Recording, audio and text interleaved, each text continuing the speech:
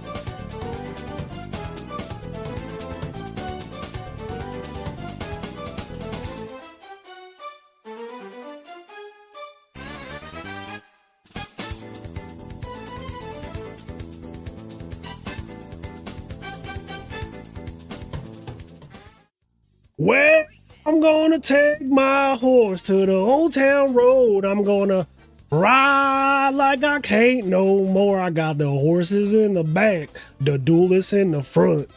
Hey chat, how's it going? It is Halloween. Happy Halloween, and Gaga Cowboy is here. Bang! We're here for a nice little redo tournament tonight. How's the boys feeling? How the girls feeling? How the people feeling? How is everybody doing? Y'all ready to see some redo? Because I need a fucking redo, bro. I need a redo. It's time to see some duels, okay? We have $450 on the line tonight. $450 on the line. I am in a Goku poncho, as you can see. Peep the drip, peep the drip, peep the drip. Gaga cowboy, bang, bang, bang, bang, bang, bang. So yeah, I'm here. I'm ready to do some Yu-Gi-Oh. Let's see what the bracket looks like. Let me refresh this real quick. Who are we going to watch round one? A True Hero has the bye. Ryan Knight versus Tim Ponce sounds like a banger. We got Sir Blumpkin, we got Swifty, we got GYBU, Chess Prime, Luke Feeney's here, Santi. We got a lot of players. We got a lot of players who I like to see duel. So yeah, why don't we hold on? Let me get a window open. Let me get a little something. Let me do this. Hold on, chat. Hold on. Hey, what's up, Adam? My boy Adam, how you doing? How we feeling? We got Cowboy today. My costume. I'm Cowboy for game. I am Cowboy for game, chat. In fact, Cowboy for game. Oh, Cowboy for game. Okay, so for whatever reason, DB is just absolutely not coming up for me. Am I blocked on DB? Is DB just down? Where I can't get DB up. I can't. People are talking about their hosting. I can't get DB up, so I don't know. Let me check if I can get DB this way. Yu-Gi-Oh! Dueling book. Oh, okay, there we go. Oh, connection timed out. My connection literally says timed out. Interesting. All right, here we go. All right, chat. All right, LOL. Skip intro. Oh, I don't want to be the allegations right now. That's my ladder account for videos. I need to be IMNerd. Okay, here we go. All right, we are in. Let me put the sounds on. So how do we do this? Let's watch. A True Sidekick is playing. We have AJT, but that's not me. Chess Prime. Rip Kid, no cry. Okay, I want to see this. Tim Ponce versus Orionide, and it's Gear Gia versus Dark World that started off with a fucking card destruction for triple snow. Bruh. Swallowed up. Have you ever been swallowed up? Have you gone through a time of swallowing where crazy. Everything was overwhelming and you... That is crazy. This is wild. Card destruction for literally 3 snows, a brow. That is diabolical, chat. I would be very tilted right now. That is so ignorant. That is so ignorant, turn 1. Holy hell. Got Cowboy, baby. I'm excited. I need a redo. I need a redo, chat. Chat, what are y'all hoping to see today? Like, what do y'all think is gonna make... Let's see. What do you think is gonna be in top 4? What decks do you think are gonna be in top 4? That's the question. You know what? I'll do a poll. How about this? I'll just do a poll. Do a poll. Oh wait, I guess I can't. I can't do a poll that way. I guess you guys just tell me, or start a Q&A. Answer viewer questions live. Isn't that what I always do? What does that mean? Start a QA. What does that do? Answer viewer questions live. I've never clicked on that before. I'm just gonna ignore that. Anyway, what do you think is gonna be a top 4, chat? Somebody say agents. We got 6 Sams. Okay. Your opponent gets 10 minutes to show up. 10 minutes. All right, let me tournament participants.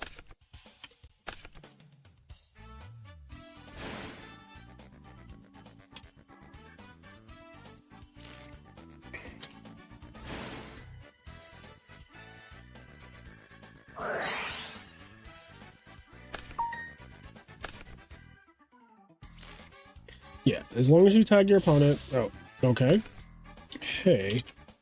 What's up? Chess problem needs a rule. If you attempt to leave main and your opponent activates an effect, are you forced to change phases still? No, you are not. If you try to go to main and they does shoot, you stay in standby. Yeah, so this is relevant for Valor. So if I try to go from main phase to battle phase and you go, hold on, before you go to battle phase, I'm going to Valor your BLS. You don't just go to battle phase after that interaction, you actually stay in main phase. So just so people are aware, I remember this from when I used to play a format with Valor, which hasn't been for almost a decade now. But yeah, if you have, like, let's say Valor and your opponent goes to attack and you're like, you know, Valor, they stay in main phase and they go to battle phase when they're ready to. Oh hell, it's over? I mean, it was over with the card destruction, right? Not surprised at all there. That was a wild opening, by the way. Card destruction for triple snow. That was so disgusting. That was so disgusting. Love the outfit, thank you. Bro opened the nuts. He really did open the nuts though. Like, actually. Let's see. Let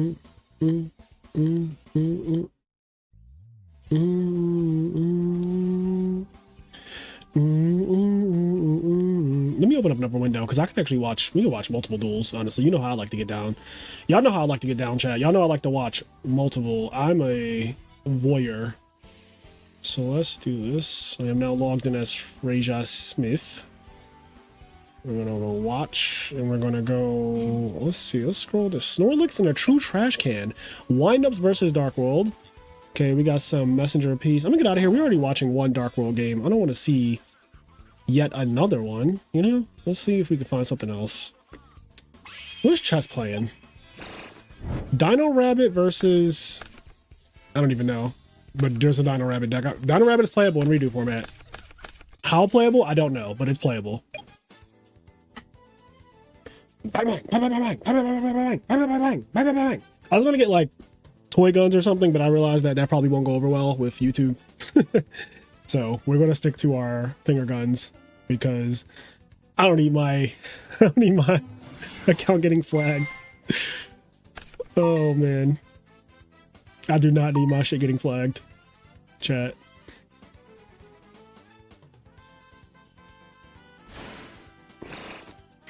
Cowboy for game. All right, we got an armor. So I know people say Yugioh is really good. Some people think Yugioh is the best deck in this format, which I just cannot get behind that. I think Yugioh is good. Best deck in the format is crazy to me because you are setting a monster predominantly, and like a lot of decks punish you for doing that in this format. So, although apparently not right now from Tim, who opened up card destruction game 1 to just win, and now this game they have not much. This might be a quick game 3 right here. Yugioh without Yugioh is small potatoes. That's what I think, Ice Queen. I think it's definitely giving small potatoes. Whatever that means. Whatever small potatoes is definitely giving small potatoes. Ooh, special accelerator. Okay. So Yugioh X is apparently in this format. There's 2 variants, also Karakuri Yugioh. Yeah. How you doing, Frazier? Currently at the gym before giving out candy. What's up, Gundam? Also, Gundam, didn't you donate? I feel like you donated, right? Am I tripping? Quick draw synchron for Halloween. I guess you could say quick draw. Yeah, I guess it is more like quick draw. I say Gaga Cowboy though. I say Gaga Cowboy, but it is like quick draw. It could be either or. Karakuri is better at dealing with big bodies. Big booties.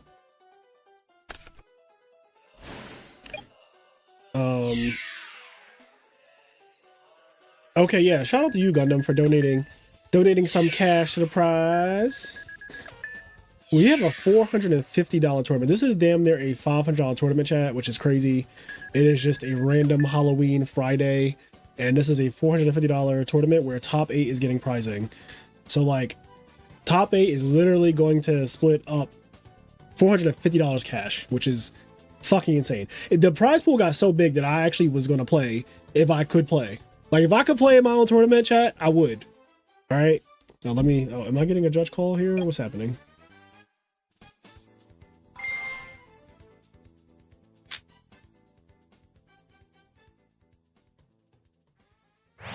Oh, that works. I don't know what that means. All right.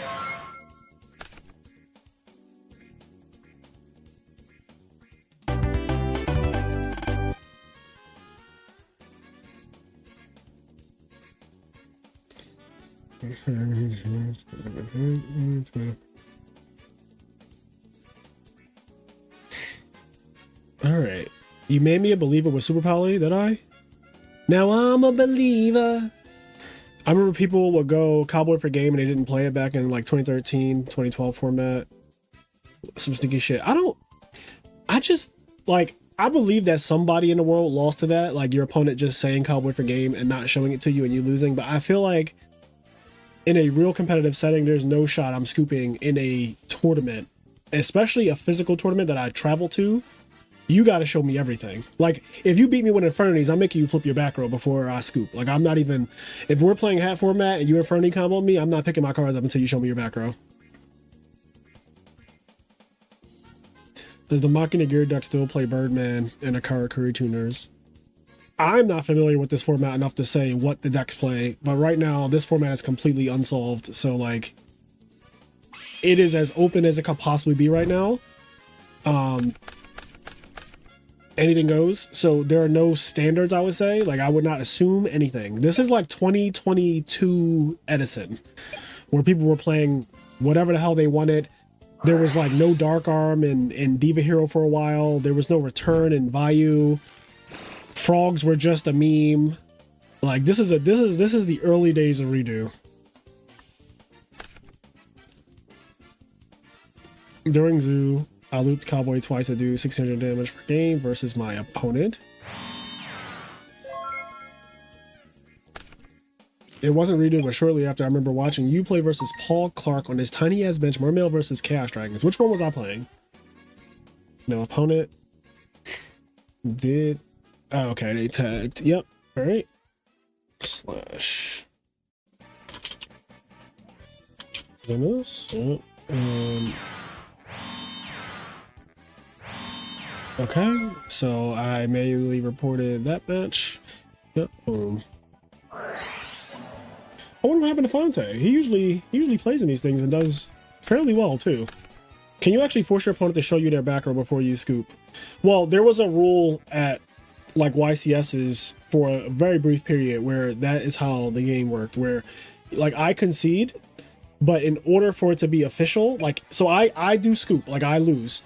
But in order for it to be official, I do need to see your back row. It's not like, show me your back row and then I'll scoop. It's more like, I accept defeat, but in order before us to like officially make this a thing, you need to show me your back row. Also, Hero Beat players gotta show back rows if they special summon Bubble Man. Oh, that's actually a good point. Hero Beat could do the same thing, yeah, because the Bubble Man. That's actually a really good point. I didn't even think about that. I don't know if anyone's ever really said that.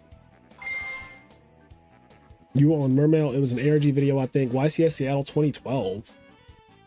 We really traded in Tengu this year for Redo. Did we? Was Tengu even popping this year? I don't recall Tengu even popping this year. The only thing from Tengu I remember this year was that video that was like, don't play Edison format. And that was the most hype for Tengu this year was a video that was called Don't Play Edison. That was what I remember of Tengu this year. Other than that, I don't think we traded anything for Redo.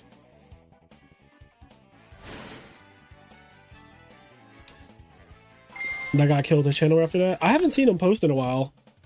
I really don't know what happened. Gear Gigant X. So Gear Gias are coming back on the Dark Worlds and is looking pretty good for our Gear Gias, I'm gonna be honest.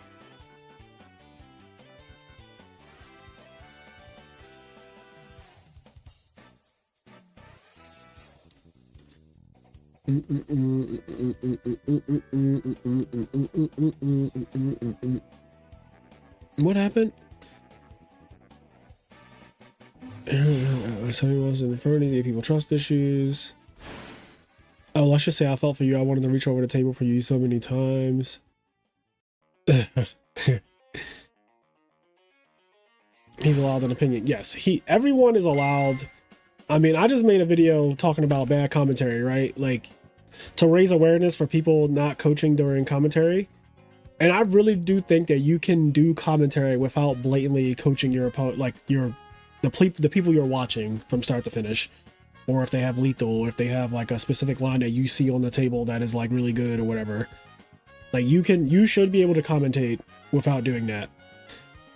And you guys know I'm really good at not coaching. I'll wait until they commit to a play, and then you can say whatever you want after that.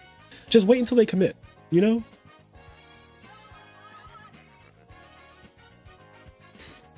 That's all you gotta do. Just wait. It doesn't take long either. Like you literally just wait for him to make a play, and then you say, so I actually think he had game here and he could have done this, this, and this. But after they blatantly, I've already like gone past that point. Hi Frazier, I'm looking to learn Xyz formats. I like them a lot. What's better in your opinion, hat or redo? I don't have an opinion on that because I don't play either format. So I cannot give you an opinion on what is the better Xyz format. That is not for me to answer. It would be very ignorant for me to say which one is better when I do not play either of them. And also, I think that that's a decision that you should just make for yourself. Like, I think that you should play the format that you want to play. And this is why some of the 2015-2017 ARG videos are so painful to watch, because all the commentary is 20-year-olds trying so hard to prove they know how to combo / see lethal. I mean, it's the same right now. Oh, what just happened? There clearly was some lag. Yeah, it's literally the same right now. Like people do that so often when I watch other people's streams, and I'm like, why are we just telling that he has lethal right here? Why are we saying that? And why are we telling how to do it?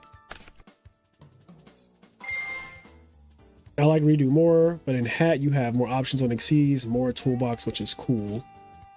Hat is very different because of soul charge. So you have to know when you're getting in the hat, you are playing a very different format from this one, right? Like they are 2 years apart because hat is 2014, this is 2012. So you're literally playing a year and a half to 2 years away in number of, you know, the cards that have come out, like several cards have come out in 2 years. The ban list is very different. Heavy Storm is banned. The formats are extremely different. Like redo and hat are not comparable formats. They're not even remotely comparable. Like Soul Charge is in hat, right?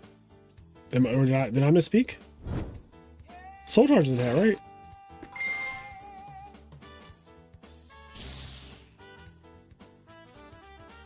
I like redo more, but in hat you have more options on Xyz, more toolbox. Yeah. Yeah, they are very, I mean, one of them has fucking Exciton Knight, bro. Exciton Knight is like, that card is crazy, chat. Exciton Knight is a crazy, crazy card. Like, yeah, that's what Exciton is just a crazy card, chat. Fight back, Tim. Fight back.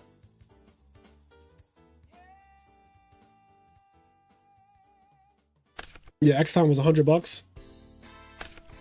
I believe it. That sounds exactly right. X-Time was such a broken card. First of all, you needed it. Everyone needed to play Exciton Knight. Like, I feel like every deck played that card. I know Mermails played it, Yugioh played it, Hat, Cat, Fat. Every deck basically played that card. You know, the only decks that probably couldn't were like Ravine Rulers and stuff like that. Or like any kind of Dragon Ruler deck, because they don't really make rank 4s, but what they do instead is pretty disgusting. Fire Fist played 2 of them. Infernity also played 2 of them. I feel like Heavy Storm and Hat would be a very bad thing. I agree. First of all, artifacts exist. So like, yeah. You're done. You're done. Yo, does Geargagon X have anything to get back from the graveyard in this format? Because you know how like Gear Gear and Geargiano are in hat format, and they like gear, you know, they get back like MK whatever and all that shit in Geargiano. Do they have anything to get back in this format or no?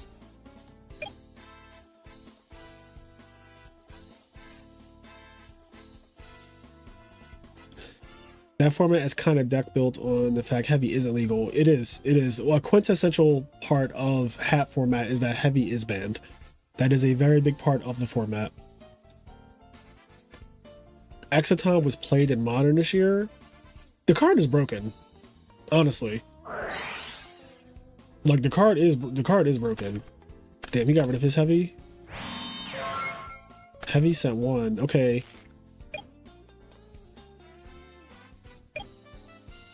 So he lost his heavy storm. Oh, Grapha's gonna walk though. Grapha is gonna walk. Damn, Rhynite was in such a strong position like 2 seconds ago. Like literally. What happened? Dark Hole. I love Dark Hole formats. Or I should say, I love Dark Hole just being in a format because... Oh. I love Dark Hole being in a format because it punishes overextensions. And it's less toxic than something like Dust Shoot. Like, I'd rather Dark Hole. It's also... I mean, they have brain control in this format too, right? Or is brain control legal in Redo? I assume it's legal. But I like if I could trade out brain control in Edison for Dark Hole, I would take it. Because, like, brain control is fucking... Yeah, brain control is, like, such an ignorant card. Such an ignorant card.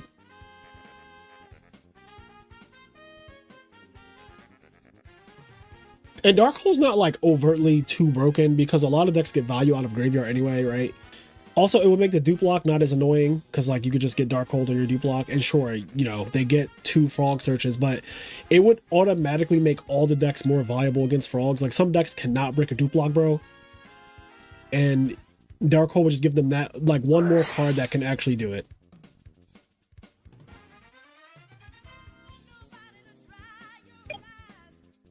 Oh, Brain is banned? Okay, so this is a good example of what I'm trying to say.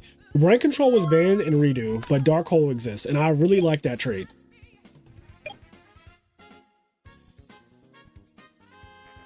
Dark Hole out Titanium boards would be so nice. Dark Hole out Absolute Zero.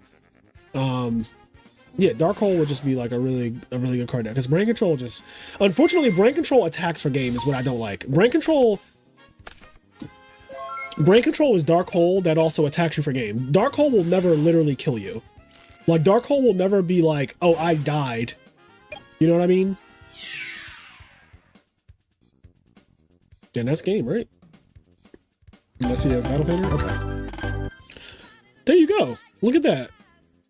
Look at that. Dark Worlds get out of round 1. Okay. So who else is winning their rounds?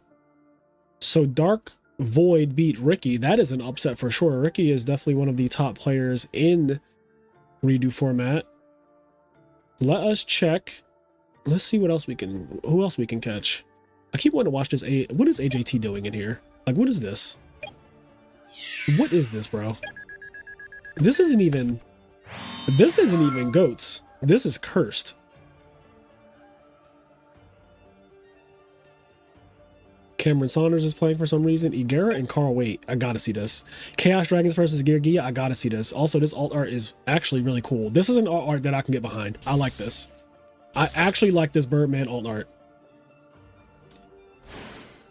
Don't ghost the party. I'm getting really bad notifications from Uber Eats right now. Or I think that was GoPuff. Alright, chat. What's up? Dark Hole out. Yeah, I love the Dark Hole heavy boy. Why do you like the Kanye? Why do you like the Kanye Ranger in your thumbnail? Because that outfit that I'm wearing in the thumbnail is actually inspired by Kanye West. Like, that is an outfit that I wore years ago, and that mask is based on a Margiela mask that Kanye wore during a concert. So I mean, you already know, but for people who don't know, I stay getting sacked in your 20s. Electric Virus, I guess. Brain is the best card Edison format. Yes. Yeah, Brain is just such an ignorant, ridiculous card. Brain Control, Trap, Dust Shoot.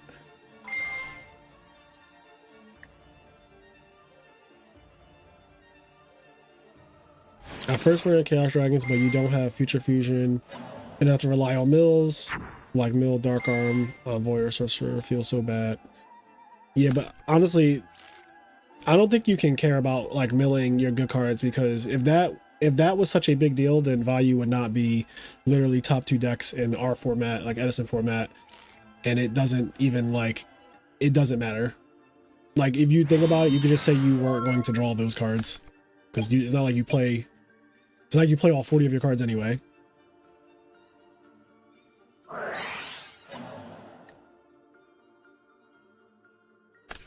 Do you do redo format tournaments often? If that's the case, I'll go with redo. I think it would be fun to participate.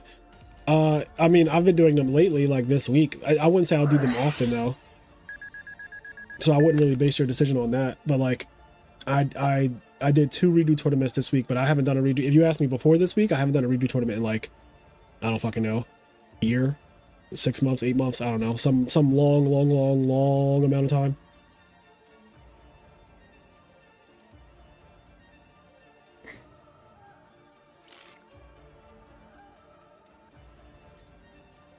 Like, mills matter when they give away information to your opponent, right? So if I see you mill Torrential or Mirror Force in Edison, then like, I now know that I don't have to play around Torrential or Mirror Force.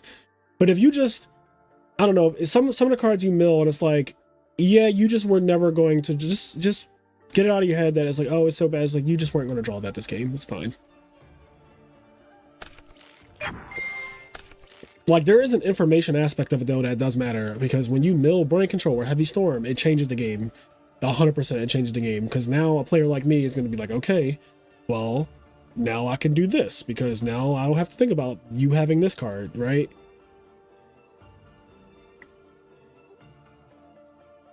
I also don't really like milling. I like less RNG in terms of, Yu-Gi-Oh's already so much RNG in it, and yeah, milling just gives me like the heebie-jeebies. I really am not a fan.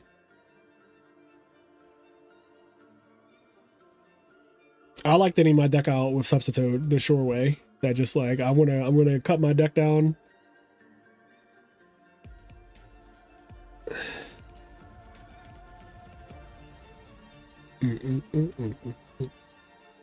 I have not seen these synchros in so long, but this guy is so ridiculously broken. Like, just draw a card every turn, basically. Once per turn, when the battle position of a face-up Karakuri monster you control is changed, and this happens on either player's turn, so if you attack this and it changes, he would draw a card here.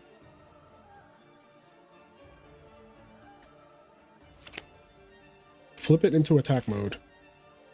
So this guy says once per turn, you can target one monster in the field and change its position. It's crazy. Like, crazy cards. Crazy cards.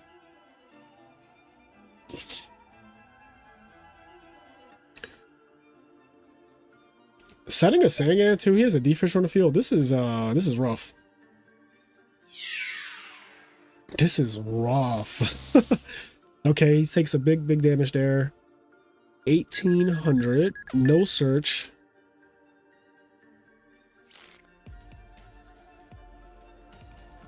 Now we're debating on what to do next. Okay. Oh, I didn't realize Garrett is at 1800. That's interesting. It's very low. So what happened in his duel? Like, what beat him down so bad? Was there oh, there's a solemn. I'm like, what happened? It's starting to come together for me, Chad. I'm starting to see what happened. You wouldn't run Lightspoint anyway, Sasuke, or should I say Aizen? Imagine using any of these card names in Yu-Gi-Oh! Trivia. Yeah, I think it would be unfair. The Karakuris in general are actually just not fair names. I do not like the idea of using these for any kind of trivia, for any kind of like, is this card real or fake? Like, bro, I will never know if he is 248 over 249. Like, if you ask me a month from today, like, what is strategist number? Wouldn't be able to tell you. Oh, wow. Best game, isn't it? This guy's like huge. He goes to 17, then he goes to 19. On to game 3. All right, and while they're side decking, get back in here.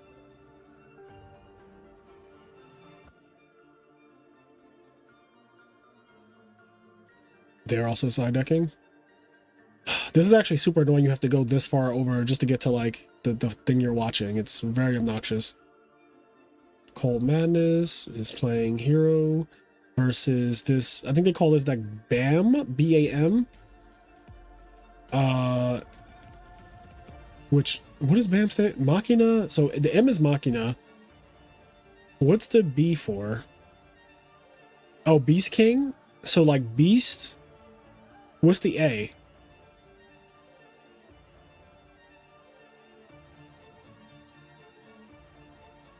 I know it's something Machina. Beast something Machina, I'm assuming. What's the A in BAM? They don't have artifacts in this format, so what's the A?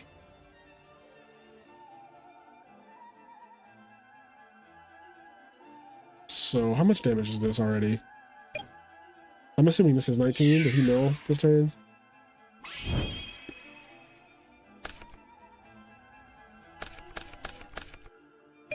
Alright.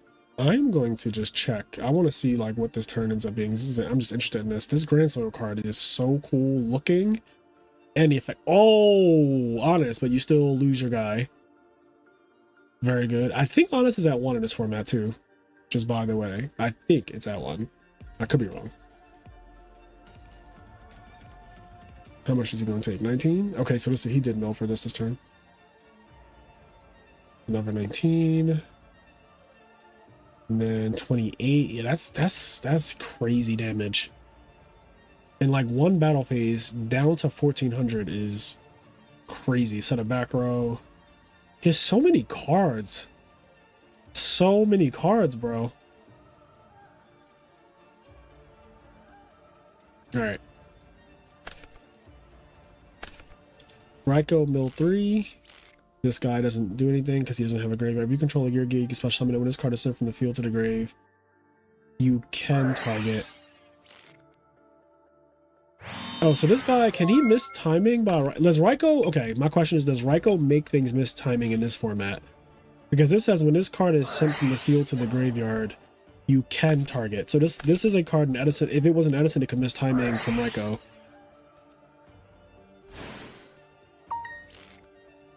Oh, it's Beast Aggro Machine? Beast Aggro Machine, okay. Seeing kids smile and be so grateful for candy is what this shit is about. Yeah, I mean, I don't like children, but, you know, if seeing children happy because they got candy makes you happy, then by all means, continue to give them candy. Damn, 1 year, I'm new to your channel, and that's why I asked you. I saw that you did another redo tournament before, not too many days ago. Anyways, format looks pretty with cards like Xyz. Oh, Ryko functions the same as Edison? Okay, so it makes things miss timing. The Barbaros deck is so sick. Lots of lines with Big Eye and Heliopolis. Yeah, Heliopolis is a crazy-ass card, too. Like, we're gonna... Gaia... Super Poly. Double Reckless. Because this guy is Heavy Storm. When he dies, he's like, destroy all spell and traps on the field. Which is actually, it's kind of crazy. Like, no one really uses that card in Edison, but it is blatantly just Heavy Storm on legs.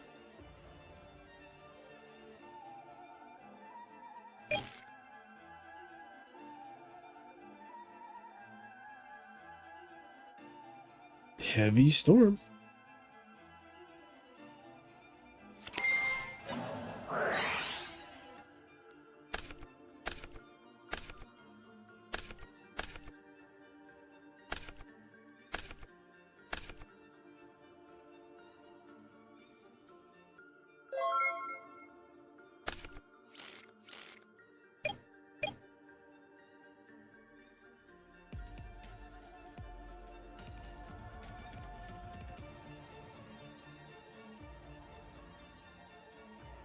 If no one played zombies on Halloween, I'm gonna be upset. I don't know how viable zombies are in redo format.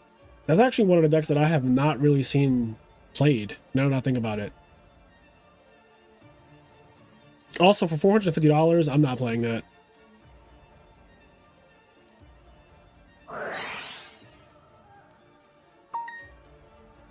Like, unless it's actually good, There's no shot I'm playing that unless it's actually good. Like, if zombies are not good, I'm just not playing it just to be on theme. It's really bad. Bruv said it's really bad. Damn, not really bad.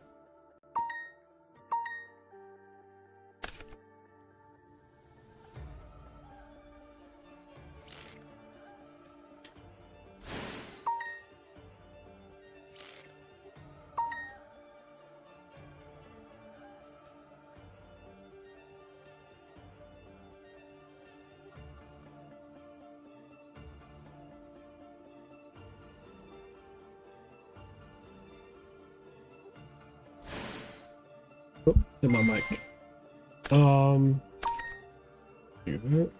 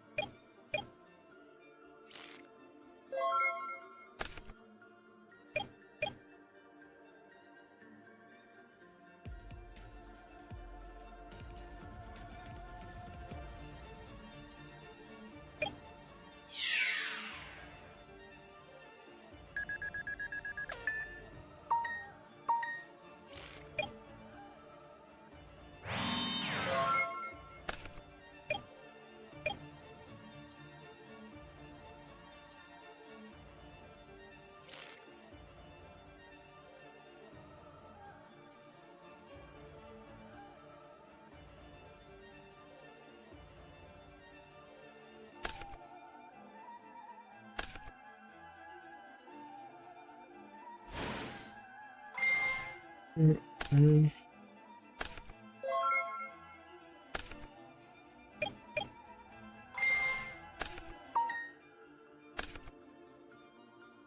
Very good.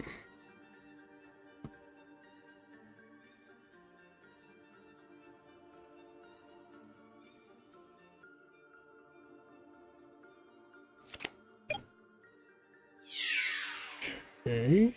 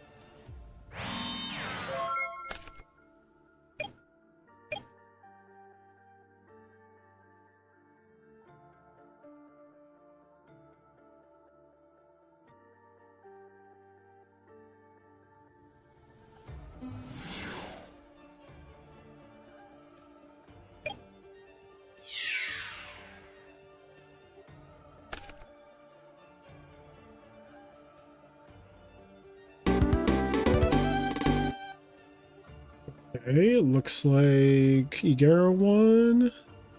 Sorry, chat. I am currently watching something. Oh, Coleman is playing a true psychic. Bruno. Oh, Windups. The name of the other name of the format. It looks like they're doing wind up things too. Let me see. So what's going on here?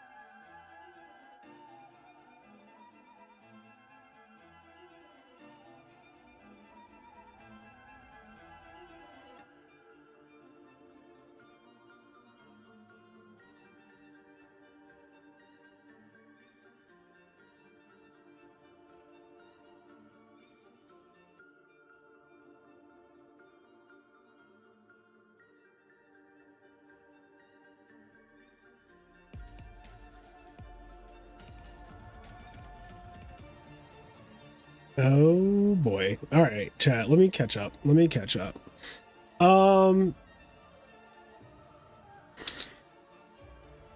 Brio is banned. Yes, Brio is banned in this format. I think all the ice barriers that are relevant are banned in this format. Trishula is also not in this one. Damn, it's redo week. It is definitely redo week because I need a redo. Thunder King is so annoying to deal with. Yeah, Thunder King is very good this format. I actually like Thunder King being good because he is borderline unplayable in Edison. Borderline. But how's this game going? Like, this is just a lot. Are we gonna make, what's that thing? Let's see, where's he going with this? A Willie for 4. He has a rat in defense unused. A shark. It looks like the shark hasn't been used yet either. A used rat, which sounds crazy.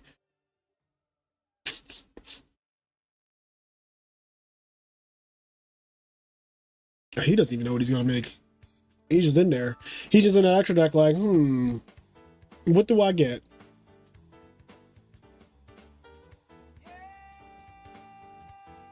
Come on. I was about to say, not a disconnecting.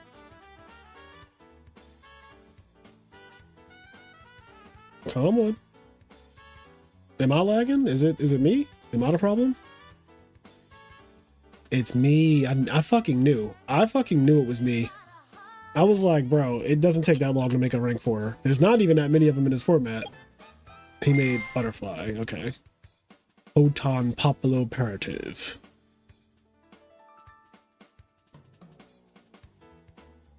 Thank God we don't use DB to host prize tournaments or anything. I know, right? Ooh, now this is my favorite Xyz from this particular era. I love this monster. This monster feels so good to summon.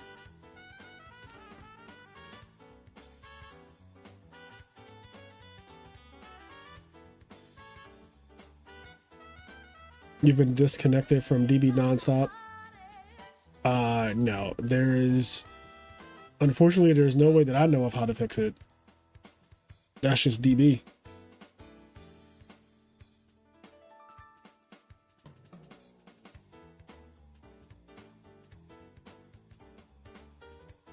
This card cannot be destroyed by card effects at the end of the battle phase. If this card attacked or was attacked, target one card your opponent controls, destroy that target. But that's not even optional. That is a mandatory effect. Interesting. And then during each end phase, mandatory detach one.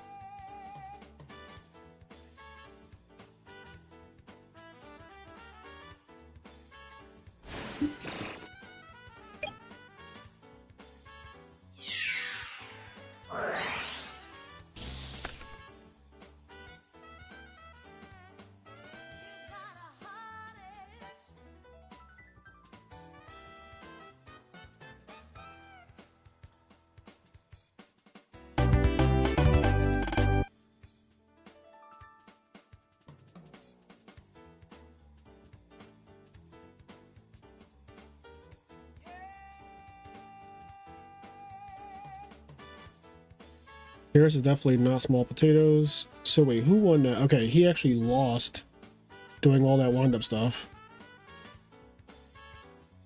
Damn.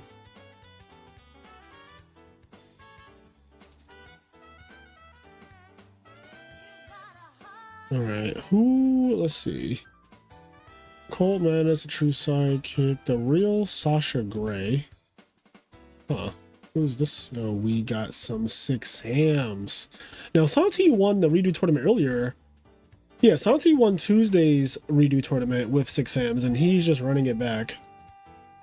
I don't blame him. Target 2/6 in your grave, special summon them. He's like, absolutely fucking not. Solemn warning that shit.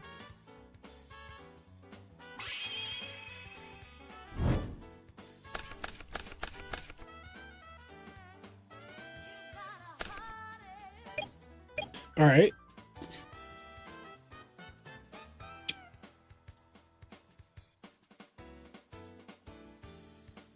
What we got? Actually, Windup's going first is terrifying. I had to remember what format this is. Yep. Here we go. This is classic. You know, you maxi, you stop them, they just get Sanga and yep, do this whole thing. It's questionable if this is correct. This is a big point of contention in any format with maxi on tour guide, like in Tengu and in this format. Maxi and tour guide with Sangan is just like obviously still in the deck because if for turn 1 it's a high chances in the deck, 85% to be exact.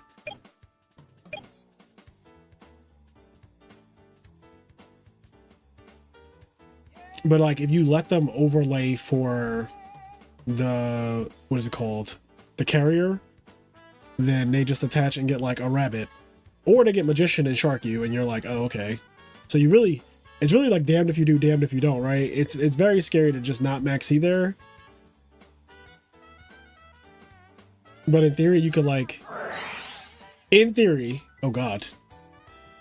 In theory, you could like wait for them to make the carrier, let them detach for carrier, and see what they get. If they get a rabbit, it's like, okay, they have a rabbit. If they get a magician and they go activate shark, then you're like chain maxi, and I can see that being like, because then you draw one no matter what, and then when the shark comes out, they could activate magician to give you another card, but they might have to just stop there. So it's very interesting. Solemn judgment when the trap's done. Yikes.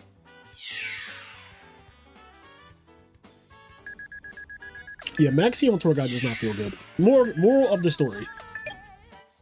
How's it going, Vinny? Tim, I'm doing all right.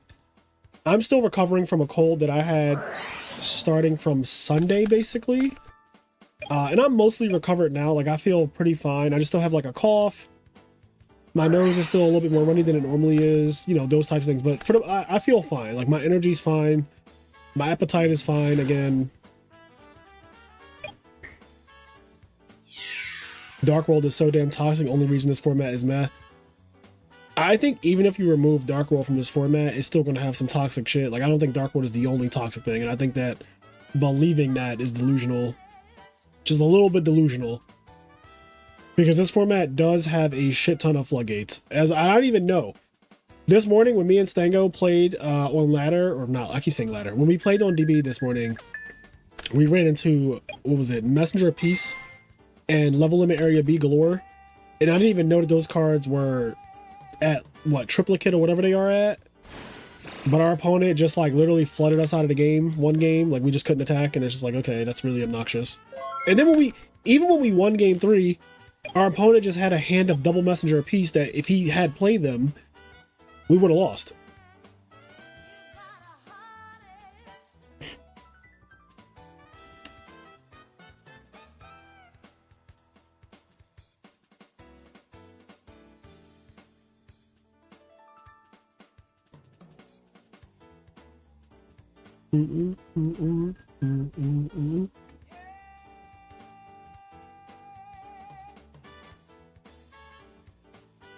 Desperado.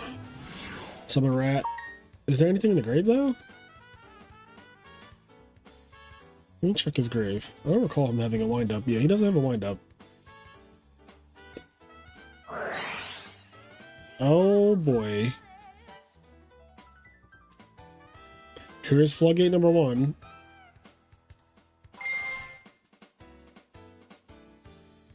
Okay.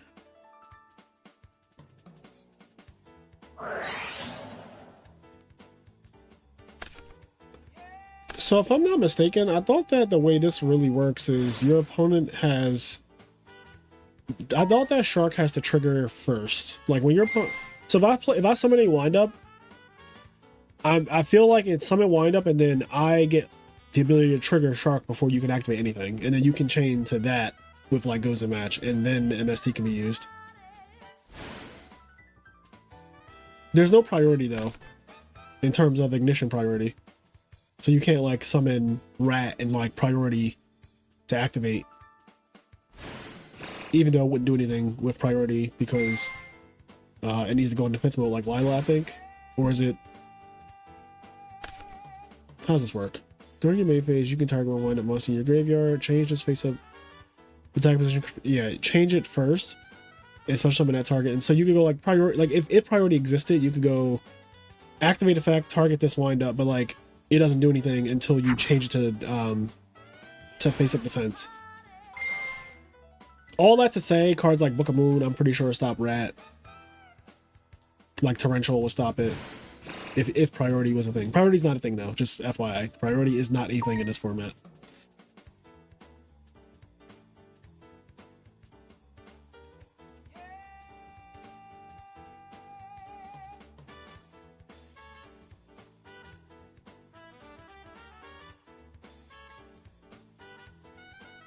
When Rescue Rabbit had priority, yeah, Rescue Rabbit with priority was fucking diabolical. Summon Rescue Rabbit, priority, tribute, you can't Valor me, get 2 dinosaurs, attack you for 34 or 38, overlay, make Logia or Dalka, set some back rows, and just tell you to go eat ass. Tim Ryan, I said, Hat isn't even the best format from that year, I fear. Damn, tell us how y'all really feel. Y'all in chat like, nah, we ain't fucking with Hat. What y'all got against Hat? Why y'all hate Hat so much? They're like, absolutely not. The fact that Windup Carriers and Mighty has been banned for like over a decade, right? It's been banned for over a decade, chat, right? Or I'm not making it up. I feel like I'm not making it up. I feel like that shit's been banned for like 10 years. It's crazy to me.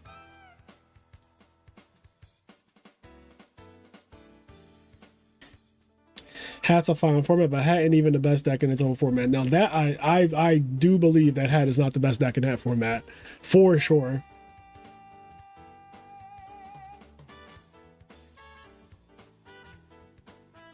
Nicholas said, I'm going to try to spread the Hat agenda until I die. I do love that people have their format agendas and they do die on those hills, which is fine. What's the tournament ruling if someone is using a card not allowed in Redo? I don't know what you mean by that, because how did you register? How did you register with a card that's not legal? Oops.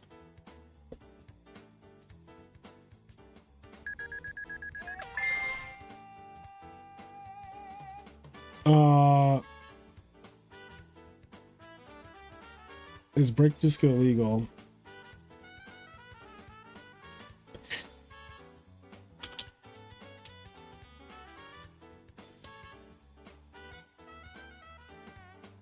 So somebody used breakthrough skill in my tournament, but breakthrough skill is not legal. At least that's what I'm being told. But how do you register with a deck that's not legal? I'm so confused.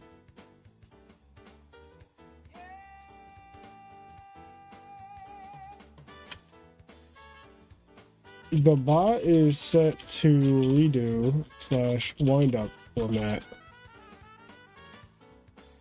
Huh?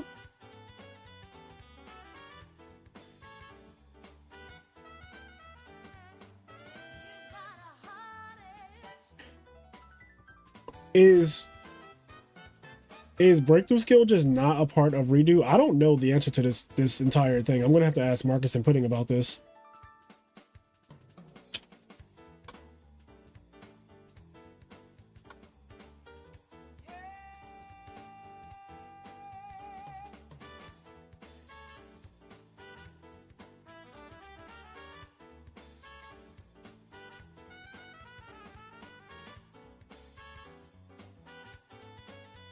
Please note, decks for unranked tournaments are not checked for legality. Which is legal for this tournament? Oh, okay.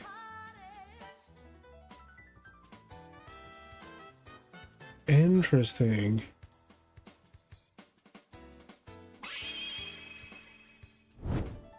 Right, because okay, it's not checked for legality, so you have to check. Okay, yeah, so you're just, yeah.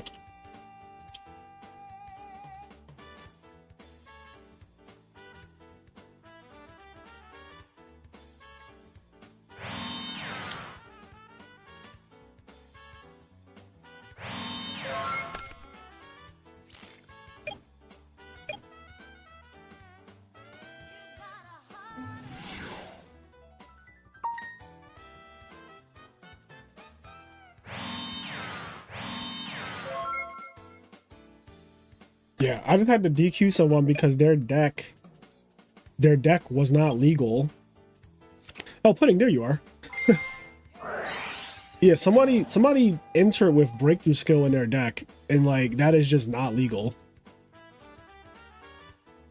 Yeah, and ultimately it is up to the players to, you know, make sure that their deck is legal, right? Like you cannot play. If I sit down in an Edison tournament and round one against my opponent, I summon Ronin Tonin, and my opponent's like, Frazier, what the fuck are you doing? And I'm like, what? I'm FTKing you. What do you mean? They're like, that's a Ronin Tonin, bro. Oh yeah, what's the problem?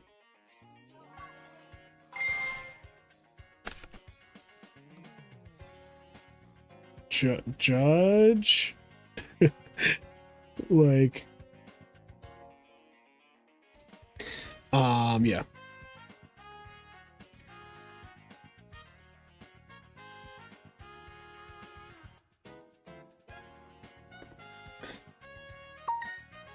All right.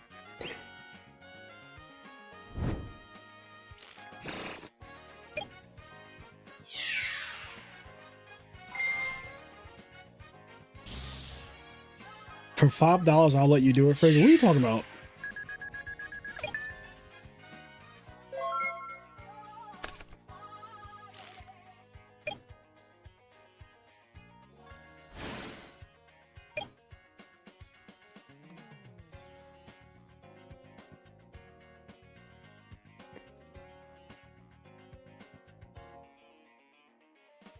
All right, what we're not going to do. What we're not going to do.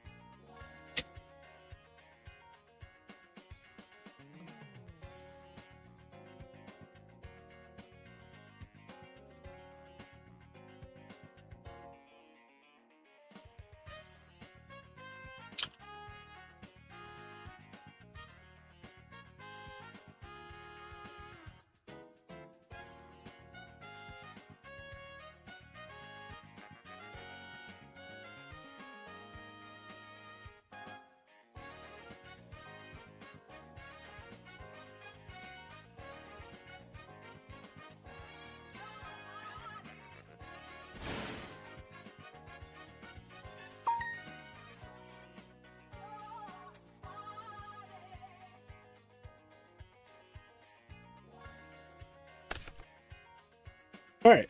Well, we figured that out. Breakthrough skill is 100% not legal. Like 1,000,000%, it is not a legal card. It is not in Redo. I didn't get O2 since ages. LOL. Guess I'll watch the rest of the tournament and stream. Happens. Thanks for hosting. Colt Matters, what the fuck did you play? I forget. Were you playing Dark World or were you playing something else? What deck were you using? Need more zombies on stream in celebration of the festivities. Bro, I don't think anyone plays zombies. Y'all can't be asking for what's not out there. I don't think zombies are a Redo deck. Like, I don't even think that people play zombies in Redo. Like, we can check together. Like, let's do this. I'll just check with you. I'm pretty sure this is not a deck, though. All right, let's go sort it by this. There's one person who played it at actual YCS. Oh, wait, it got pretty far. Hold on, chat. Somebody played it and got third place at a YCS. But it literally has no results since then, which is crazy. Like, no one has ever in Redu's history done well with zombies outside of this time that was 13 years ago. So 13 years ago, somebody topped with zombies, and it has never been seen again. So I'm not saying that it's not playable anymore, but there might be a reason why no one plays it now and hasn't ever since 13 years ago. Yeah. Me and Luke already did this. It was terrible, awful. He must have cheated, me and Luke said. So funny thing about that is, that's kind of how I feel about Agents. I kind of feel like Agents was also the same thing. Like, Agents were not good, but they kept topping. And they were not good. If you know, you know. Anyway, all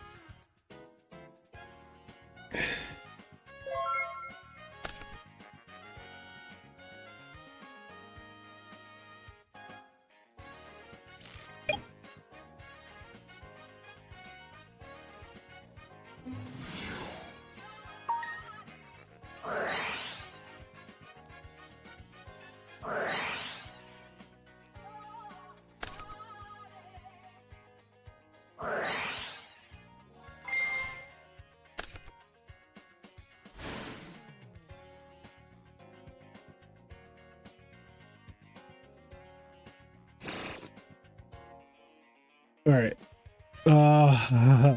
Didn't you top with Agents? Yes, I topped with Agents in 2011. I topped with Agents in 2011. Let's see.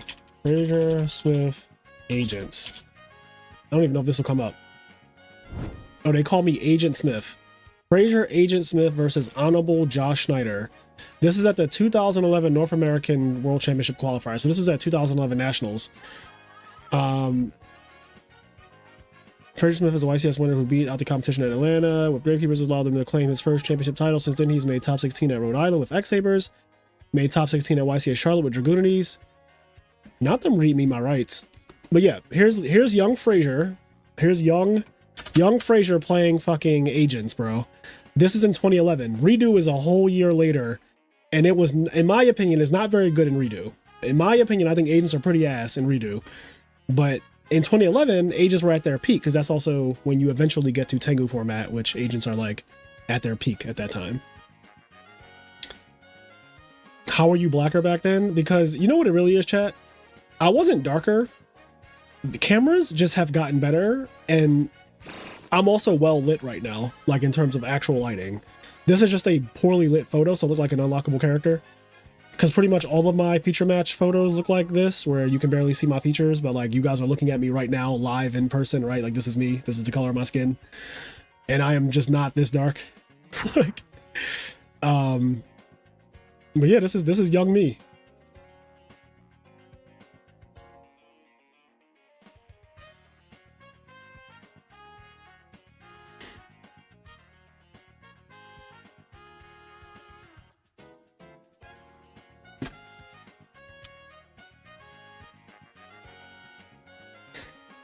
Okay, anyway. Can you find Luke's game? I think watching is off or something. Oh, never mind. He is done. Looking for someone's game and thinking that they have watching off and then finding out that it's just because they got cooked is fucking hilarious. Also gotta change this. It says 420. This is a $450 prize tournament. It's $450, and I think there's like 29 players, so almost a third of the people are getting money, which I love. One thing about me, I love sending out money. Money, money, money, money, money.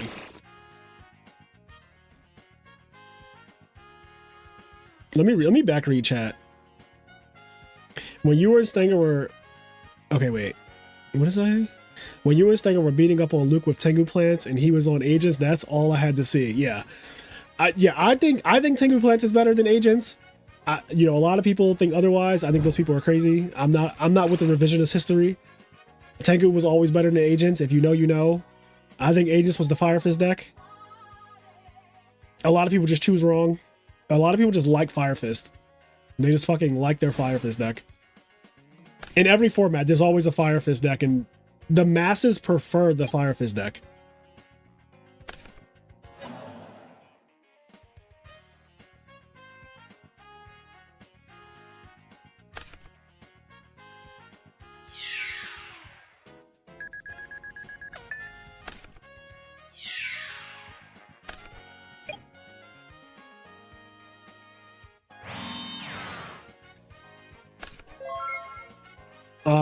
Yugioh could be the only deck in the format and would still be on it. Would still be the ninth best deck. Yeah, you're never going to convince me in any format that Yugioh is the best deck. By the way, it will never happen. It'll never happen because it just wasn't. It was never true. It was just never true.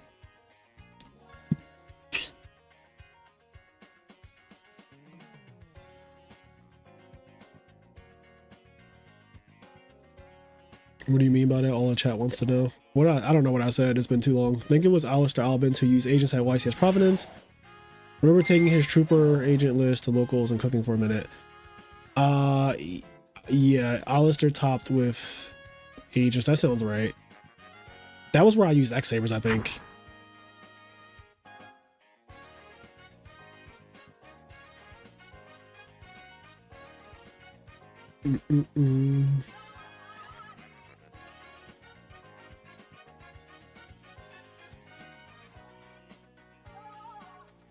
Only man that grows facial hair to look older. Wait, are you saying I look older here or now? I mean, I am obviously, this is 14 years ago, right? Like, this is fucking 2011. This is literally, this is July 11th, 2011. Like, this is very, very long ago. It's almost 15 years ago, you could say. Like, this is, so obviously I'm older now, right? I'm significantly older now, actually.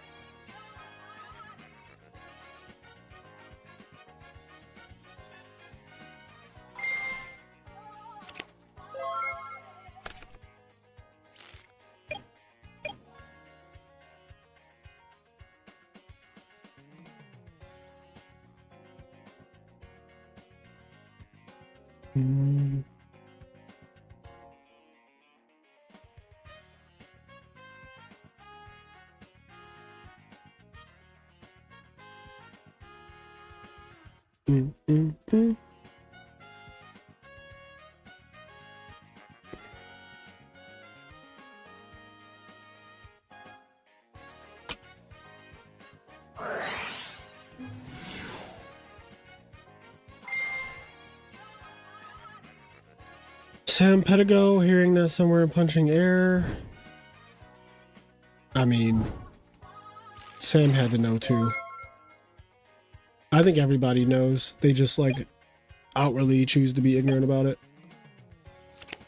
I remember in Firewater, people actually playing Fire Fist still blew my mind. Like they had never went twos to scar a gun. Yeah, like what? How do you sit down and your opponent starts doing mermail things in Firewater format, and you don't immediately think to yourself, did I choose wrong on the character select screen? Like, how do you not realize you like immediately, like I chose wrong on the character select screen, like immediately?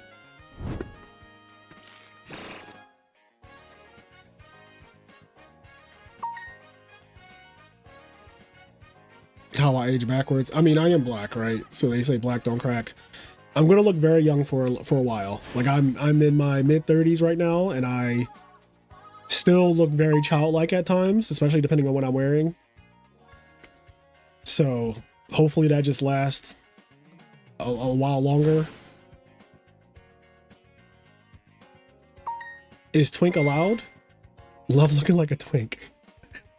I mean, the bot allowed Twink to go through, so at that point, Twink is allowed, right? Like, if the bot didn't stop you from saying Twink, then I had max water that format. I couldn't dare play fire. Yeah, having max rarity water is also so pretty. Like, it's such a pretty deck.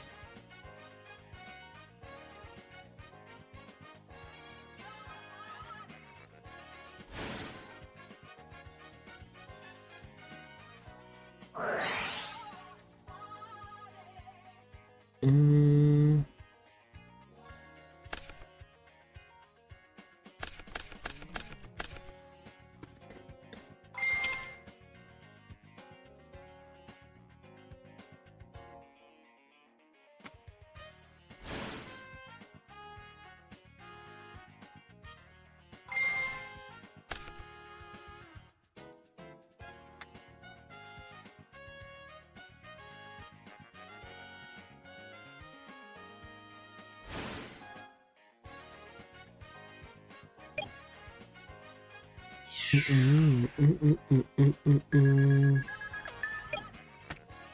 me do this.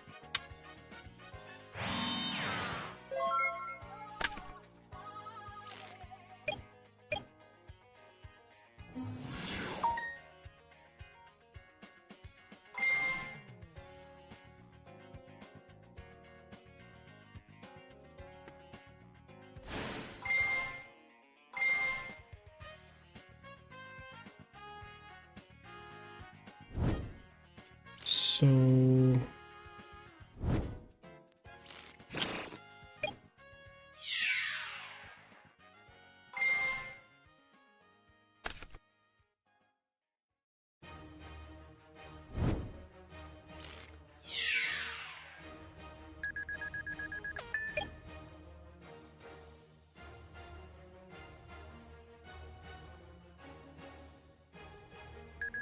oh wow, a true hero is undefeated right now.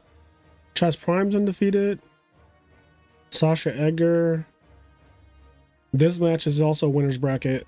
So we're moving along.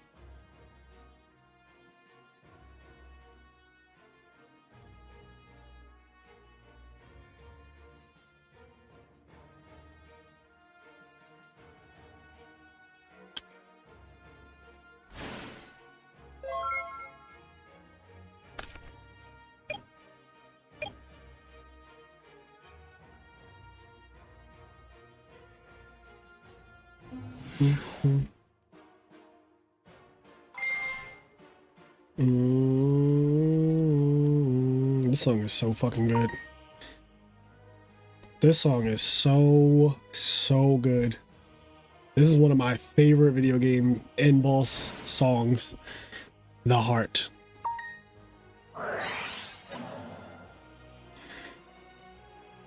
True Mermail was clearly the tier 0 deck. You think so, Ronnie? Mermail was also the first deck that I learned how to play good Yu-Gi-Oh with.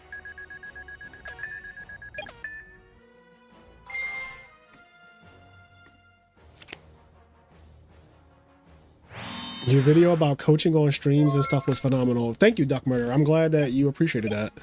That video's purpose, which was to raise awareness about the issue of commentators just blatantly watching games and saying exactly what the player should do and calling out lethal lines and shit like that, which I think is really annoying and toxic and honestly doesn't serve any purpose besides stroking your own ego. I just think that there's better commentary to be had than doing that, because again, in person, you would never do that. Like, you would never stand over top of a tournament match in RBET or YCS or any of the other Edison majors and just be like, you should do this. This is the play. Oh, you have game. Like, you would never do that.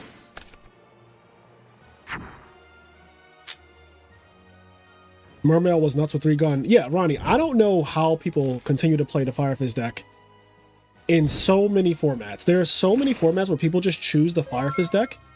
And I'm like, I get it. The Fire Fist deck is always the easier deck to play. It's always the easier deck to play, right? Activate Tanky, get Bear, summon Bear, pop your card, attack with Bear, get Tanky, pass my turn. Like, it's always the fucking lowbrow, just like super easy deck to play. But my God, like, my God.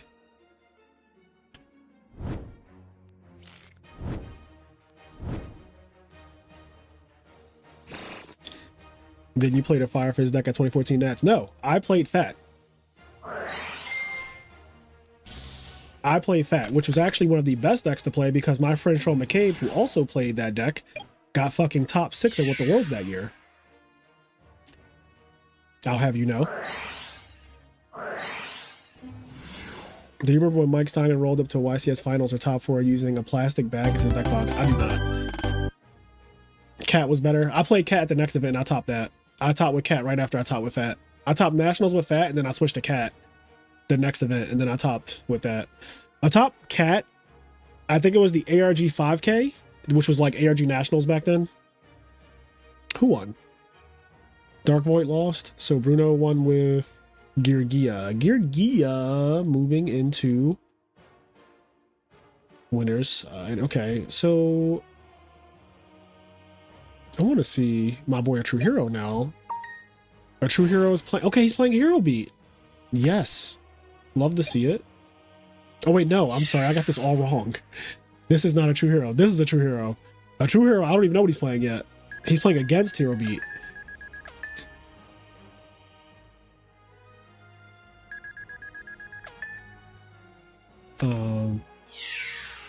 Sorry for Glaze, by the way, but also remember you smacking Hogan with Mermail at ARG Philly 2014 with your face on the playmat. Yo, you gotta chill. Oh god. On what commentary are you referring? Did you see my newest video, DNA? Cairo is on 6 Sams. He got wise. Oh, he's actually playing Sams. Nice. What are the actual time rules? There are no time rules. You just have to play at a reasonable pace. Any double elimination tournament, there are no like time rules outside of play at a reasonable pace. Slow play is still punishable.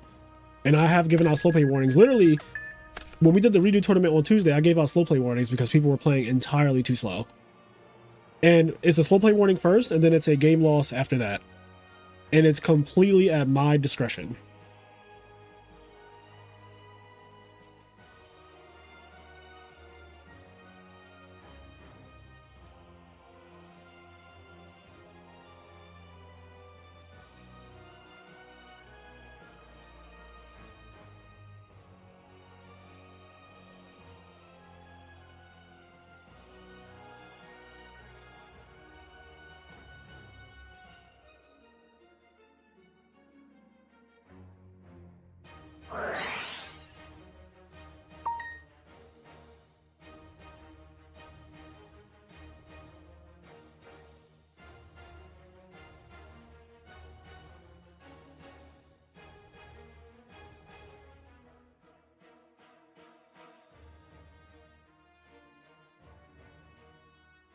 You gotta join my Patreon.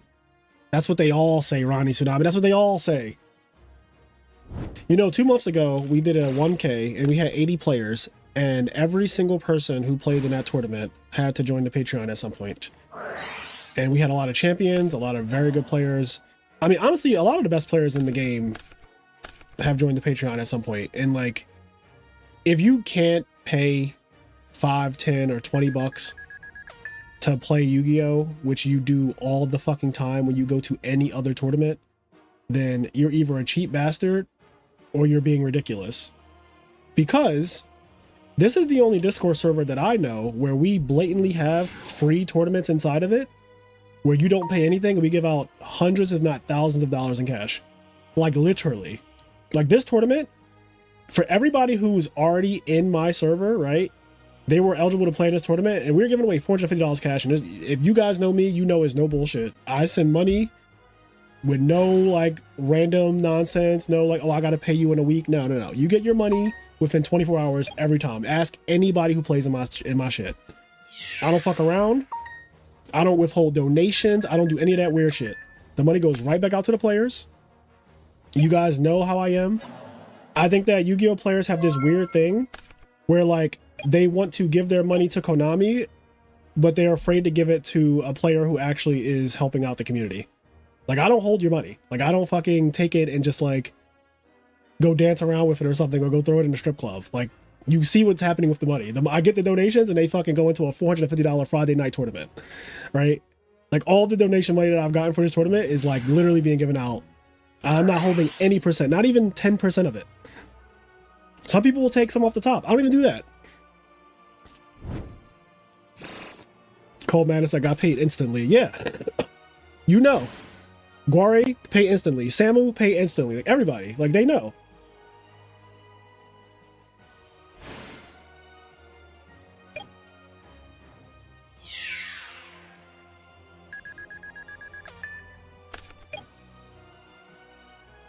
But if you're still on the fence, if you want to play in these tournaments, you do need to join the Patreon. That is like, you know, you just have to. You have to. Like, you absolutely have to. You get your money's worth. Yes, you absolutely, like, Thug Tears, thank you for saying that. You definitely get your money's worth. I hold so many free tournaments once you're in my server. And honestly, if you just win like one of them, there you go. You're in the UK and the time difference gets you. Bro, I'm not gonna lie to you. You just don't want it enough. We have a lot of people from the UK who play in my tournaments all the time. You just gotta want it more. You gotta want it more. It's better than joining a local in your city, to be honest. Better price and same entry fee. Yeah. Like we're doing, okay. You just joined. Shout out to Ronnie Tsunami for putting his fucking money where his mouth is. So think about it like this. I'm doing a 1K next week, right? We're doing a fucking $1,000 tournament. In order to play in a $1,000 tournament, you have to join the Patreon at the party member tier or higher. The party member tier is $10. So essentially what you're doing is you're paying $10 to play in a $1,000 cash tournament. And if you don't know, there is nowhere in the world where you can play a $1,000 cash tournament for $10. That is not a fucking thing. This is my server, my channel is the only place where you can get a $1,000 tournament for $10. It does not happen anywhere else. I'm the first and only person doing that. If you're playing in a 1K, and as any other 1K you've ever played in has been more than $10, I promise you. I promise you. I know because I used to be a really, really big Yu-Gi-Oh player. You can't play in $1,000. You cannot play in a 1K for less than. A lot of times 1Ks are like 20 bucks. Let me just go to open up in this window. Please don't open up on the stream. Okay, perfect. All right, Ronnie, I'm gonna send you an invite right now. So Ronnie, this will also make you eligible to play in the 1K next week, by the way. So you get access to that too, which if you're a solid player, you don't even need to be like necessarily good. If you're a solid player, you're definitely gonna get your money's worth. I mean, even if you don't even need to be solid, good, or anything, you could be a bad player. If you just want to play Yu-Gi-Oh, right? If you just want to play competitive Yu-Gi-Oh, join the Patreon.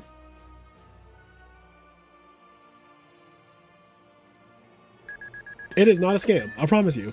Like, ask anybody. There are too many good players in the server. Like look at the people that we have in the fucking server, bro. We got Samuel in here. We got Sizzles in here. A true hero. Like, there are too many people in this server. James Ark is in here. We haven't seen James play in a while. What's he been up to? That man with the Berlin.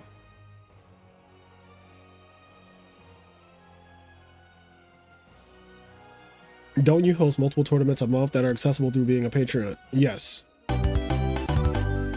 So like, who won? T-Man won?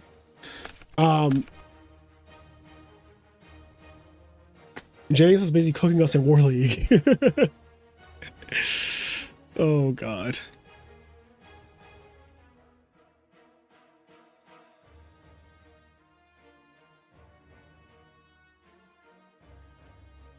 Let's see, who else do I recognize? Ryan Knight versus Dennis, Ponce versus Carl Waite, Kashi versus a True Trash Can. Damn, there are some bangers. I don't know who I want to watch, chat. I have analysis paralysis right now.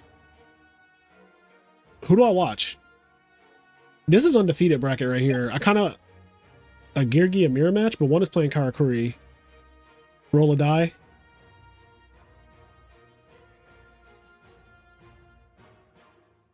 What's up? Why does one factor need to remain on field to resolve?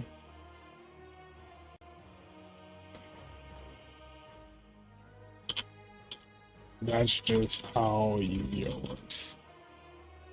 Here we go.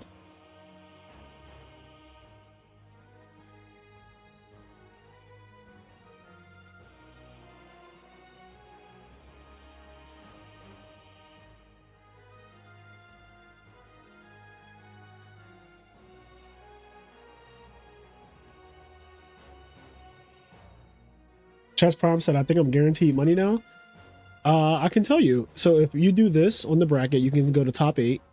Chess Prime, you are guaranteed money. That is correct. Chess Prime and T-Man are in the money. Both of these players are guaranteed. And I have the breakdown too. Hold on. Where's the money breakdown? For people who want to see the money, show me the money.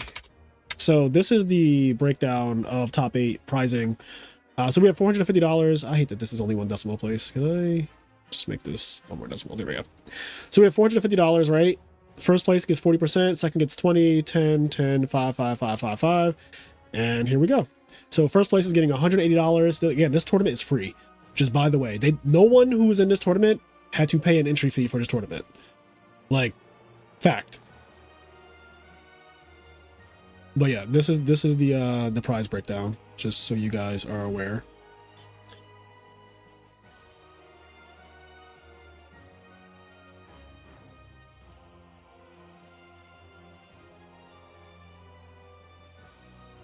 $20.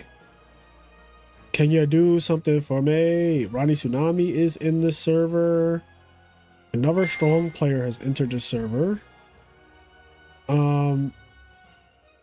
Yeah, we're having a 1K next Saturday, chat. Edison 1K, straight up Edison format, no frills, no special rules, just straight up Edison format. We're gonna crown another IMNerd Circuit Series champion. Chess Prime is the first ever with Gigavice, the only major tournament I feel like that Gigavice has won so far, at least that I know of. I don't think Gigavice has won any other big tournaments, honestly. But yeah, Chess Prime won, got $400 cash. If you see how this works, so you just type in $1,000, right? So here's the prize split for next week, right? So this is what it looks like. So $1,000. Chess got 400. I don't remember who Chess played in the finals. Was it Seba? I think Seba was second. Maybe Seba got 200. But yeah, tonight is 450. There we go. It's all formula driven. Chess is the GOAT. Chess is very good. Chess is the Gigavice player of all time. Chess will win this tournament too. I wouldn't be surprised if Chess just steamrolls this tournament too, bro.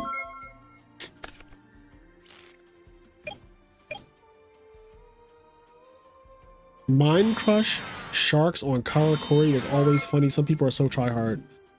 What do you mean Mind Crush Sharks on Karakuri?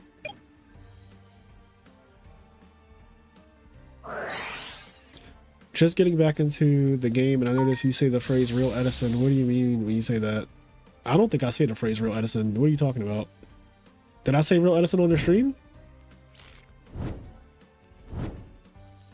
Yeah, I have no idea what you're talking about.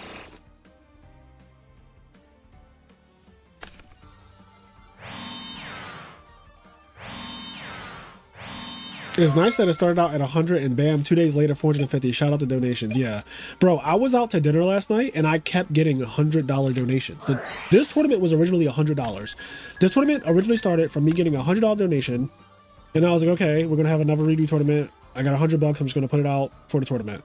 And then I got another $100 donation. I was like, okay, the tournament's $200. And then you guys even saw I made a thumbnail that had $200 as the thumbnail. Like the thumbnail had 200 in it.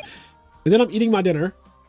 And then I get another $100 donation. So I was like, oh, well, now it's a $300 tournament? What is happening? And then I got a $150 donation last night. And I was like, what the fuck is going on, bro? They just kept coming in.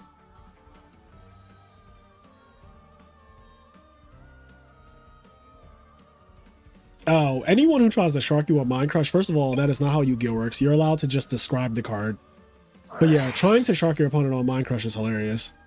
Somebody said redo the donations. Puppy Heart, that is so clever. Redo the donations. Yo, redo the donations is great. That's actually great. Redo is such a good pun for like so many things. I love it. Redo the donations. So the only players in top 8 right now are Chess Prime and T-Man.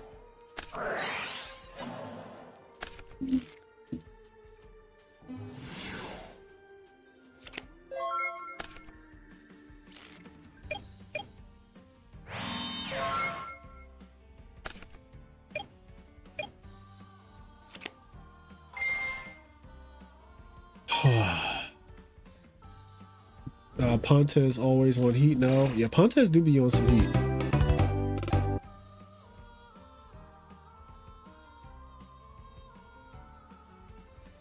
They would shark saying you have to name the whole card accurately. Yeah, that's just not a thing. You're not kidding, Chess. And I started playing Giga together, and they have understood the deck better than me. They taught me a lot about that deck. Yeah, I still need to teach me how to cook with Chess Prime because I don't know. You know what's crazy though? We did a teach me how to cook with Marcus LOL, which now is probably like 9 months old. And he really showed like high skill in that video because his opponent had Gores almost every time and he played around it so perfectly. And I see a lot of Gigavice players lose to Gores, which should never happen if you know what you're doing. And immediately I knew, I was like, okay, so this deck is not just like slam low fire supervise and win. You know, it can do that, obviously, just like Frog OTK can just OTK the opponent. But a lot of games come down to, do you actually know what you're doing when you don't just OTK your opponent, right?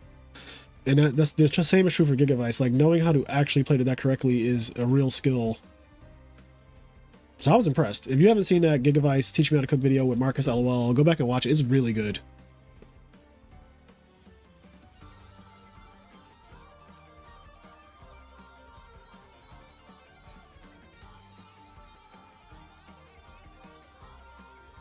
Black Rose second effect into soft lock is so fun. Yeah, Kiss from a Rose, they call it.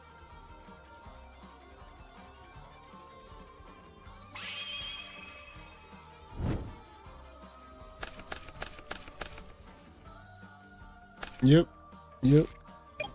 Brother Ritual, Teach Me How to Cook, Spike, Demise, and Ruin ulti prices. Did it actually, Jay? Is that true? Demise and Ruin went up in price, the ultis? Ritual Fairies are actually just real too, by the way. They've been close to topping, so that's going to happen eventually. Somebody's going to top Ritual Fairies in Edison format.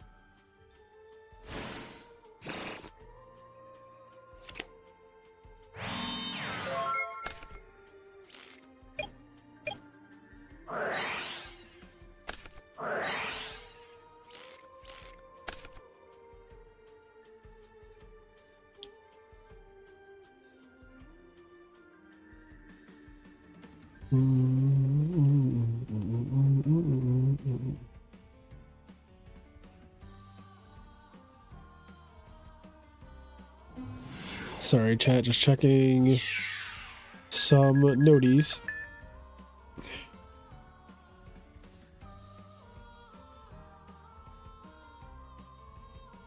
The hell?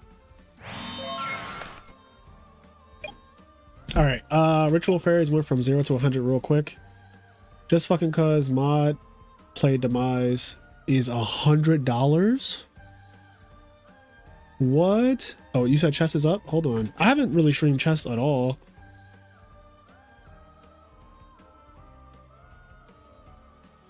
And these are both undefeated players as well. So this is undefeated right here, and so is chess's match.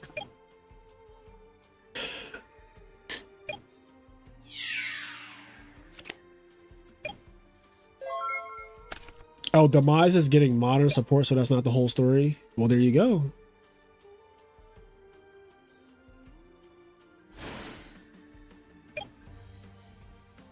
Take my riser. Are y'all invested in this duel? I don't want to turn it off and go to chess's game if y'all are invested in this duel. But if y'all are tired of seeing this Yugioh mirror match, y'all let me know and I can go to watch chess play. Y'all let me know. Can I get a redo?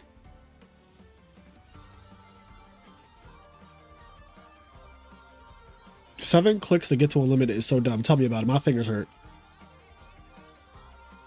Can I get a redo? I want to see chess. Chess is playing, I guess this is Chaos Dragons. This is definitely Chaos Dragons. Fucking BLS. Honestly, I'm gonna say this. I don't know what all the issues of redo format are, and I really don't care because every format has issues. You get to play BLS in this format, and that is a selling point for me by itself. I'm gonna be honest.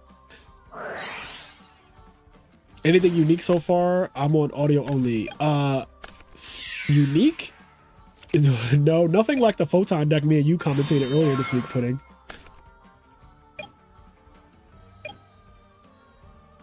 Team BVIR said, you know what I don't get? How come the people who stay topping, I never see winner top in real life? Why is that? Well, wait, hold on. I'm right here. What do you mean? I top one line in real life.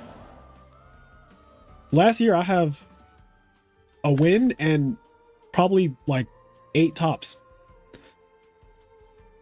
a combination of in real life and in Dueling Book online tournaments. I'm right here. So what do you mean? I'm literally proof of people who can do both. Like I can top in person and win, and I can also do it online. I'm right here. Or am I not right here? You're a member. You know me. You support me. I literally top in both mediums. There's no place that I don't top Yu-Gi-Oh!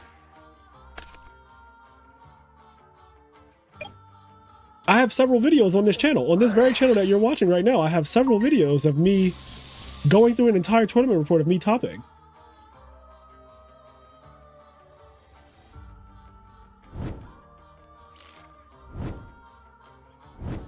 He's not real. There's two Fraziers. I'm just confused. Like, I'm living proof of somebody who tops in real life and online. There's also others besides me, but like, we don't have to use anyone else because I'm literally living proof of it right here. A true hero. A true hero. A true hero tops online and in person. Yeah, he's not. Nah, those are fake.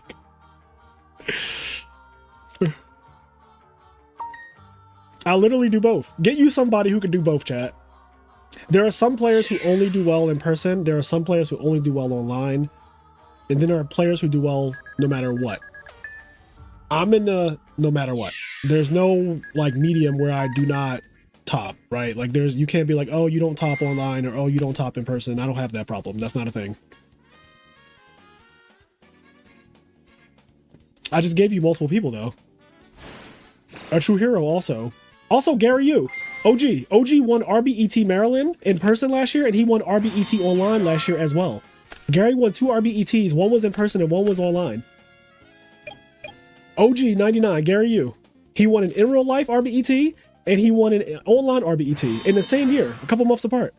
So that's another one. I'm just confused. Like, basically just say you don't know, you're ignorant. Like, you're just ignorant. Just say you're ignorant. Because like your question doesn't really, or not, it's not even a question. But like your question doesn't really make much sense.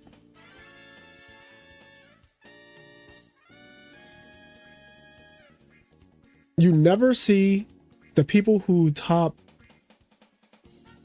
So the people who stay topping, you never see winning top in real life. Like I really just don't understand that statement. Like it actually is just such a weird, because I just named multiple people who have done both. James Ark is another person who has topped in person and also online. Like there's plenty of people like that. Like I don't think I need to sit here and just name every single person who has topped in real life and like online. I think that is just like, I think we've fairly proven that is just not a real statement, right? Like that is just not true. Nicholas 97 won an in real life and online event.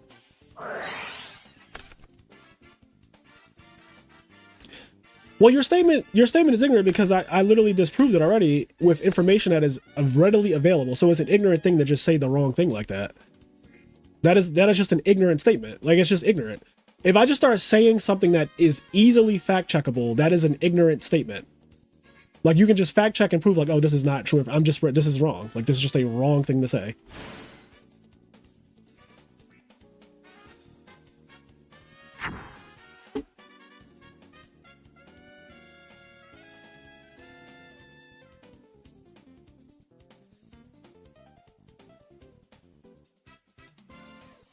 Oh yeah, best Yu-Gi-Oh player NA, Jake XO. Jake XO has several online tops and he just won RBT Chicago. Well, don't get emotional now, BVIR. Don't get emotional about it. Don't start saying ignore me, because like we're not ignoring you. I'm just correcting what you said. Like I'm disproving what you said. I want to go back to your original statement, because you know what I don't get. How come the people who stay topping I never see win or top in real life? Why is that? That is what you said. That is what you said verbatim. It is like, and I'm just literally disproving what you said. The people who stay topping, you never see. They do it all the time. Like there's plenty of people who do it all the time. I mean, just recently, the last RBET in Chicago was won by Jake XO, who like tops online, and he won in person. Also me. Like, I was the first example because I literally exist. You see me all the time. You play in my tournaments all the time. You see me all the time.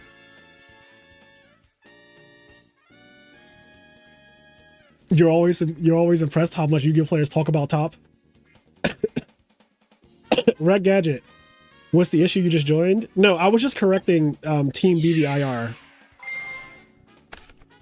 And I mean, I love the guy. Like, he supports the channel. He supports the IMNerd brand and everything.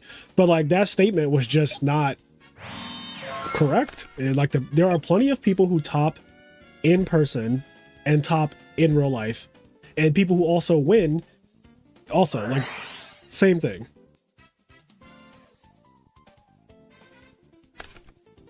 He's not talking about any of you guys. He's talking about someone like Chess who hasn't won an in real life event to my knowledge.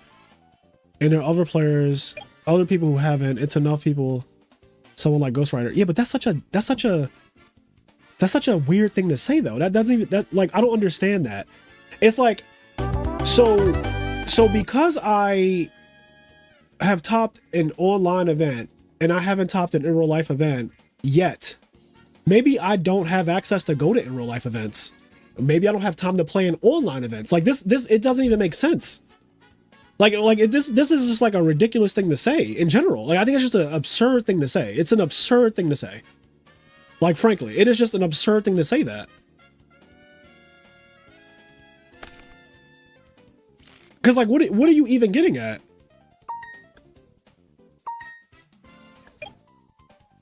Like, you don't know the people who top online. A lot of them live in Europe, for example. Like, just a very simple example. A lot of them live in Europe where they don't have events as easily accessible as America.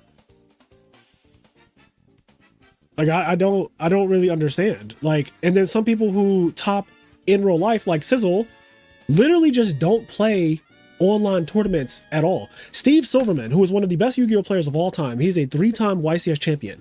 He fucking hates Dueling Book. He's one of my closest friends in life. If you ask him about Dueling Book, he literally will take his hair and start pulling it. He hates Dueling Book. He's one of the best players to ever touch a Yu-Gi-Oh card. Can't stand Dueling Book. Cannot stand it. I would call you ignorant in real life. I absolutely would call you ignorant in real life. What do you mean? There's nothing that I say online that I would not say to a person. That's just full stop. Like, I don't know why you think I wouldn't call you ignorant in real life. Ignorant, first of all, ignorant is a descriptor. So I don't know if you know what the definition of ignorant is, but I absolutely would call you ignorant in real life if you said something ignorant. I say that to people all the time. I'm like, well, that's just ignorant. I say it all the time. If someone says something ignorant, I say it's ignorant.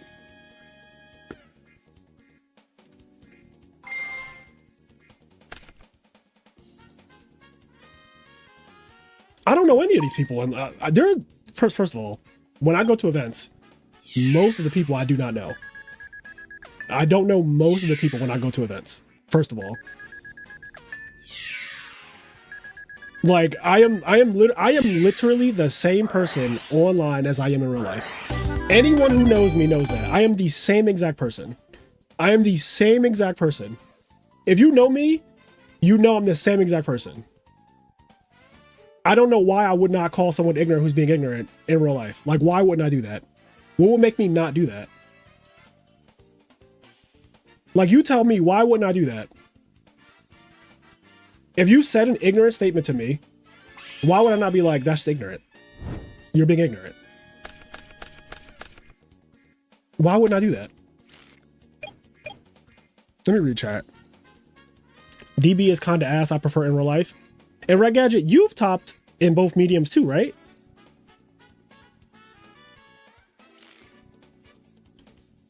I think the only time you're different is when you're in a tournament versus when you're not. But that's also just most of us. I mean, even when I'm in a tournament though. I just said you're AI and not real. I've never seen you at an event before in the past like 16 years. Never seen you at any event. DB takes an important aspect out of the game, but it's better than nothing. Right. DB is different than in real life, obviously, right? But a lot of people just do not like playing DB, and some people can't play in person. Which is why it's such an absurd thing to say. And it's also just incorrect, right? It's just fucking incorrect. Like, I already proved that it's just blatantly wrong. Because there are multiple people who have many tops in both places, have wins in both places. One of the guys, Nicholas97, just won RBT Berlin. Then the next week, he won Beast Mode Circus Series, which was a 100-person Edison Online Major. He won that literally the next week. Online, with a different deck.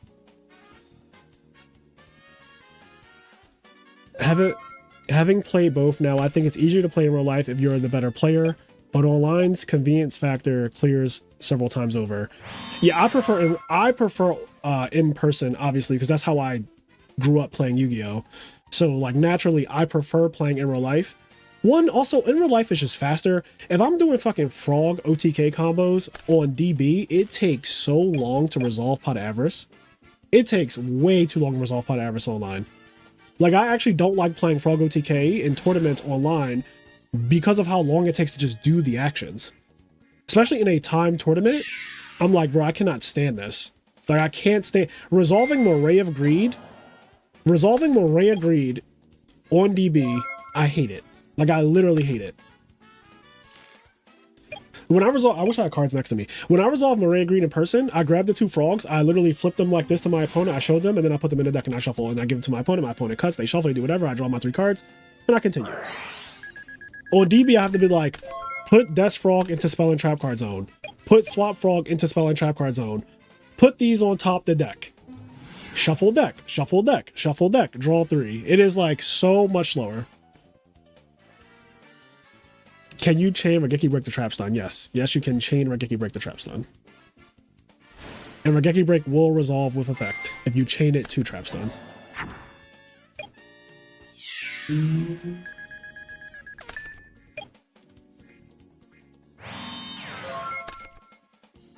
Javi has the exact same complaint with Respite. Yeah, Glabby's Respite is literally Moray of Greed, and you have to like slowly do it on DB, which is so obnoxious. You have to like put the monsters in the Spell and Trap card zone, or the Chariot or whatever in the Spell and Trap card zone, and then return it to the top of the deck.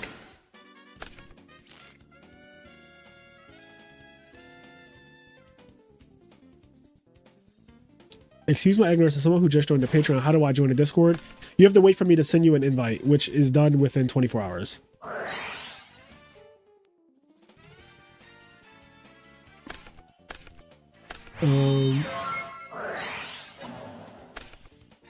Happy Halloween. What's up, Kampa? I didn't even see this. Happy Halloween. How you doing, buddy? Also, guys, yo, if you are new, right? If you're a new member, or if you're a member, oh wait, fuck. That did not work the way I wanted it to. All right, anyway, if you're a member, we have a new emote.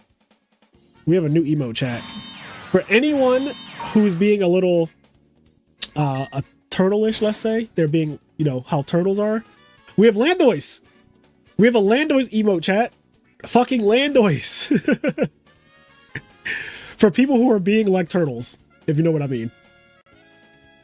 Landois is in chat. Landois is in chat.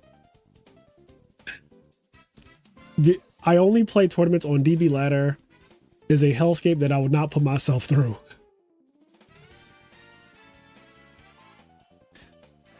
Yes, calling someone ignorant is generally considered bad and rude, as it's often used as a personal insult and can be hurtful, while the literal meaning of ignorant is simply lacking knowledge. And that's what I was saying. That is literally what I'm saying. You lack knowledge by saying something that is easily fact-checkable. Like you saying you don't see people topping online in real life, which is just not true. It's an ignorant statement.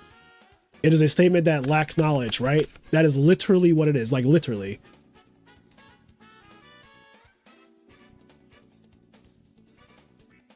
All right, next round or next match. Who's in top 8 now? So top 8 we have T-Man, Chess, Micah, and Bruno. But hold on, let me full bracket this so we could check. Sir Blumpkin. Okay. Mr. Giraffe versus Erect. Dino Rabbit versus Dark World, which I believe this matchup is usually in Dark World's favor because Grapha discarding itself, or getting the Grapha discarded, pops like the guys, like Lagia, for example.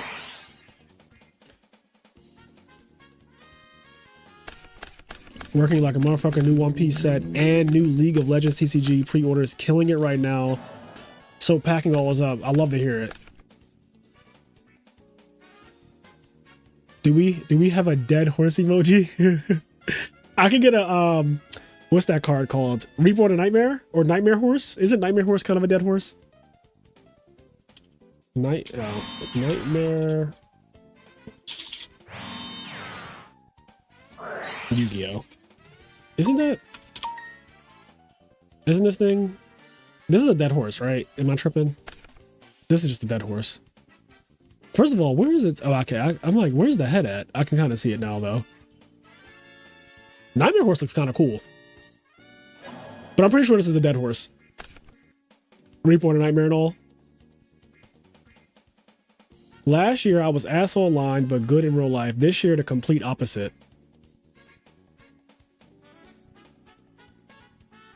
Listen to this with headphones is kind of funny.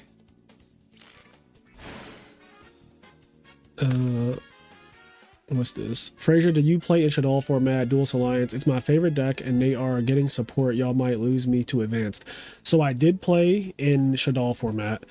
I also really like Shaddoll format, although I did not like when Pendulum became a thing, because that shit is such a bad mechanic that they literally had to retcon it eventually.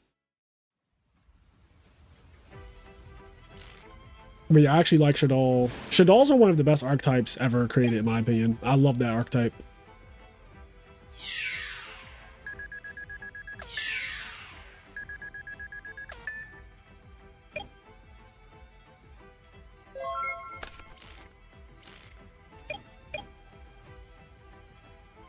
You're right, Chaz. That bit of luck was missing for us. Hey man, I just went X2 at Edison Major and I got 17th place and it was top 16 cut. I know all about doing that X2 and then not making it, but it's also happened to me many times in my life. Before I ever won an ICS, I went X2 at 2 ICSs and I got 34th and 35th place. And it was top 32 cut. That was in 2010. That was 15 years ago that happened to me.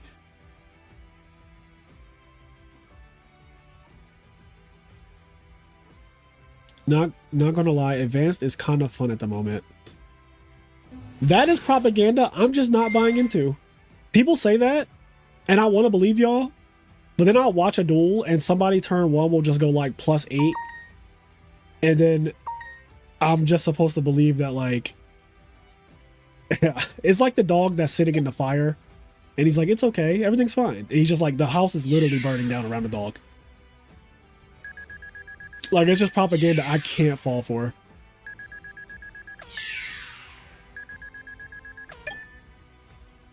Dark World! 400 life points. Can Erect make a comeback? Can he get it up? Find out in the next exciting episode of Can I Get a Redo? That was a fun tourney, though.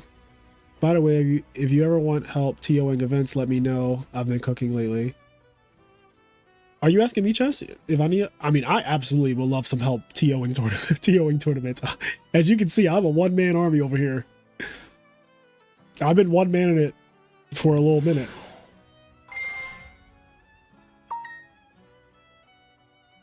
Let's see. Shaddoll support is too tempting. They know me. Not they know me. It's like watching 2 people play solitaire. Exactly. It is like watching 2 people play solitaire a lot of times. I used to say the same, but I got way too hyped up for Branded. It's such a cool deck. No cringe hand traps, only based board breakers.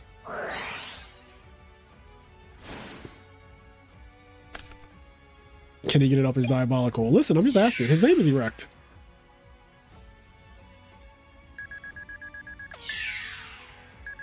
There's no problem of going +8 in Ba Sing Se.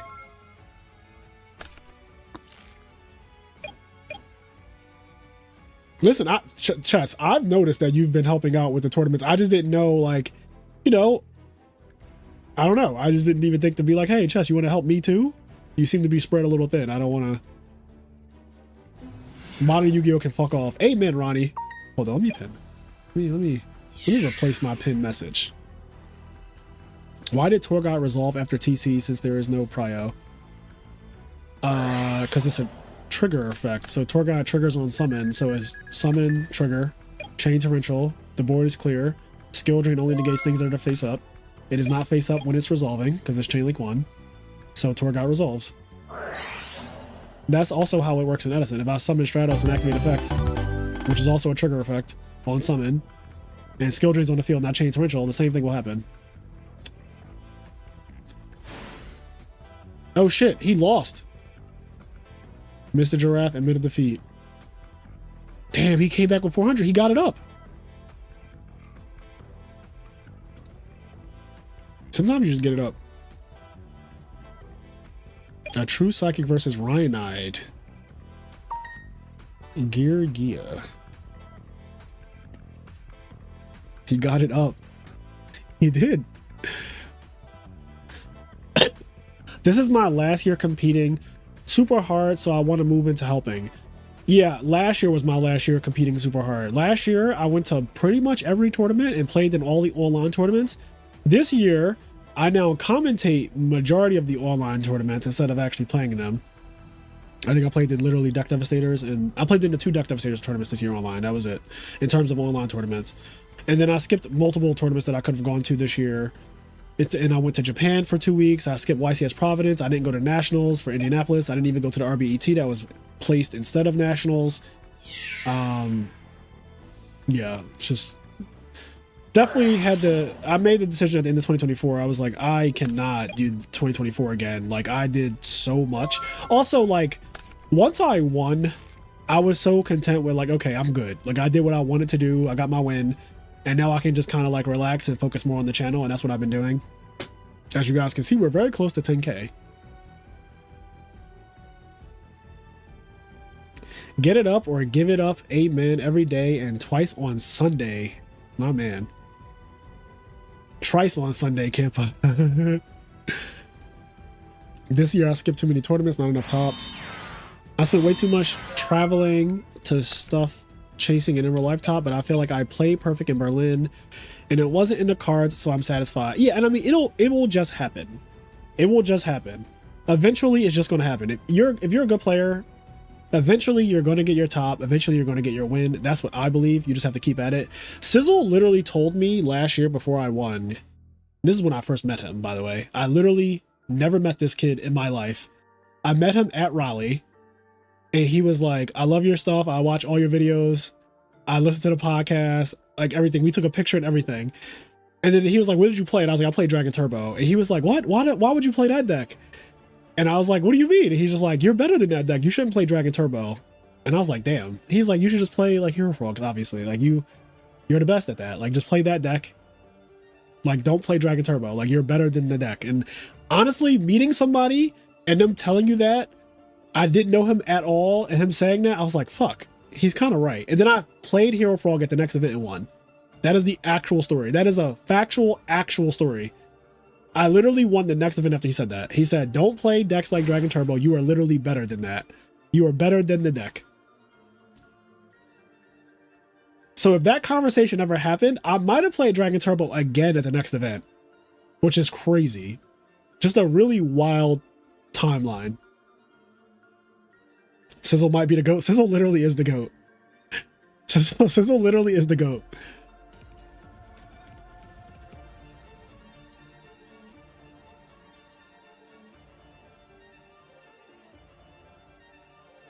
When we get 10K, I'm winning the Switch. Somebody's got to win the Switch. Hey, grab the old Switch. Here it is. Let me dust it off for you.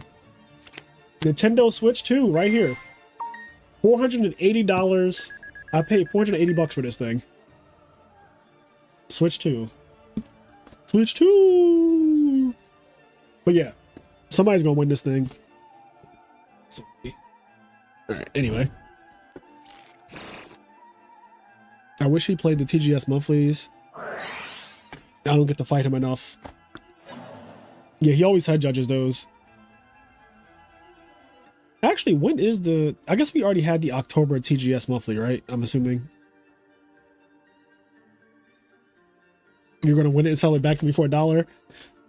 I buy it back for $100. I'd actually buy it back for like probably a couple $100. That way I don't have to ship it. I wish he played. Yeah, I read that already. Ooh, Billy, Uncle Ruckus wishes he could hate as hard as I do. Yo, Uncle Ruckus is very hateful.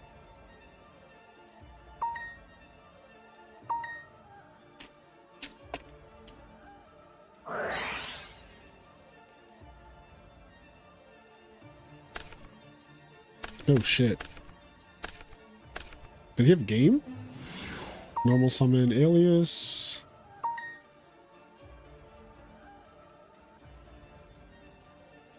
He just heavy stormed his own back row, so I know there has to be some shit. Oh yeah, this. Okay, chat. They made this card after making Leviathan Dragon, and I just feel like this is a good example of power creep, bro.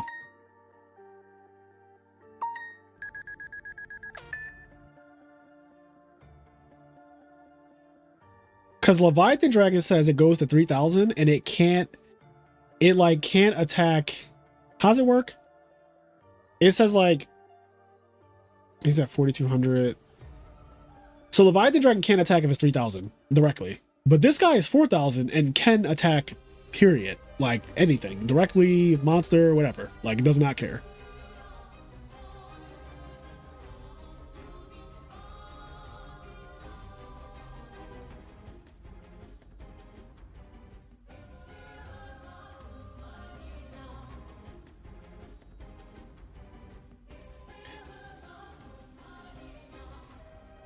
November monthly is the 8th. Oh, that's the same day as my 1K. I don't think the people who are in Chicago who play in the people in Chicago who play in the Chicago monthlies don't usually play in my tournaments. At least not that I know of. Not many of them anyway. Epic TJ be the goat of haters. I traded Sizzle Ulti, Ruggs, and Raleigh at Nats. An RB to Orlando when he won. Whatever event was after that. So, yeah, you won Orlando. Wait, we traded at Nats 23.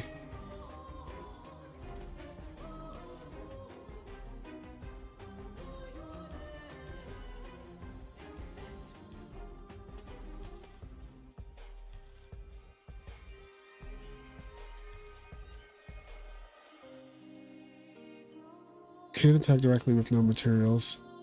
Yeah, Leviathan Dragon is a joke because they made this card like, I mean, this is power creep. This is like insane power creep. Why is this thing 4,000 attack?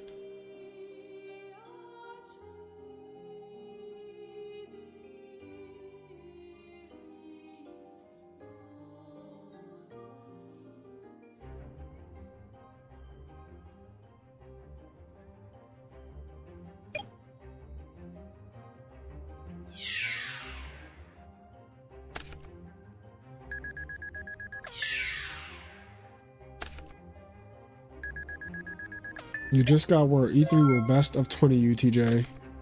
Oh, can I stream it?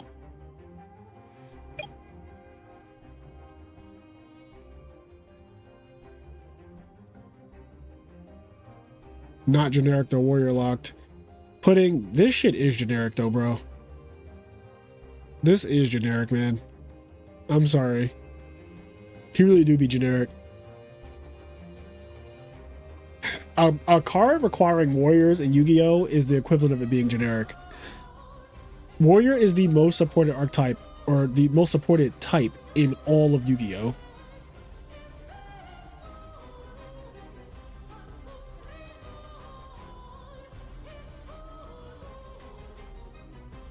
Yeah, warrior, dragon, spellcaster, they're all up there, but I think warrior is actually number one.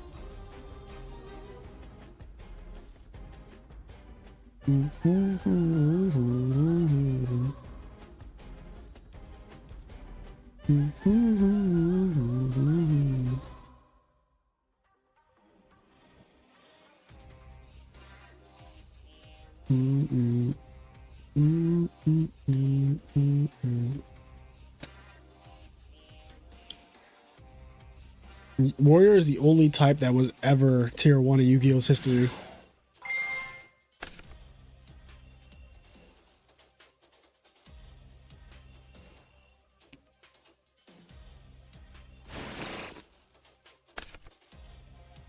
What's this?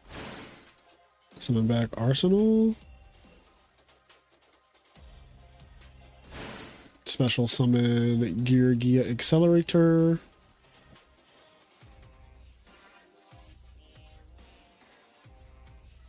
Also, when is Bluff not going to stop sucking at Modern and come back to Edison? But here's what I think. That's what I think right here.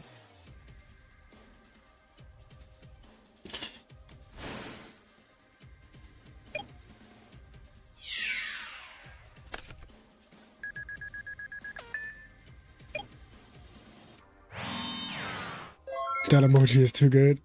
I love it. It's fucking Landois. Hi, I'm Landois. Oh no, that's a Raikou. I have to negate that. Oh, I'm Landois. Oh boy. Excalibur's attacking Utopia. I should probably negate this Utopia. That's how Landois talks.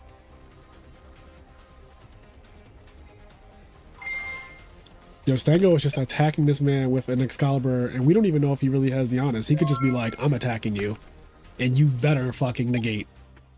That's such a scary thought. I quit in 2017 in Zoo format. So just so you're aware, I quit before links were a thing. I never played with links. That's the easiest way to put it. It does sound like Turtle Kitty. It sounds like I messaged Kitty. I was like, Landois sounds like your Franklin Turtle. Hi, I'm Landois.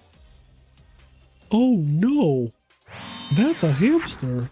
I should stop that. We need a stream of you talking as Landois and Hydro talking as Blastoise. Stop, I can't breathe. Bro.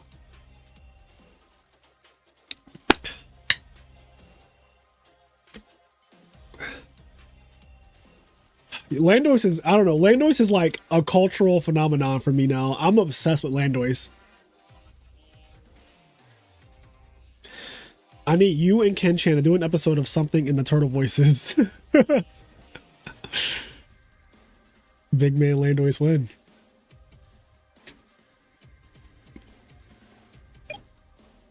This is my favorite emoji. Chat. So I found out we actually have room for, I think, 10 or 12 emojis or emotes or whatever you call these fucking things. And we only have 5 right now. I just found out like 2 days ago when I made the Landois one. I need suggestions on more emotes for members. If you're a member, you get access to all of these emotes. Look at these. Hold on, let me post them all. But I need to make more. I need to make more. So chat, I need your help. Cause like, look at my boy. Look at my boy, bro. Look at my fucking boy Landois. Fear him. Hi, I'm Landois. Hi, chat. Oh no, it's a DD Crow on Dreamer Frog. I think I'll negate that.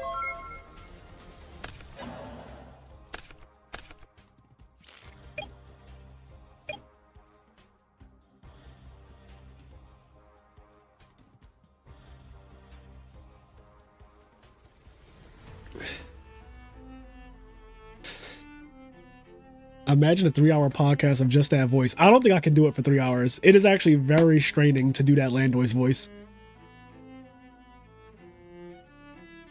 TJ Parker became a member. Yo, TJ became a member so quick. TJ became a member so quick. TJ was like, all right, fuck it. I'm becoming a member. I am the wig.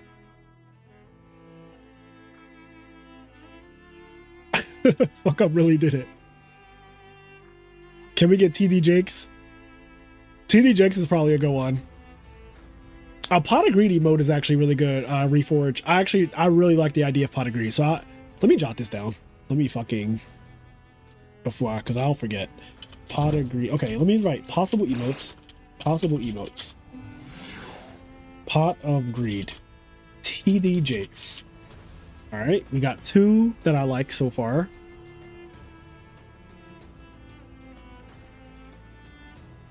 We need Patrick's face when he falls asleep when Squirrel performs in E minor to be used for Swallowed Up. Final countdown for when the end is inevitable. So quick, I've been putting it off for over a year, and your Landois selfie made me bite the bullet. Not the Landois selfie. Hi, I'm Landvoice. Look at my boy. Look at my fucking boy, chat.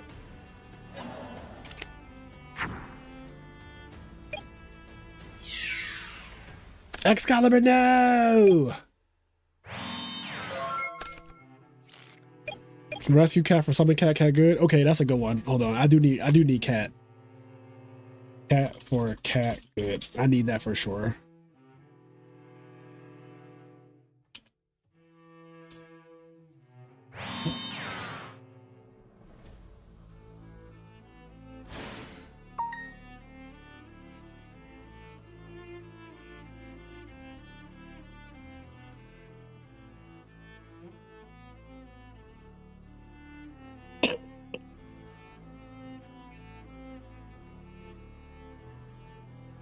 Winners finals incoming. Oh shit. Chess, you're in winners finals? Wait. Chess is in winners finals. Chess is about to win 2 of my fucking tournaments. At this point, I'm just funding Chess Prime's life. Is what's happening. Jet 2 holiday emote? Okay, hold on. I need to write that down. That's a good one. Jet 2 holiday. Because we do have that. Nothing beats a Jet 2 holiday. And right now, you can save up to £240 for a family of 4. Don't miss out. Book now with Jet 2 holidays. I like yoink.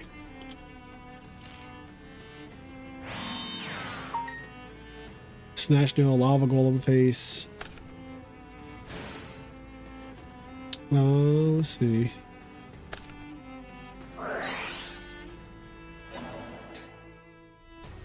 Rescue cat. So yeah, we got rescue cat.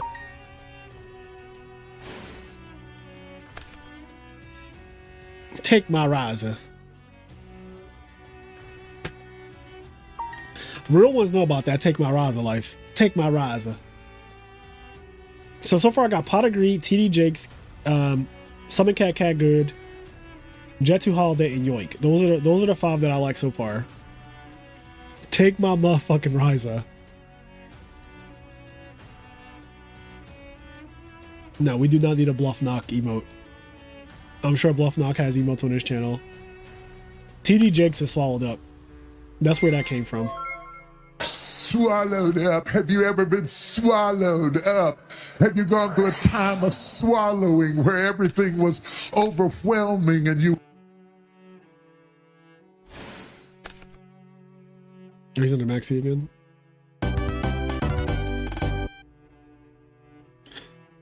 Excalibur. Black Garden emote? Alright, wait. I heard that Chess Prime is playing Winners Finals, and like, there's no shot I'm not watching that, right?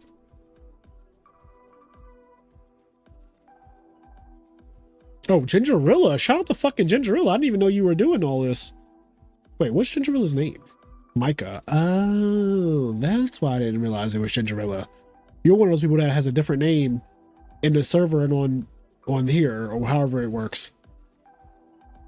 I did not realize that that was you this whole time. I'm watching the wrong one. Here we go. I want to mute this one. Let's mute this because we're gonna watch this now. Oh, Mirror Force is also a good emote to just have, right? Because that shit is like Mirror Force. Now, not all of these are going to actually make the final cut because I only have space for like 10 emotes or some shit.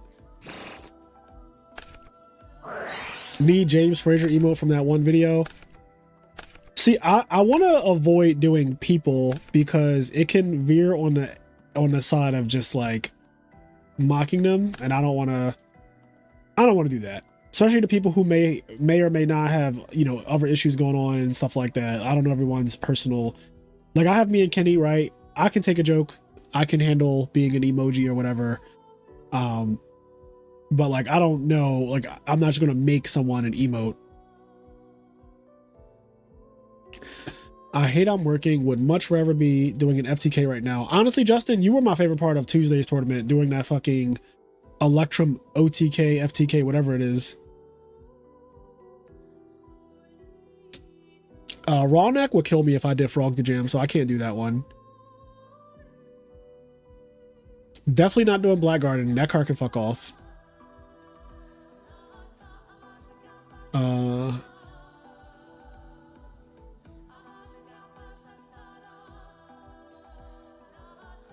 Yep, we got Jet2 Holiday already. Yep, we got Jet2 Holiday as a suggestion.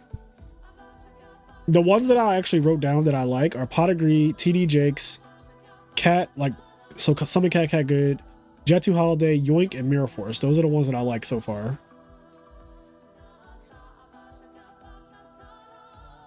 Solemn Judgment or something GK oriented. I don't really like the idea of a GK one because I'm not sure where that would be used.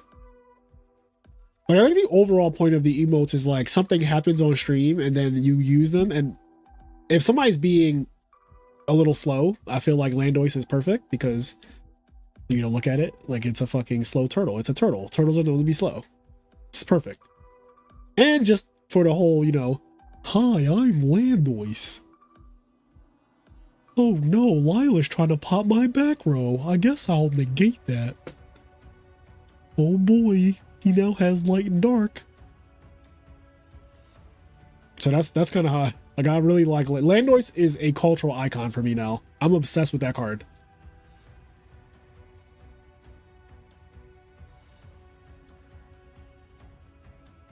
He was number one. He was number one. Okay, Light Swarm with meme face for shit mills. I like that a lot. I don't know how I'm going to do all of that, but I do like a shit mills emote because that happens a lot on stream. We see a lot of shit mills. Oh, I definitely need a sack. Okay, so we're going to do shit mills. We need something for like sack.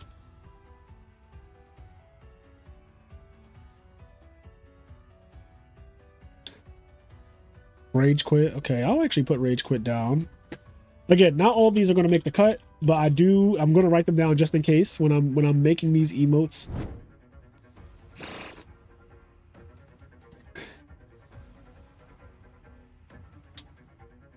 You have a chibi solemn saying no somewhere? Use a literal sack for the sack emote. That's funny. Actually, I would use a literal sack and then have it say the word sacked across it.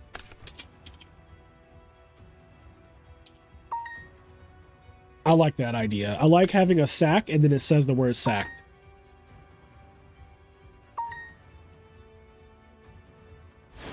Trooper with a poop emoji on his head for ship mills. Chess just made a sick play. Tour bus put their pulsar back. Oh shit. Tour bus of the underworld. When this card's into the graveyard, target one monster in either graveyard. Oh wow. It's like a transmigration prophecy that's actually playable.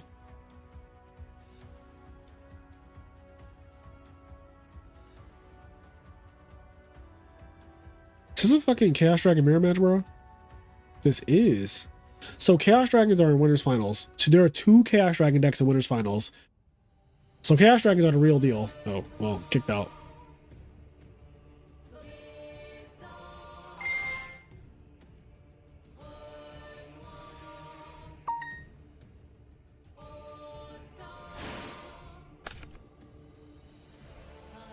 Oh, we're just fully taking the Maxi Challenge, huh?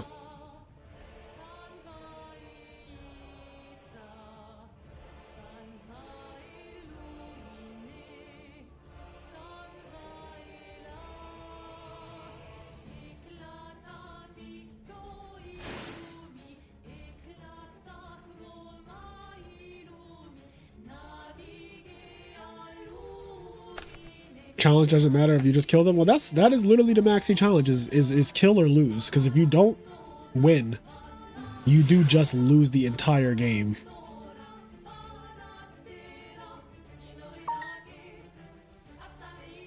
I have no idea how much damage this is. It looks like a lot. Looks like a lot. 25, 26, and 28 directly. Oh, do they have honest too?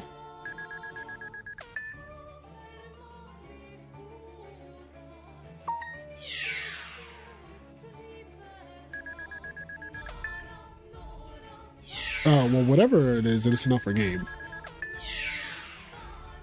Of course. There we go. Because this deck plays, what, double trag and gore, so they have like 3... When you attack directly, they have like 3 things that can happen.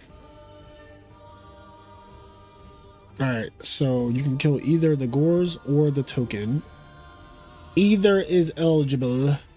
Oh, red mat is 0. Oh, never mind. You can't do...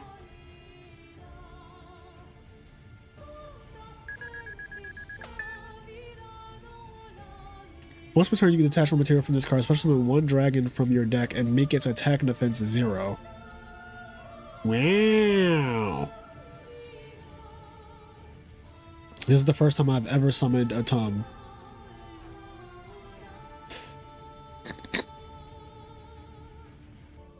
Gore saves lives emote. That's not bad.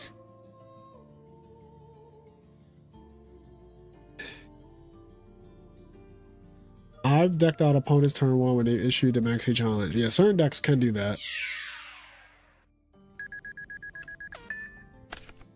So we're still going to attack with red med. Mill 2 in the end phase.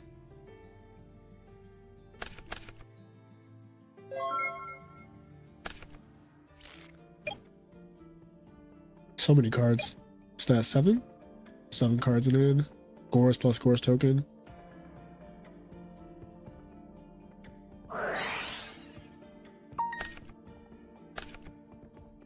I feel like you should have something frog related. So if you look at the members, Rich, the members are all like Enraged is Treeborn Frog. TJ Parker is a tadpole since he just became a member. Somebody was, there's like swap frogs. So the members, as the longer you stay a member, the more you graduate from a tadpole to, I think, a swap frog, or no, you become a death frog, because Juan Sebastian is a death frog. So you go tadpole, death frog, and then I think it's either swap or dupe, and then it becomes Treeborn. And after like 2 years as a member, you become substitute. No one is substitute yet, but there are a couple of Treeborn frogs in the chat. Kampa and Enraged are both Treeborn, I think, right? Yeah. Landois made you do it? Listen, bro, it'll be the best $5 you ever spend. You're here every week. You're here on stream, right? Now you get access to emojis, and I'm making more. I'm making more emojis. Before the 1K, there's going to be at least 5 new emojis before the 1K. Oh my god, Dark Armed.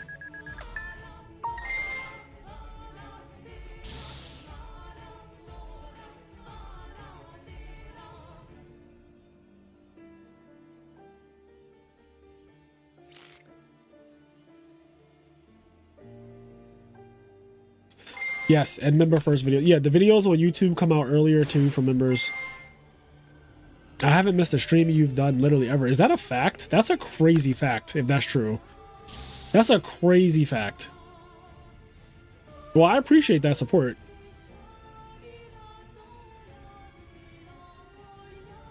Literally ever is crazy though. Because I'll be streaming. I do be streaming every week.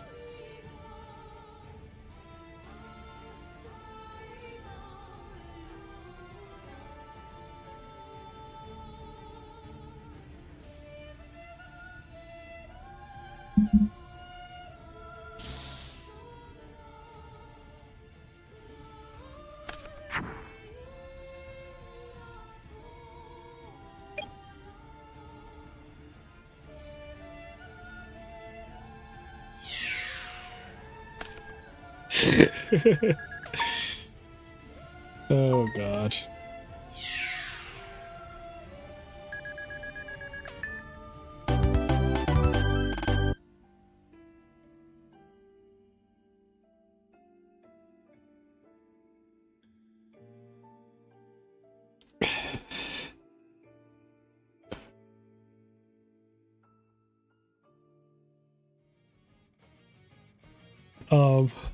Anyway, doing tricks on it in public. I love doing tricks on it in public. Need the Trump jerking emote thing? I would love, yeah, that's a good one too. Trump doing his little jerk thing.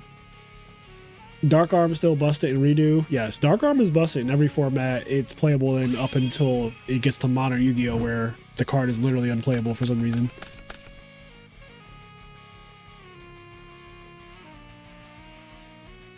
Campa was the first, you were the second.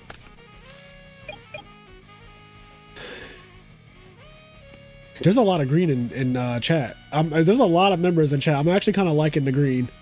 I'm fucking with the green. I don't think I have either, and I've seen a lot of TJ So tend to believe him. Yeah, Enraged, I know you haven't missed a stream. Even when I'm streaming random nonsense, Enraged is still like, what's up? When everything becomes a floater, when destroyed, it's when Dark Arm falls off, yeah. Yeah, we've seen a lot of BLS mill today too, by the way. Like a lot. Also, this has to be shit mills, right? Shit mills! Because not only did you mill BLS, but there are no dark monsters milled.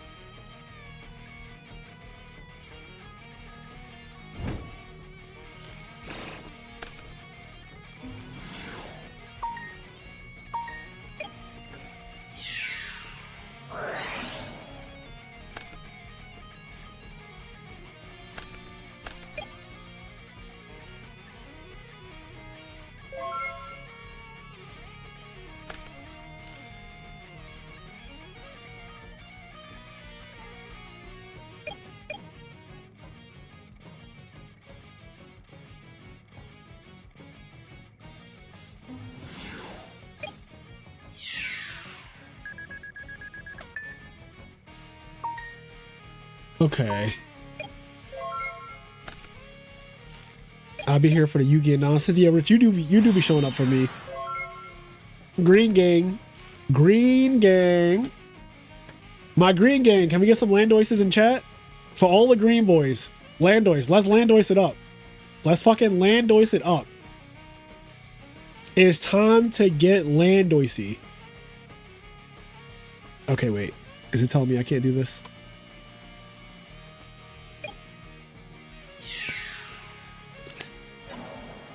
Hi, I'm Landois. Oh no, Night Assailant. I'll have to negate that. I guess I'll discard this upstart goblin to stop Night Assailant. Oh no, he's trying to go for my neck. I should duck. Oh, into my shell I go. Night Assailant, that's wrong.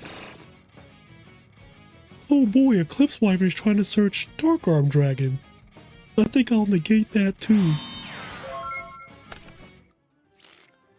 That's Landois, by the way. There he is. There he fucking is, chat. The king. The king of IMNerd. Landois. Look at him. Look at him. Bruh.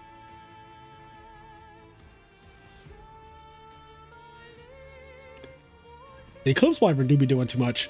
Searching Dark Arm is illegal. Witch of the Black Forest is banned.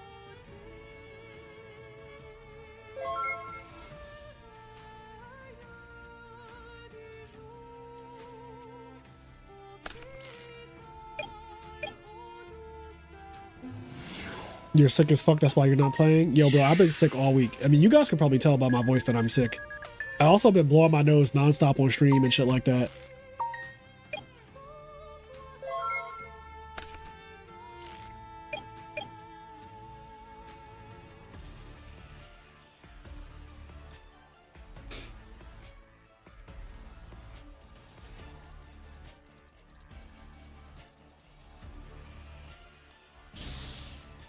What-i-da?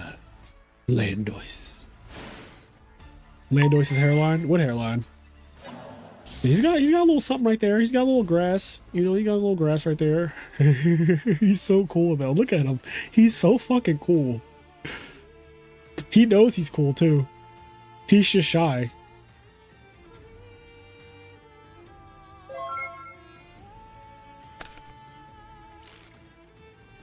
He could use a trip to Turkey.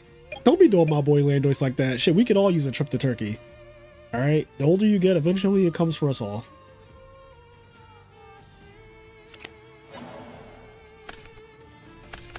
I love this format. It is the first format I started getting competitive when my friends and I got back into Yu-Gi-Oh! Senior year of high school. I know Marcus and Pudding have similar stories about this format.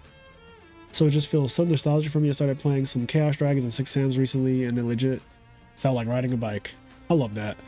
Apparently a lot of people really enjoyed the redo video from earlier today, which I did not expect, but here we are. So you guys actually do like the redo content, because if that video tanked, I was like, all right, well, we're just not doing this, you know?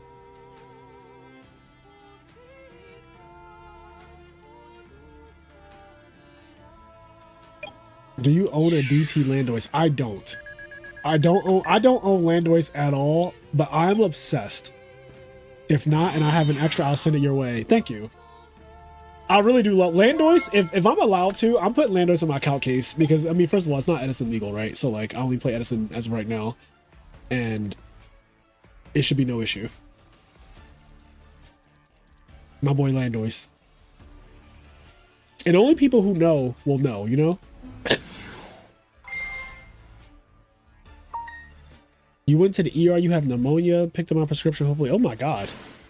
Rage, get well soon, bro. Pneumonia is fucking terrifying. I don't think I've ever had pneumonia, but I know that it literally can kill you. Bring Redo to DB ladder. I agree. Redo should definitely be on DB ladder.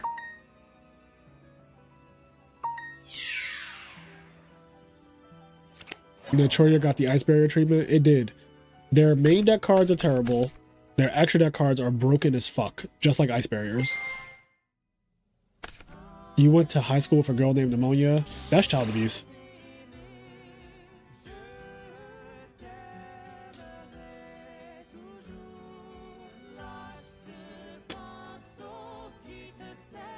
By the way, did you guys see? I'm gonna show you guys my what I'm wearing. My poncho.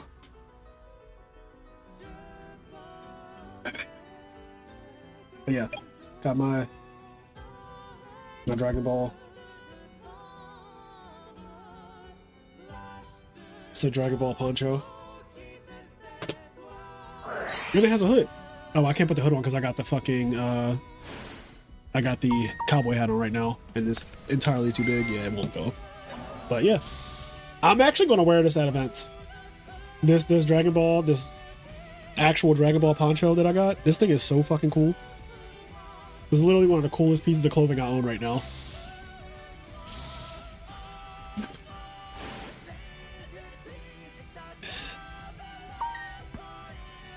Like right now, I'm Quick Draw Synchron or Gaga Cowboy. Or as they like to call me, Lil Ner X. Are you not holding a tournament this weekend? No. My tournament is next week. My tournament is November 8th. Right? My tournament is November 8th.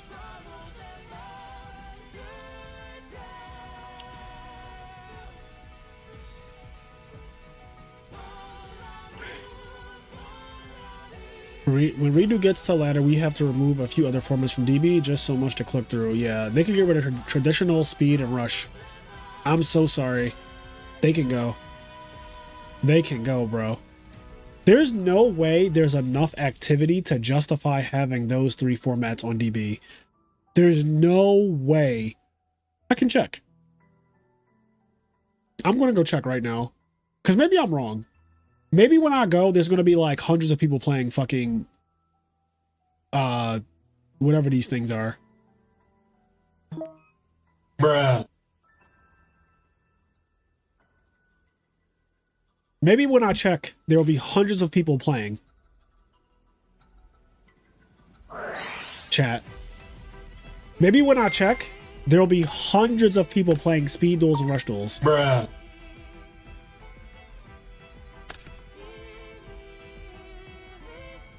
Traditional has one match.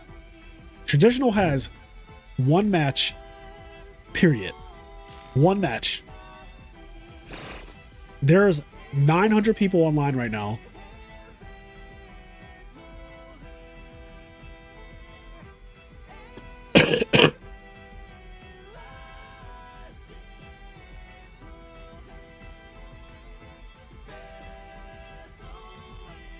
You're going to sweat your balls off if you wear this at an event. You're right. I would actually sweat my balls. This thing is made out of some kind of fucking warm fabric. Like extremely warm fabric.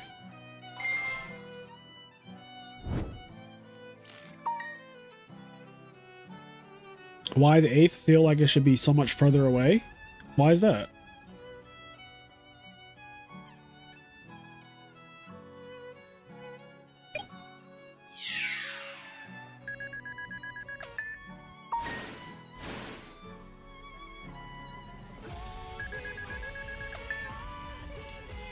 Dominic, are you asking about the tournament that's literally happening tomorrow? No, I will not be at the tournament that is happening tomorrow. If that's what you're asking. Most ponchos are alpaca. This is some kind of warm fleece. This shit is like extremely warm. I can tell you that right now. I have a t-shirt on under this, and I could see myself sweating if I do too much in this, I will absolutely start sweating.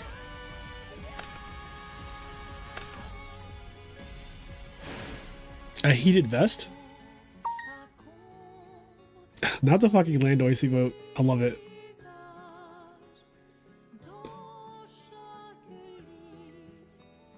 Yeah, no, I'm not going to the I could have gone to the Legacy Duelist Series tournament.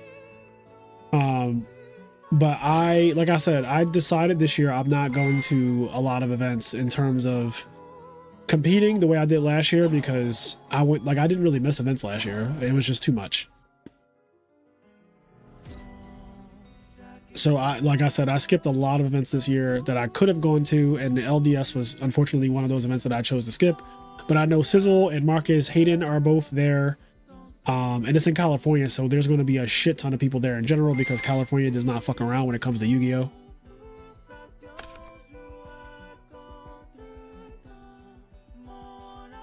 Who would he do? Yeah, I mean, the Chicago monthly doesn't really affect my tournament though, GYBU, because the Chicago monthly is an in real life tournament anyway, and like it is for people who are living in Chicago. I also don't know if there are any people really who play in the Chicago monthly who would play in my 1K anyway. At least there can't be many of them.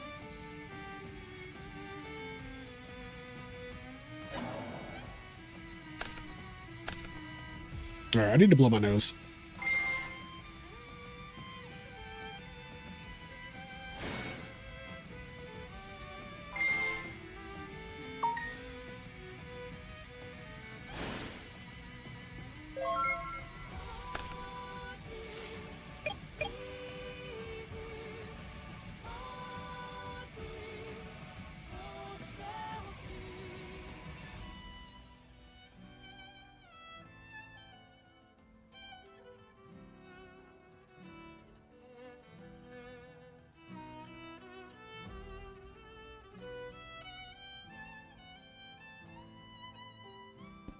Oh, where'd I go?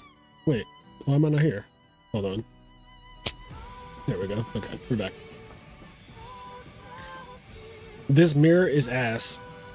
This mirror do look like it's ass, but you know what I say, chat? I think mirror matches in general are ass. There are more ass mirror matches than not in Yu-Gi-Oh's history. Most Yu-Gi-Oh mirror matches are fucking cringe. Especially because Konami decided to do things like make Sirocco and Windup Factory and Gateway of the Six and Gateway United or Six Samurai United. These all count for all of the field, your opponent and you. So a lot of mirror matches are just fucking cringe by default.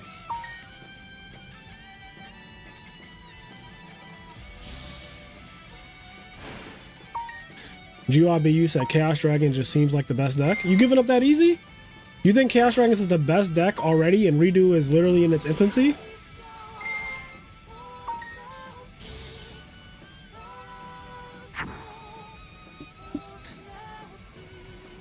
Chaos Dragon is very strong though. That much is for sure. We will not deny that. This is definitely one of the strongest decks in the format. It has hand traps and boss monsters.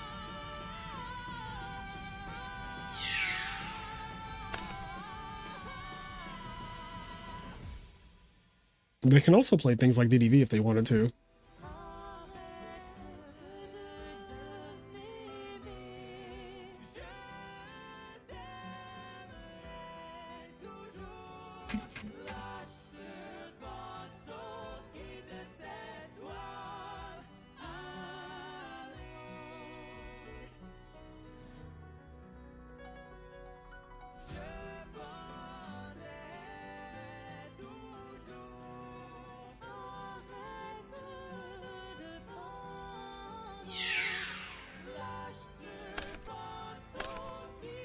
I've done familiarize myself with the REDU balance because I genuinely don't have it like in my head. Ronnie said it's the best deck, I think. You also believe that Chaos Dragons is the best deck?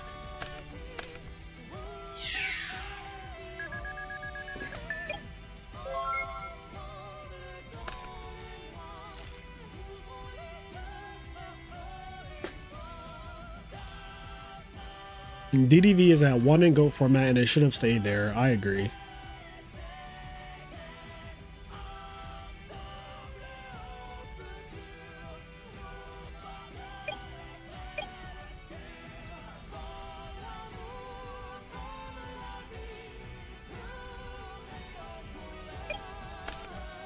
Wait, Zephyros is in this format?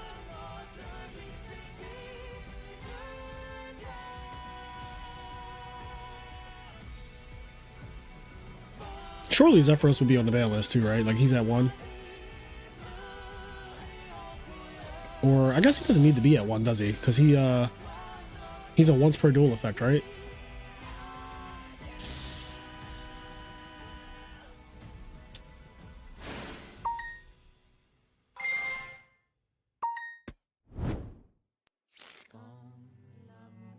Two darks.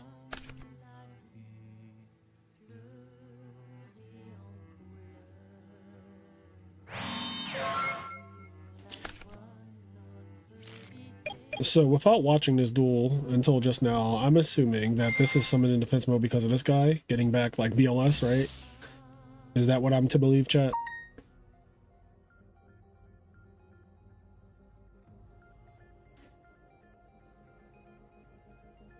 Zeph is hard once per duel. Yeah, that's what I remember. Darkworld has such a bad Chaos Dragon matchup, it can never be the best deck. Let's see. Chaos Dragon is only the best deck because it doesn't make you want to throw your deck at a wall when you play against Darkworld. not throw it against the wall. Bouncing Sork / BLS to reuse pretty good. Pitching from hand for like Pulsar and Grave. You've been saying this, Nick. Crush Card should have never been eroded. And all 3 viruses should be at 3 in Addison. Jesus Christ. Shout out to Twin-Headed Behemoth, the OG once per duel.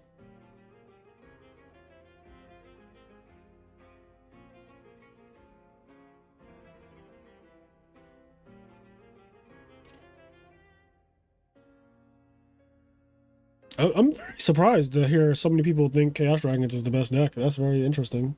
I don't have a strong opinion about REDU's best decks in terms of like what is or isn't, because I just don't play and I don't study it enough to know for real.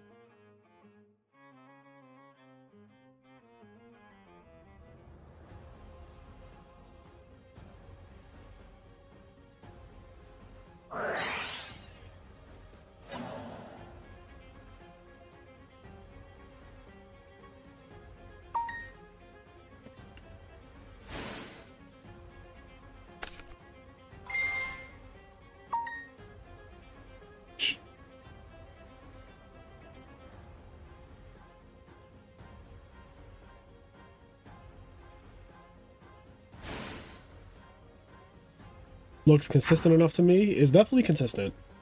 Chaos Dragons is definitely consistent.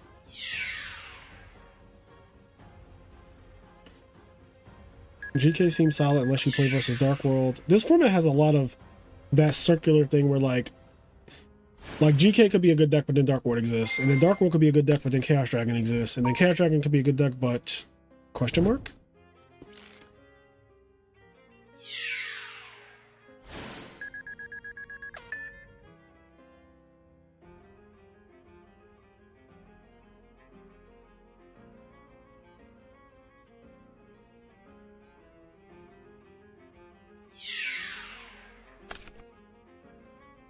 People see decks like this and still want to set armor.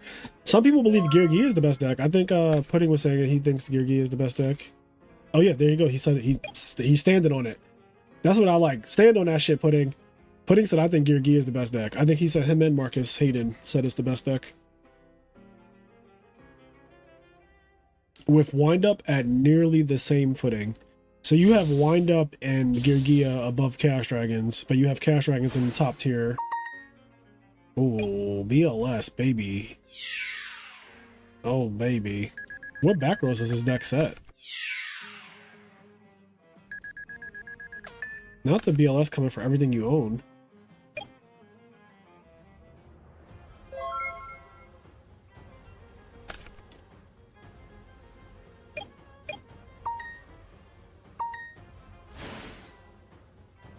Oh, that's right. Dark Arm was added ages ago. Oh my god. You don't get priority.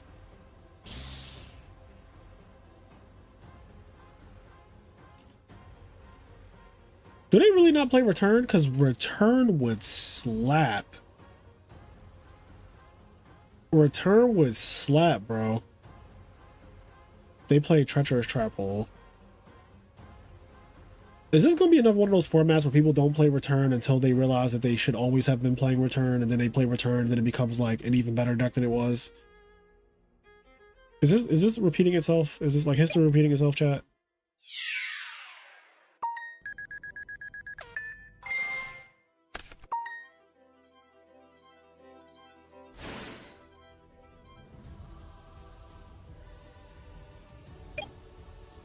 My top 4 is Gears, Windup, Bumblebee, and Dragons. Windup best deck, Chaos Dragon inconsistent. Sure, you'll have good games where you mill good, but there are also non-games where you can't do anything because your mills were booty. I could easily see that because, bro, they play so many monsters that if you draw a hand of them, you just lose. Like, they play so many cards that are like if you just draw too many of them in your opening hand, you just get run over. So I could definitely see this deck being inconsistent at times, for sure. Like, that just has to be a thing. So now I take it back. Because I thought it was consistent, but then I'm thinking about it more. Like, you're playing some high number of these, you're playing fucking Dark Pulsars, you're playing BLS, Red Med, and like Maxis and Veiler. Like, you're playing all these cards that the hands, there have to be some awkward hands, for sure. Oh my god, are they gonna get... Oh. It revives. I thought it did something else. Okay. Oh wait, we have plays. What's going on? Okay, Mimic Light Pulsar. Okay, overlay these two. Oh my god. Can I get a redo? That was really cool. That was a really cool kill.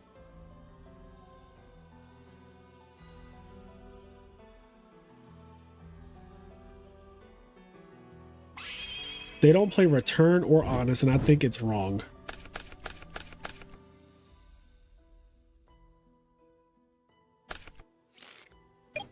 Gear and Hero have the advantage of not having a floodgate that completely demolishes them. Right.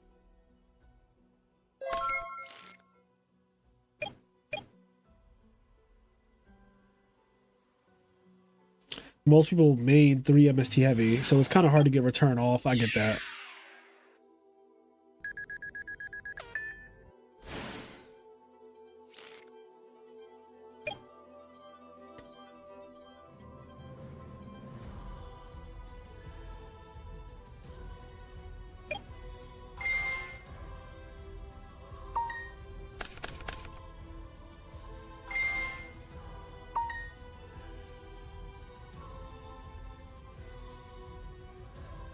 That's awkward. Milling the Eclipse Wyvern, but also milling the Dark Armed. So now you have to banish Red Med.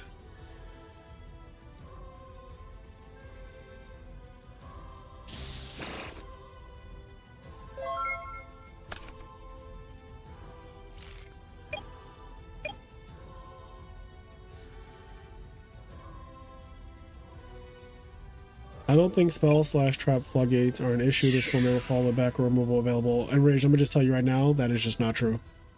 That is just factually not true.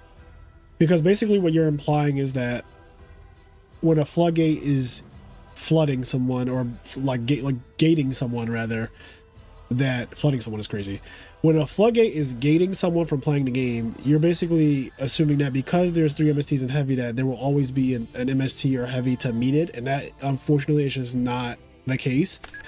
And because you would need a MST or heavy for every floodgate,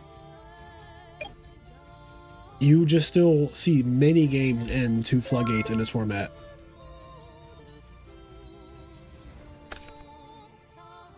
Like, many games into floodgates. In fact, if you watch today's video where I played against Inzectors, the Inzector guy had Level Limit Area B and Masterpiece, multiple copies of them, and when they lost, they actually still had multiple copies of them in their hand, that they could have played, and I would have, like, me as thing I would have lost if our opponent activated messenger piece. That they had 2 messengers in their hand when they died. They would have won if they just activated any number of them. Because of just like, it's too many. It's just too many to combat.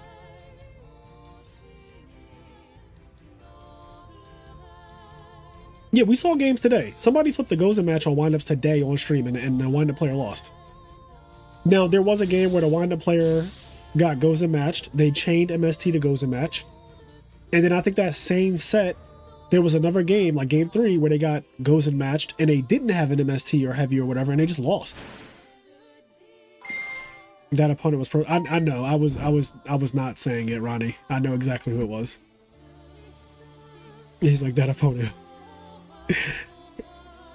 Ronnie is hilarious. Trag on trag violence.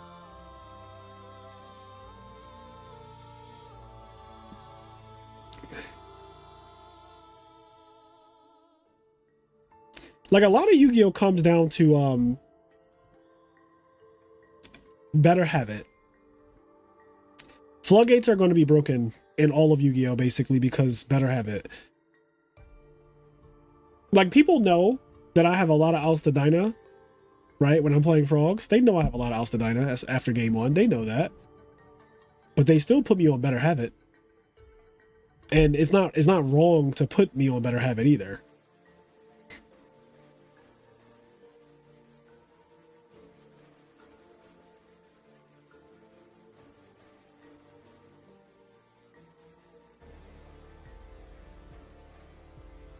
Yeah, Edison, D-Fish, or Macro are not really a problem, but Edison has monster floodgates that are a problem. Dyna and Vanity's Fiend and Edison are fucking problematic as hell. And Royal Oppression, lest we not forget, which, like, actually fucking gatekeeps so many decks from even being, like, really viable. For example, Diva Hero.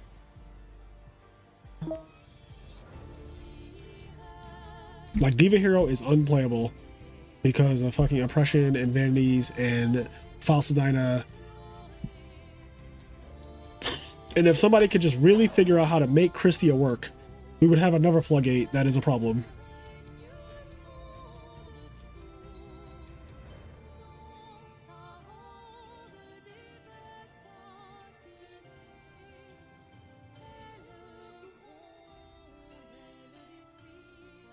I love how Macro Stun and Edison still lose the frogs. Yeah, Macro Stun is just not good, Edison.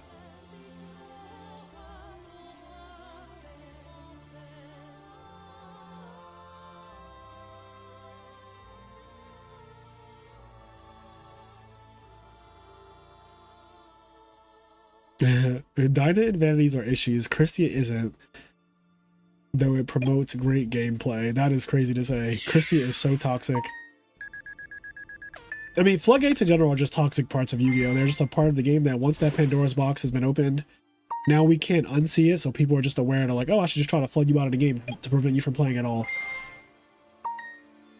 Like, you know, people trying to mask or restrict me all the goddamn time. I'm like, oh, time to go get all reliable. Let me get my Unifrog out.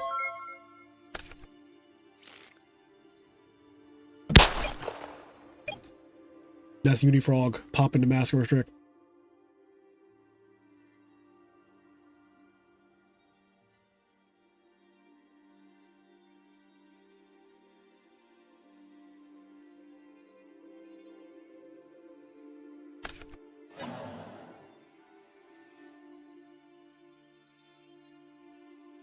Christie is just like my ex. You can stall out of Dyna. Vanity is a lot scarier. Yeah, Vanity is really scary. Because you can't really beat over a Vanity's Fiend without special summoning unless you have the most annoying monster in the format, Gale the Whirlwind.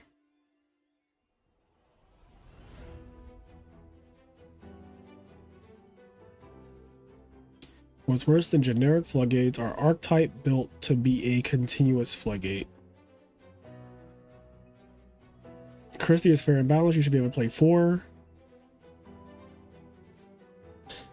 Not them having a very similar feel. The Trags, Light Pulsar, and Red Mad. Well, it looks like Gingerilla is in a much better position though. Maybe.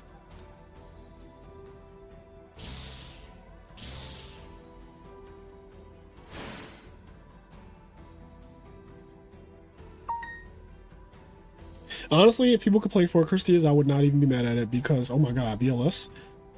I wouldn't be mad at it.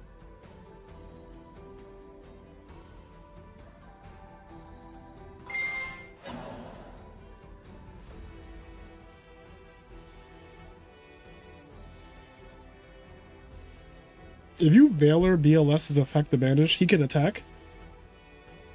Is that how that works, chat? Asking for myself. Must be special from your hand, blah, blah. Once per turn, you can activate one of these effects. This card cannot attack the turn this effect is activated. Oh, he can attack if you do that. Or, Pudding says can. I'm gonna go with Pudding. Okay, he can attack. Okay, that's good. That's a good interaction. So when you activate BLS, you're risking it not being able to actually attack. Gotcha. Gotcha, chat. Thank you. Thank you, thank you, thank you. Let's see. Pretty easy, this thing.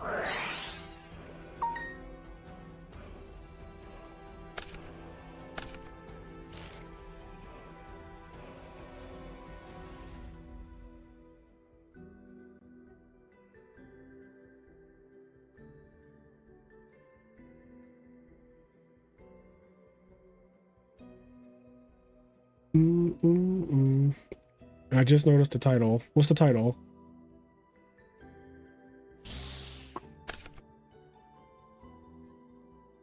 You can do anything in this game if you say it with enough confidence.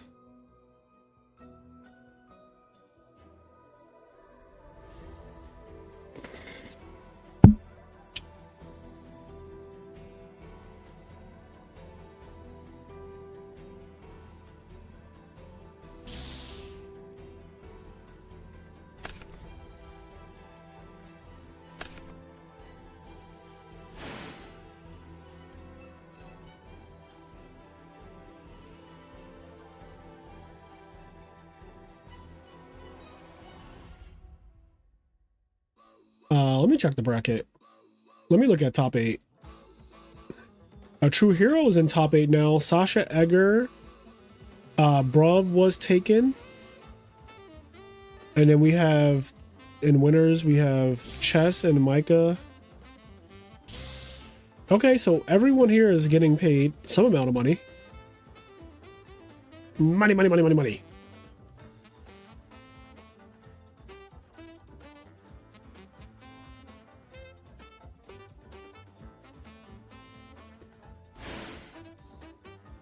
Cowboy for game.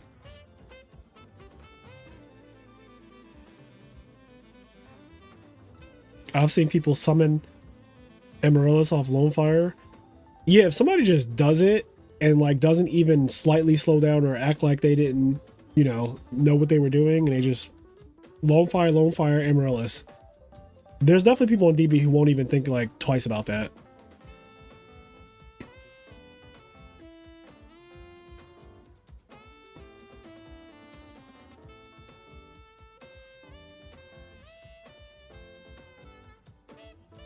Damn, Uber Eats is giving me 60% off my next 3 orders. That is crazy. This is why I don't leave the house, chat. Because, like, 1 is scary and nasty out there. And 2, you just get, like, offers like that from Uber Eats in your email. It's like 60% off your next 3 orders. Like, why would I ever leave? Food is indoors. Did you know BLS and Gaia are the same person? I feel like I kind of knew this when, like, over 10 years ago. But I can't say that I know it now, if I'm being honest. Like, I can't say that if somebody asked me that, I would be like, oh yeah, of course.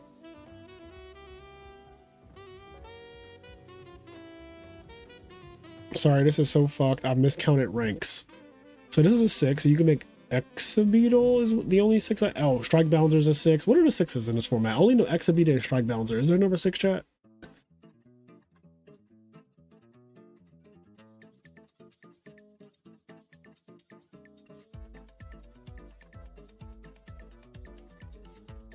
The ponytail is coming out the side of the helmet, not the back. What?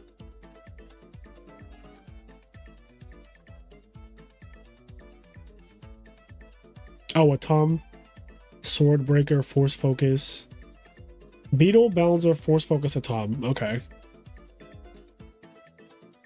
Sword Breaker is a deep cut. Yeah, I gotta see what Sword Breaker is. I'm sorry. Y'all have me so curious. A deep cut. This is a deep cut. Once per turn, you can detach one material from this card to declare one monster type. This card gains the following effect. At the start of the damage step, if this card battles a monster of a type that has been declared, destroy that monster. Yeah, that's definitely some deep cut shit.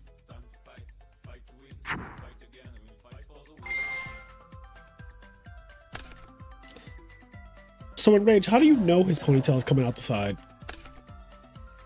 Like, what made you aware of this?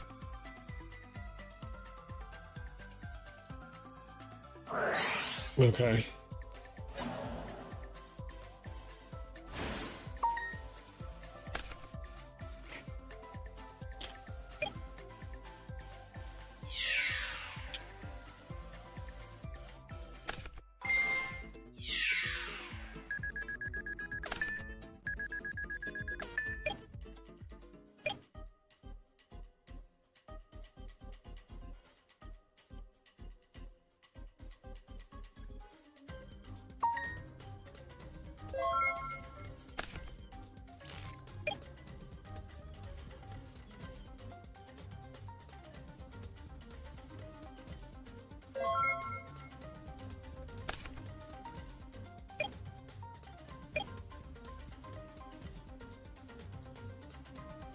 Okay, so Snorlax is the last person to make top 8 now.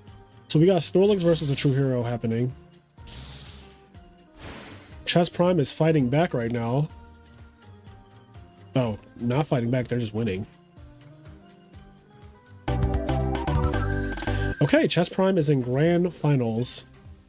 Guaranteed at least $90. Chess Prime has won at least $90.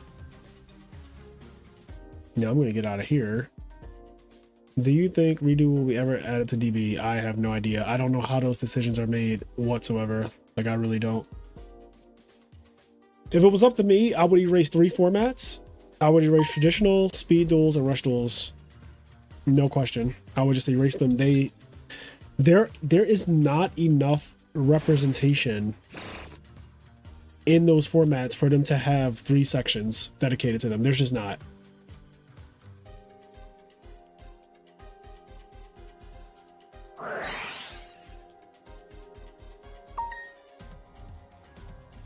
Oh shit, yeah, BLS's hair is actually... When I realized Black Soldier's ponytail comes up the side of his helmet and not the back.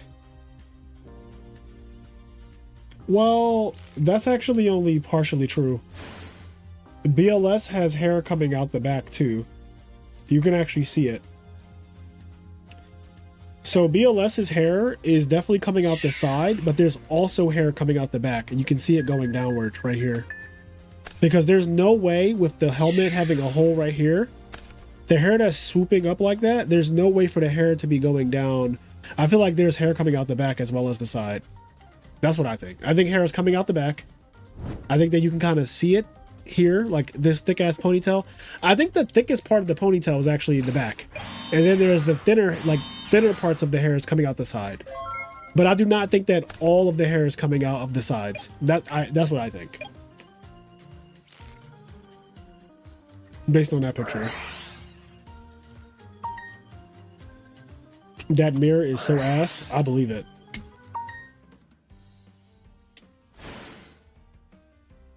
Both my losses were in the Dark World. Yikes.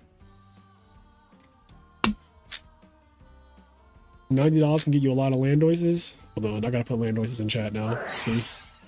Landois mentioned. Landois mentioned. Cairo playing Samurais.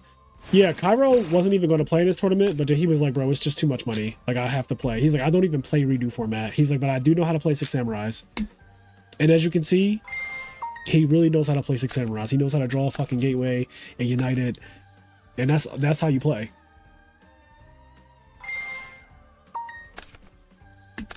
Still no matches in speed duel or traditional. Or rush. Yeah, like there's no reason to have those sections. Who's the owner of DB? Can I talk to them? Can I get them on the channel? Can I get them on a video?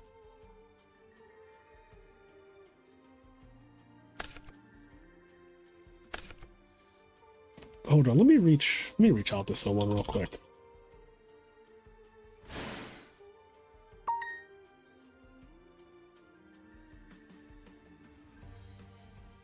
Diva Hero training paying off. It's not easy to draw one-ofs. My man drew fucking 4 cards. But he is up against a Grafa.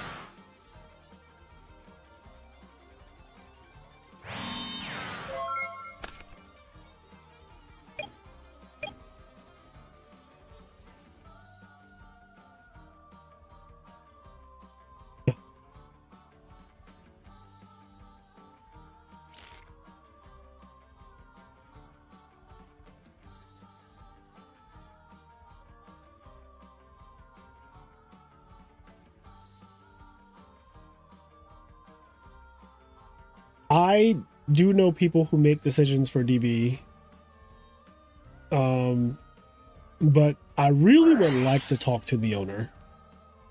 And I'm not being a Karen.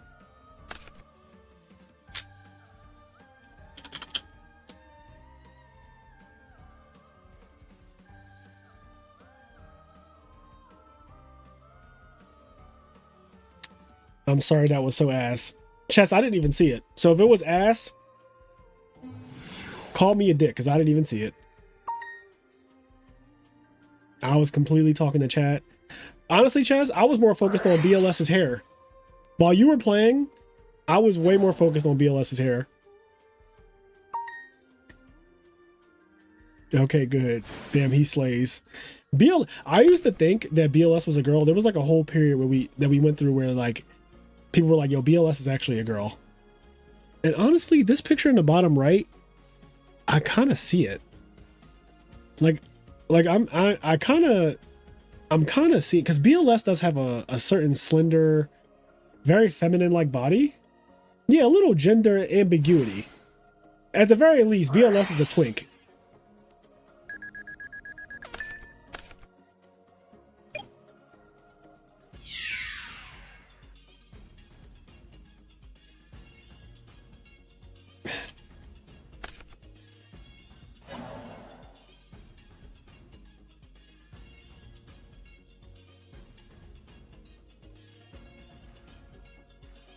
They need to have a more filtered search for DB. If you put September 2012, it shows cards from Abyss Rising 2. I know it's banless, but I wish it had only cards legal during X format, like all format library. Yeah, you can't. That's the problem. Team B, I don't know what BVIR. He got DQ'd today because he had breakthrough skill in his deck because he looked at DB and was like, oh, this card is playable, because DB makes you believe it's playable in the format, but it's not. And it really is unfortunate because, like, I get it. Why is DB showing you something that's not actually playable in the format, right?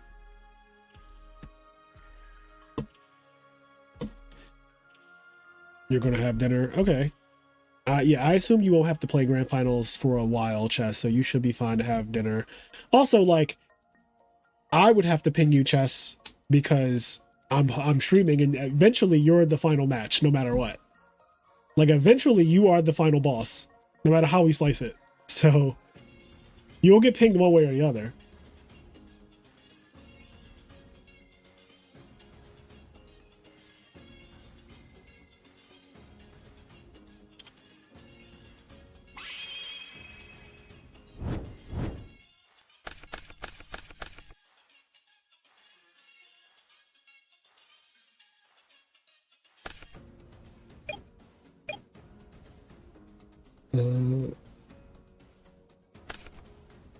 Yugi and all of his boss monsters are low-key twinks. I mean, yeah. Format library crashes too much. Does it really? The format library, I mean, format library is the website that I probably visit the most. Like, well, there's the hub and there's format library. But I visit format library a lot.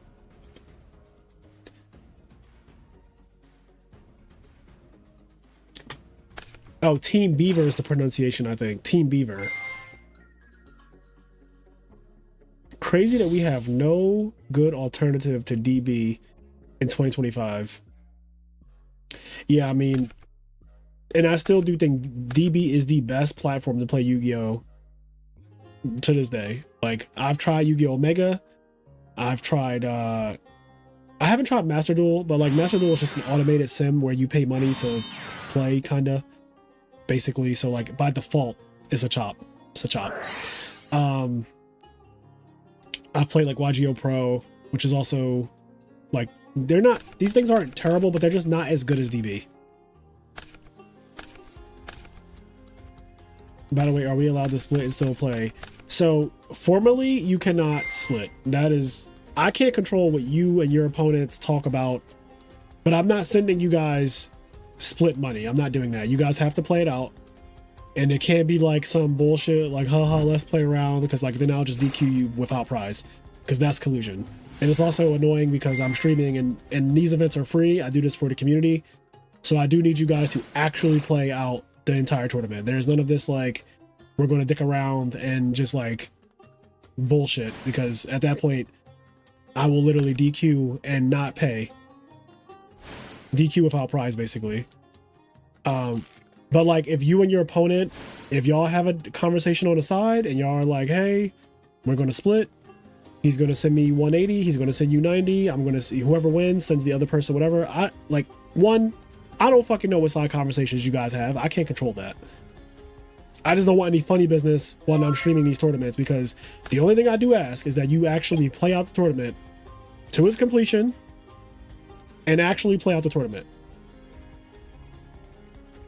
Because if I think you're colluding, which I have not had a problem with, no one has done this or anything like that. But if I think that there's collusion going on, I will DQ without prize, which is exactly what Konami would do to you as well. And honestly, what any TO would do if they felt like people were colluding. Because it's like a slap in the face.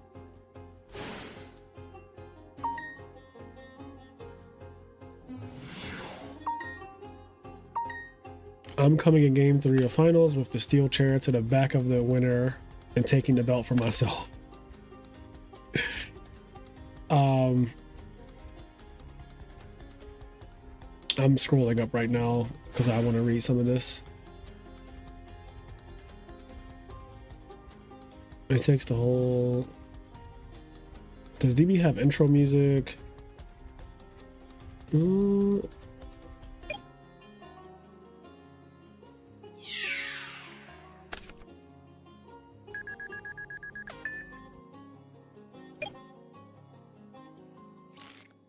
When DB went down. Yeah, when DB went down, people thought it was the fucking end of the world. That shit was so funny.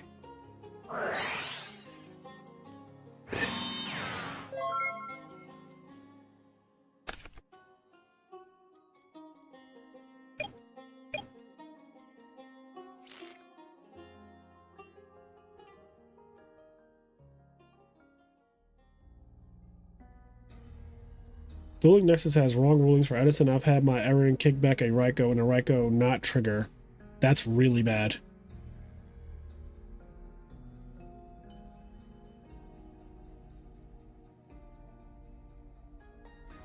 What's up, Greg? How you doing, buddy? We didn't come this far to come this far.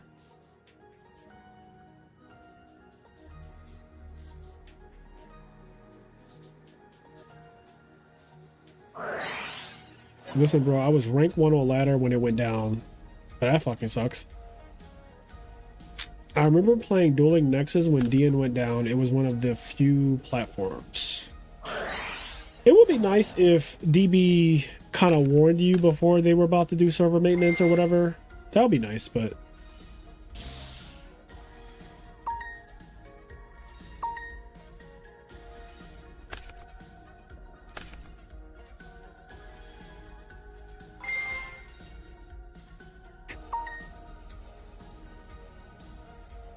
Hey, yo, little man.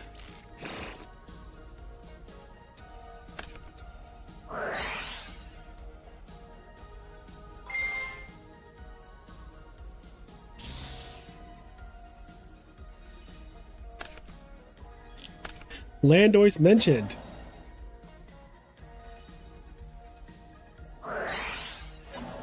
I feel like our boy Cairo might be a little cooked. The situation looks really bad. But he did win game 1.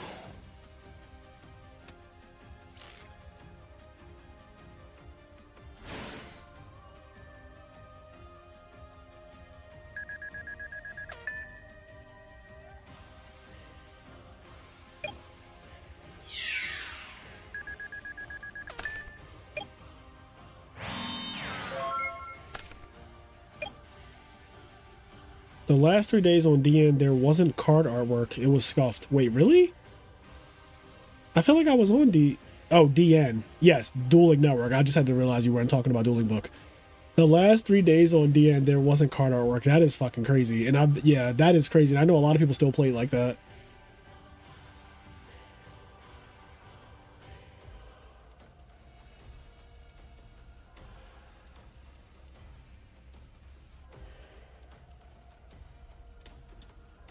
I'll tell you right now, if Dueling Book went down to the point where the cards did not have artwork, I would not play on Dueling Book anymore. Did you see how I reacted when I played those Yu-Gi-Oh games, the classic Yu-Gi-Oh game or whatever that they're selling on the Switch? Or is it even on Switch? I don't know. It's on Steam. The classic Yu-Gi-Oh thing where most of the games don't have fucking artwork. I quit that shit so fast. That game is a scam. That game is a scam. They're giving you some of the worst games, and there's really good Yu-Gi-Oh games that could have been on that thing, and like Duels of the Roses, for example, Falsebound Kingdom. There's other ones as well. They're giving you some of the worst games like ever, and it's like $50.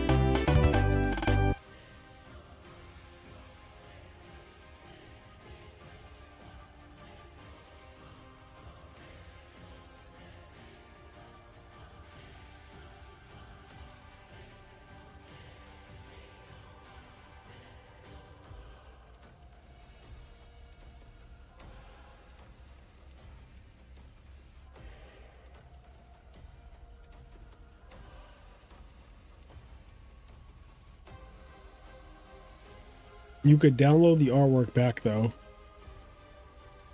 So y'all too much in the trenches. Y'all are too deep in the trenches. Once you gotta start downloading your artwork to play DB or whatever, DN. Once you gotta start downloading your own artwork. Because then you start playing against people who put dicks on the cards and shit like that. Like, I can't be bothered with that, chat. I can't. Like, it's already scary enough that people can like customize their little avatar things here. I hate when people have like a full fucking video playing over here.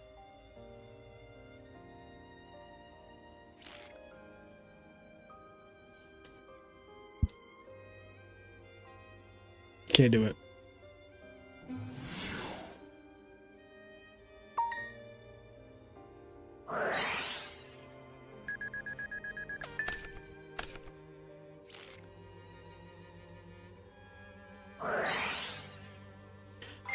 This has been so entertaining. I'm loving it. You like REDU? You're a REDU fan?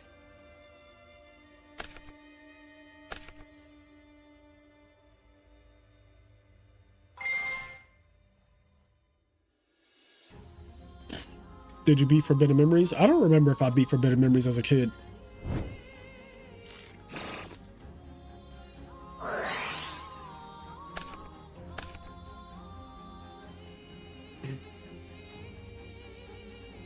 They just be having porn stars and shit as their avatar. Exactly.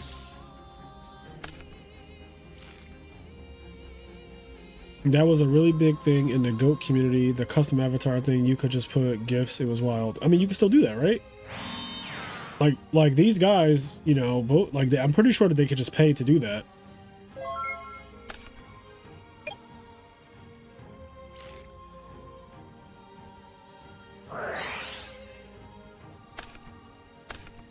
Like, I could make mine a GIF as well. I just choose not to do that. Especially because, like, you guys are watching this through OBS, right? You're watching this through me. So I can just put over top of their fucking avatar things, like whatever I want, because that's how when I do videos, I'm always in like the bottom right. Or when I do videos with Kenny and he's playing, well, I'm puppeteering, I'm in the top over here. Stress Prime came into our farm and is leaving with main character energy forever. Yeah, no, people do it in Edison too, just not as frequently, I guess. Back in middle school, the older people at my locals had the naked girl cards from Vegas as tokens. See? You gotta make a DB account named The Real Frazier Smith. I mean, I already have an account that's literally like Frazier Smith. It's just, it can't get much more real than that. Like, it just can't get much more real than that. Cowboy Landois.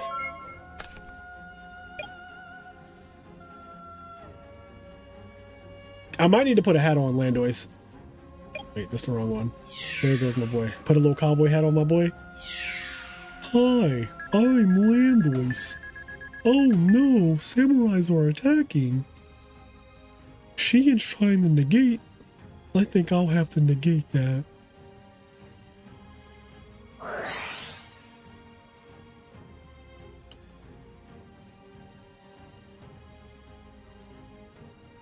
Drop a like on the stream.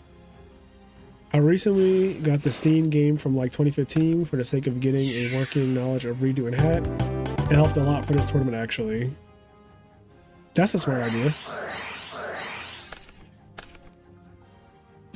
Did a true hero win? Yay, my boy won. I hate to be biased, but I do like seeing the friends pull it out. And look, we didn't even have to coach. We just like, I think we got to watch them just duel, you know? You didn't even have to, you didn't have to tell them they had game. All right, let's see. Let me do top 8 because we're now in top 8. So we got T-Man versus Igera. What the hell's happening here? Hold up.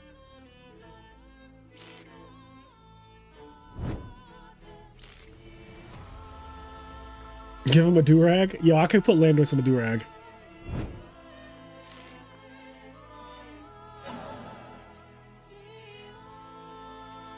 Konami had the band those lewd sleeves and mats. I am annoyed that the community didn't just realize that they should not be using mats that are like fucking lewd when you're playing a children's card game and you go to stores and tournaments where there are actual children present. Like, your mat should not just have naked girls or borderline naked hentai bullshit on it. Why is my camera out of focus? What is going on? Oh my god. Is it this? I think it's this. Doing that. Hold on. Focus. Hello. But yeah, that is just obnoxious. The fact that that's like a thing.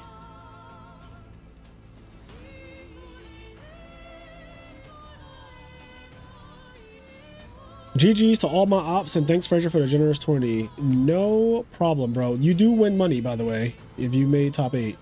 I have too much shit open. Hold on. I close that. All right. So I don't know what place you finished in yet. I guess top 8 is where you lost, right? You lost in top 8.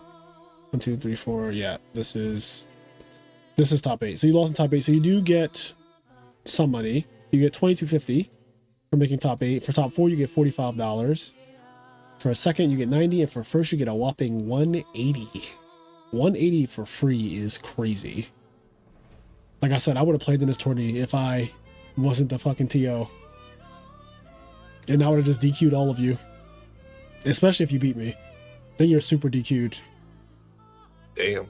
But Stango said that was a bad idea, so I just commentate instead. Anyway, what's up, Hydro? How you doing? What's up, Frazier? Ooh. You fucking sound like Blastoise. Blastoise. I'm Landois. Hi guys, I'm Landois. No one can do the Landois voice like me except maybe Kenny. You gotta be Blastoise. Okay. You gotta be what? Blastoise. You're Blastoise. I'm Landoise. You're Blastoise. Oh. We're both turtles. I might have to get a Blastoise emote. Blastoise. Landoise. See, I don't do the Blastoise voice that well, but I do. I'm Landoise. How's it going, Blastoise? Long time no see. Hydro is so scared. I don't know the Landoise lore, so it's just a meme, bro. It's just I'm lost in the sauce. I didn't turn my camera on for you. Hold on. So you don't even know. So you don't even know. Here, watch. I saw someone watch through Discord. So that way you're current on what's going on. I saw someone say they wanted a picture of Landoise with Frazier hair. That's what I saw. Yes. Well, I mean, Landoise, yeah, he does need a little bit of a trim or whatever, like a shape up. But we can get my boy right. I'm gonna put him in a do-rag.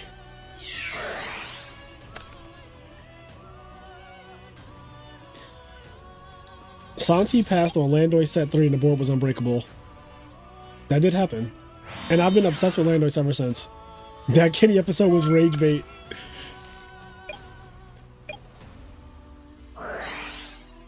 Does Hydro Pump play Showdown? What's that?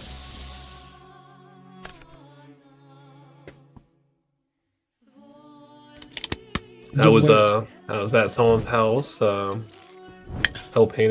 out candy. We were scaring kids, so that was fun. What were you dressed as? It's an ugly thing. It was just like a mask. Okay. Yeah. I thought you were gonna say you weren't dressed up and they were still scared. I was like, that's fucked. You were just white. That's just crazy. I was a police officer. Oh, yeah, that's scary. If you're fucking with black kids, it'd be terrifying. Get on the ground! Please don't shoot me, officer. No, but this guy was dressed in like a full black suit and he had a chainsaw and he was like chasing kids down the street. Chasing them with a chainsaw? Like Yeah. that is not okay. Like a fake chainsaw, right? It was real. It just didn't have the chain on it. Oh, okay. So it was just a saw. Right. I mean, that's still. First of all, the kids probably don't know. First of all, I would be fucking terrified if somebody did that.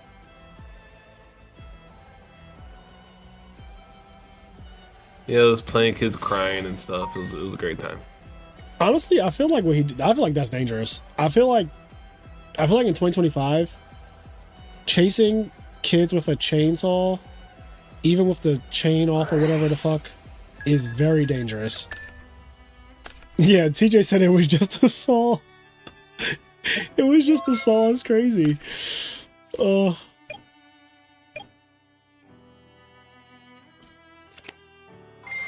I would be hired Hydro to come on for comms. What happened? Oh, Hydro reached out to me and was like, "Yo, let me be Blastoise." And I was like, "You know what? You can be Blastoise." We have some haunted houses and a haunted corn maze where they have someone with a chainsaw without the chain.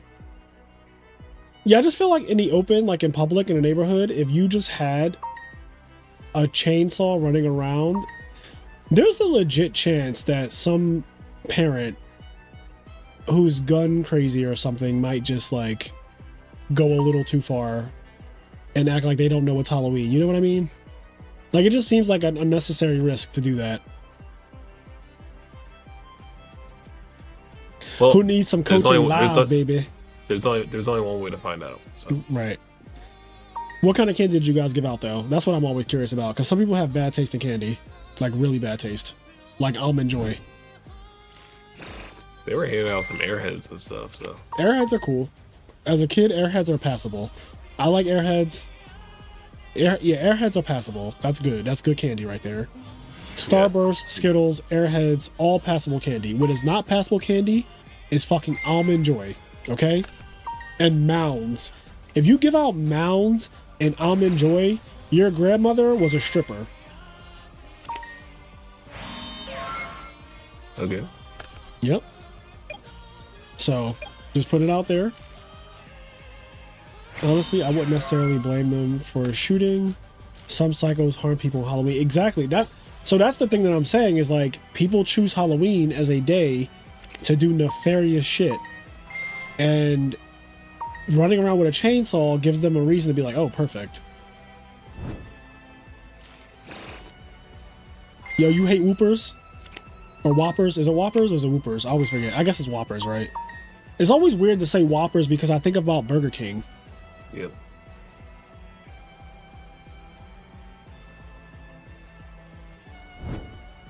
So is this Heroes versus Yugiohs?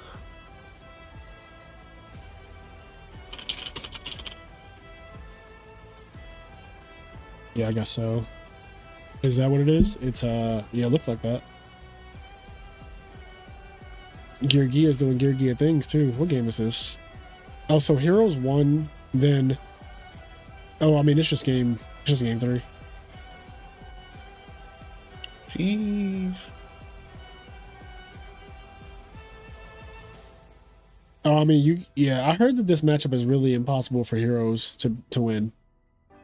Like the armor. Yeah, I guess you can't really beat over armor. Yep, without committing multiple cards, and then I just use a trap card and you're like, alright, I lose. You need like acid or something, or Ab-Zero. I don't know. One of those would be good. I just don't like anything that is coconut based in terms of like candy or even cake and stuff like that. I don't like coconut. Coconut tastes like soap to me. Like, I don't know. And yes, I have had soap. So if you're wondering how I know.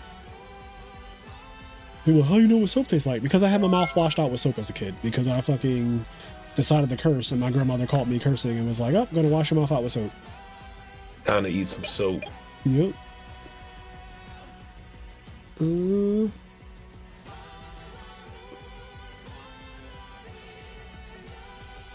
I need a hero. He needs a dark hole. He needs God. No, just a dark hole's fine.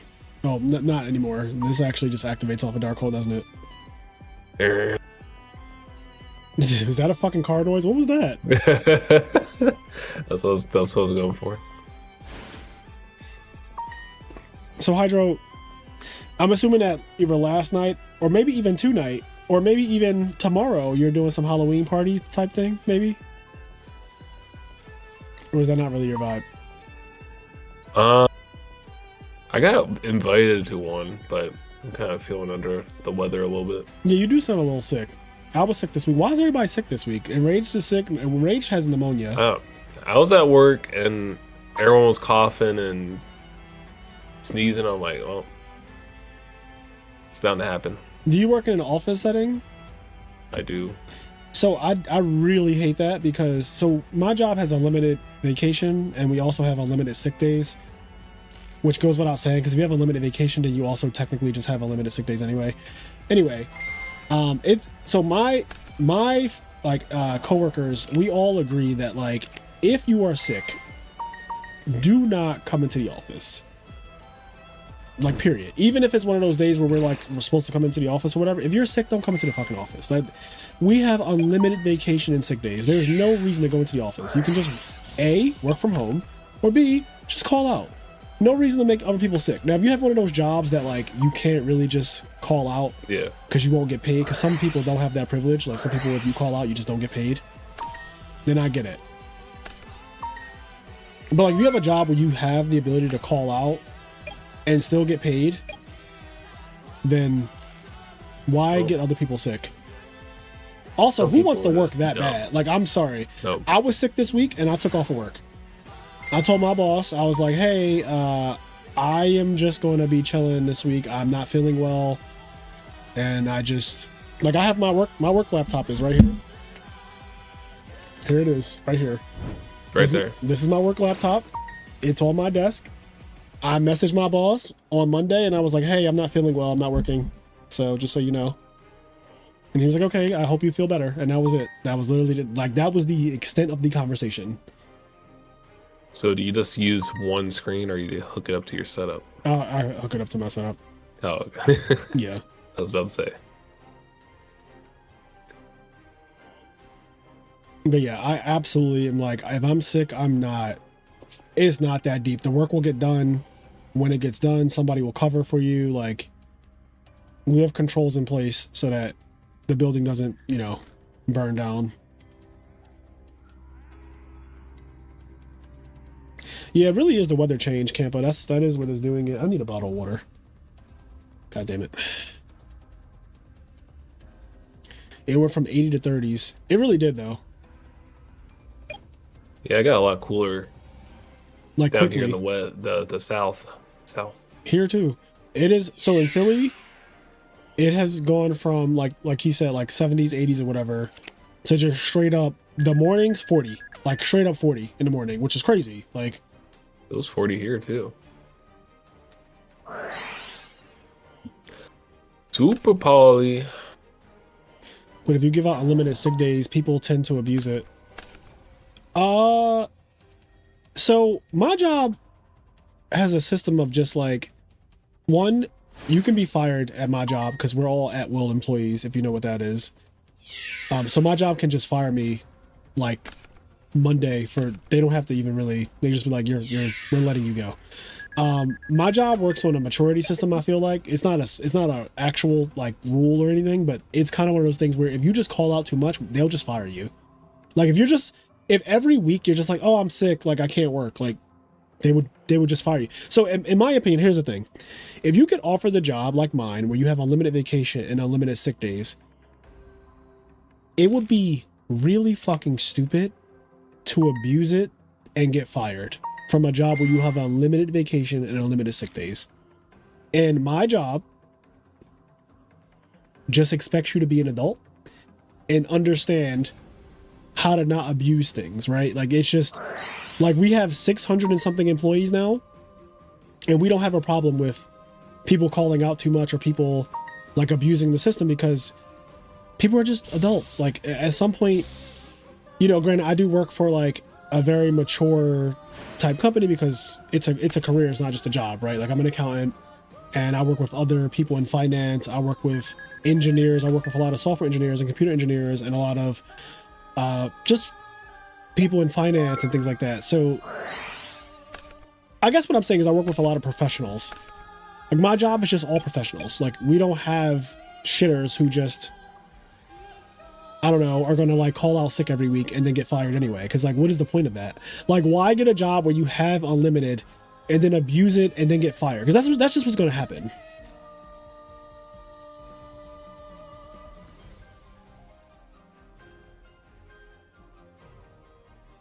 Someone's got to push the envelope.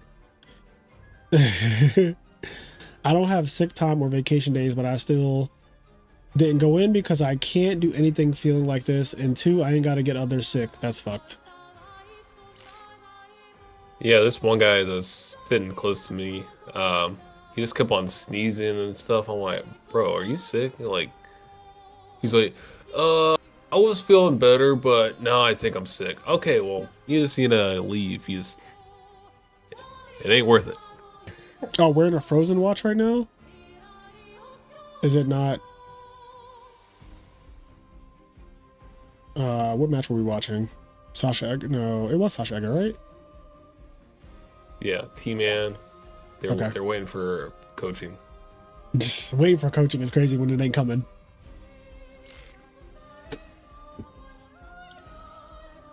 Didn't you say something like, with unlimited PTO, people on average take less days off compared to regular schedules, Frazier? I don't know if I said that, but here's the thing. So that could be true. I don't know. I don't have a research study to fucking back that up. I think people at my job just take several weeks off a year, like usually more than 4 weeks off a year, which is pretty good. And some people might do more than that. Some people might do less than that. I think at the end of the day, like, when you have a limited PTO, you just take off what is adequate for your life, for your lifestyle. I travel the world to play Yu-Gi-Oh! I also travel the world to go to Japan for 2 weeks straight. And you guys know I went to Japan for 2 weeks straight. I was in Japan for 14 days and my job did not care at all. And I still went to fucking multiple events this year. And I took a week off that week where I did the streaming, where I was like streaming the video games and stuff. And there's no fear of like them firing me or letting me go. No one's ever had to talk to me like, hey, I think you're taking too much time. Again, they just expect you to be adults. I get all my work done. My coworkers get all their work done. If you get your work done, you take off, like nobody's going to care. Nobody, if you have things with your kids, you're like, hey, my kid's sick. You know, I'm calling out, my kid's sick or whatever. Like nobody cares. Nobody cares about you. Is it legally even allowed to fire someone for being sick? You cannot fire someone for being sick. However, you can let someone go, and you don't have to specify that is because they called out sick every week. Again, my job hires you at will, which means that they can just fire you. My job could literally just fire me for no reason at all. Like, they don't need me to take and abuse the PTO or sick days or anything. They don't need that. They could just be like, we're going in a different direction. Sorry. Today's your last day. Like, they don't need to be like, hey, we are firing you because of X reason. They can just be like, yeah, we're downsizing. They can just say anything.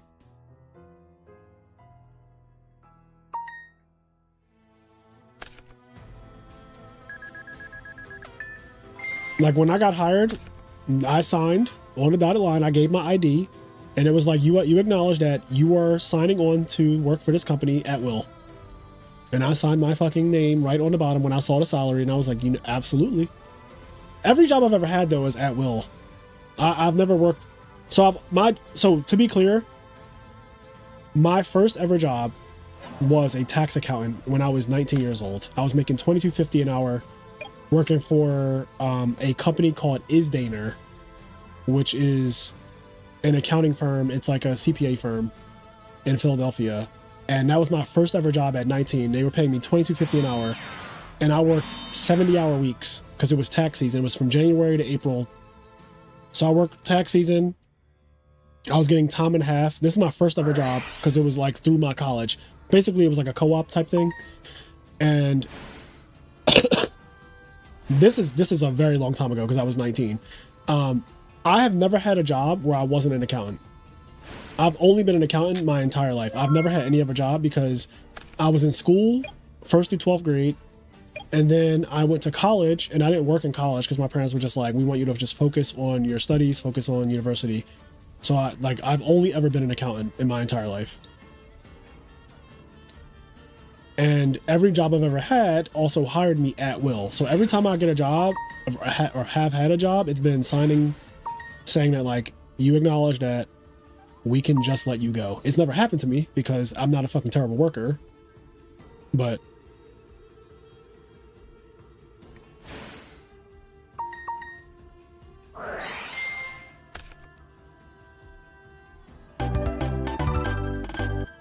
T-Man wins. GG's. The heroes overcome. Hydro, you are so fucking low energy right now. You sound hilarious. Coming from the background, the heroes overcome. It's like, what the fuck? I forgot you were here. The heroes overcome. You're ridiculous. I literally forgot you were here. Forgot I was here. I know I was ranting about the job thing though, so like, what were you going to say, right? Like, I was talking the whole time. Yeah, I just work. Yeah, accounting is not a bad career, but when people ask me would I recommend it, like, so when younger people message me, because I've got messages from people who are aspiring to be, like, they're going to college or they're in college or they're thinking about being an accountant. And I'm like, honestly, I'd rather you, I don't know, how should I say this? It depends on what your aspirations are. Let me start with that. If your goal is to make money, if that is your goal and you care more about making money than what you are actually doing, like if you don't really care what you're doing as long as you get paid really well, I think there are way better jobs to do than accounting. Accounting does pay well though, obviously. You can just Google it. You can literally Google accounting manager salary and you will have an idea right there. And then you can Google director of accounting salary. You can Google, like, you can figure out how much money we make. Accountants are well paid, but there are jobs that pay a lot more. And I think that they are how should I say? I don't want to say they're easier because I can't say that they're easier. But like, you said you work with software engineers, which probably they pays make more pretty than well. me. The software engineers at my job make more than me. But the thing is, they're in a very weird spot. They've been getting laid off a lot, and like, actually, Yeah. So that's the thing. The world has changed a lot now with AI and bullshit coming out. I don't know if I want to vouch for like being an engineer as much as I used to. I still think being an engineer is great. And engineers do make more money than I make. Just a fact. Like I have friends at my job who are engineers and they just make more money than me. I don't really care though, because like their job is different than my job. Like I don't do what they do. They don't do what I do. Yeah, it's probably easier for AI to replace software-based engineers. Yeah, like accountants are not going to be replaced because you need humans to make financial decisions still. Like that is just make financial decisions. Yeah, like I don't think companies are about to allow AI to just dictate like what they're going to do. Like some decisions can be absolutely helped with the help of like AI or led with the help of AI and stuff like that. But like at the end of the day, you're still going to want some person being like, this is where we're going as a company. These are the decisions we're making. I was wondering, how is he gonna get the Shein back? And there you go. Monster Reborn would do it. That's all. Just sitting in the grave. Got True Heroes down to again. do it. AI is firing entire HR departments around me, but how can AI replace an entire HR department? Seriously, yeah, I don't understand that either. I mean, TurboTax, yeah, but see that. So Nicholas, TurboTax for one. So I'm an accountant. I do not do tax work. Accountant is an umbrella term the way doctor is an umbrella term. The way, yeah, I'll just stick to doctor for example, because it's easier for people to follow that. So the way someone is a doctor, but that doesn't mean that they do like that they do surgery, that they work on backs, that they work on teeth, right? You have dentists, you have like different practices under, like these are all doctors, right? You have a bunch of different types of doctors, but there's so many different types. There's oncologists, right? Like you specifically do cancer work, right? Accountants are the same thing. Doctor. Like accountants cannot be replaced by AI. Because first of all, there's so many different types of accountants. There's tax accountants, which I am not. I'm not a tax accountant. Yeah. Like I am not worried at all about AI when it comes to job security. It's not even like it's not even slightly on the docket for my company or other companies to get rid of their accounting department. Like, trust me, Apple, when you see like Apple and Target and Amazon are firing 30,000 employees and all that bullshit, it's not from finance. Like, it's just not finance positions.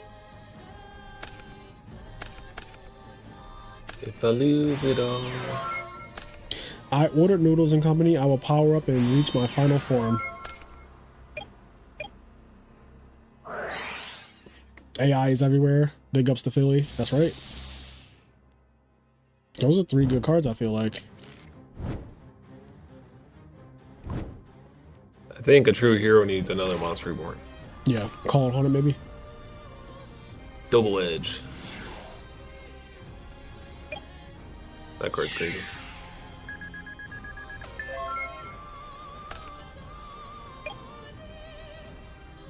I saw your Bubble Beat video. Oh, did you like it? Yeah, it was a good old time. That was a crazy match. Oh, speaking of, I told Kyra to flip that card. Oops, sorry. You are ridiculous. You are fucking so ridiculous. You and this sick voice of yours. I'm spilling the beans. I gotta turn you down. Hold on. Oh wait, I can. No. It's I have your volume at 150%. Please do not do anything. I literally have your volume. I didn't notice until I just looked at OBS that you're like. I can screen blast with. You're like hitting his. Now you threatening. Got him in back pocket. I can screen blast. Oh, Cairo pulled it out. Or did no? His opponent drew for maxi. I thought they drew for scooping. I'm fucking so dumb. Bruh. I mean, it's a 800. He is at 800 with a negate, right? Like, but he could also just die, right? He literally will die right that's now. good. Well, don't matter. Yeah, you're just dead. All right, I wasn't crazy. He was dead. All right. So much coaching. So much coaching. Yes. Oh yeah, someone said something. You were on your rant, and someone asked a question. What did they say? Had to scroll. Time on the round. Frazier or Hydro. I love to know what you think about Dimension Explosion in a hero deck. Card reads insane paired with Miracle Fusion. Where are you reading this at? Time on the round, like 15 minutes ago. I just remembered about it. It's in the comments. Oh, are you talking about the video? No, I'm talking about the chat right now. 15 minutes ago, Hydro? Why the fuck are you 15 minutes ago? Because you were ranting. I was like, I'll say something when you're done. Oh, okay. I had to scroll up. I didn't even know. Okay, time on around. I'd love to know what you think about the Dimension Explosion in a hero deck. Card reads insane pair with Miracle Fusion. First of all, isn't Time on the Round? Don't I know this person? Didn't I play against Time on the Round? They were the EU guys from I forget what their team. Did they top an RBET in 2022? We're like, yeah, they were the ones that did the conversion, right? Thing. Yeah. Okay, I'm not crazy. I feel like Time on anyway. Dimension Explosion though, like what does it do? It's a quick play. I think the reason it's not good, it's pretty much says like you bounce a fusion from the field, your field to the extra deck, and then you can special summon 2 banished monsters or something like that. I've never seen this card in my life. I think the face-up fusion monster you control to the extra deck. Both players select up to 2 of their monsters that are removed from play and special summon them. Okay, that's actually like very interesting. Can you activate this if your opponent doesn't have anything banished? That's my question. So like if your opponent has nothing banished, can you activate that? Yeah, I don't remember if that's how it worked or not. I remember someone saying you have to have. You probably have to add something banished, but who knows?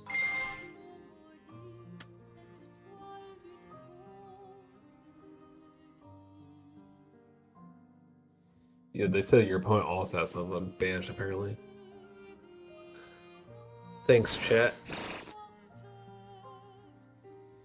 So your opponent doesn't need something banished, you can just play it, right? They're saying that they do. Oh. I think. I don't know.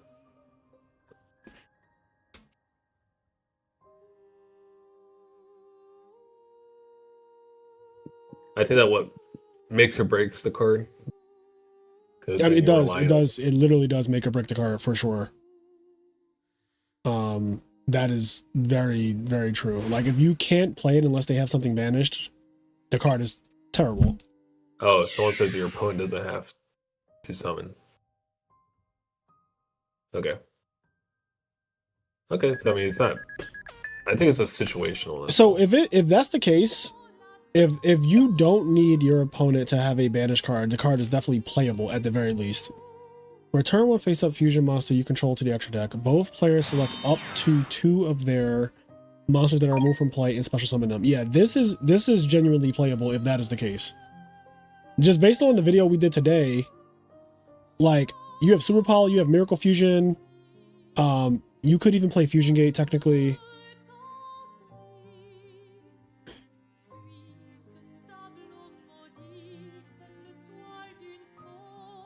Yeah, I mean, I can see it being. I think that you would have to cater your build to that. Yeah, you'd have to build around it. Yeah, you'd have to build around that card, but I do think that there is merit to it. Like, I don't think I'm not going to say that the card is unplayable because it's not. Like, if I'm reading this card, this shit seems broken. Like, actually, it just might not be in practice, but I've never seen it, so I can't even say. But reading it, I'm like, I can see how this can be broken. Tour guide in Sam's, apparently. Yes, Torgod and Sam's. Kyra just making stuff up out here. He's in top 8. He's getting paid. Is he in top 4? I guess we got 1, 2, 3 in top 4. So no, he's not in top 4 yet. Top 4 is whoever wins this is in top 4. Right. Whoever wins this is in top 4. Because there's 3 people right here already in top 4. What is Chess Prime? I can't talk. Chess Prime. Chaos Dragons. What are they playing? They playing what? Chaos Dragons. Oh.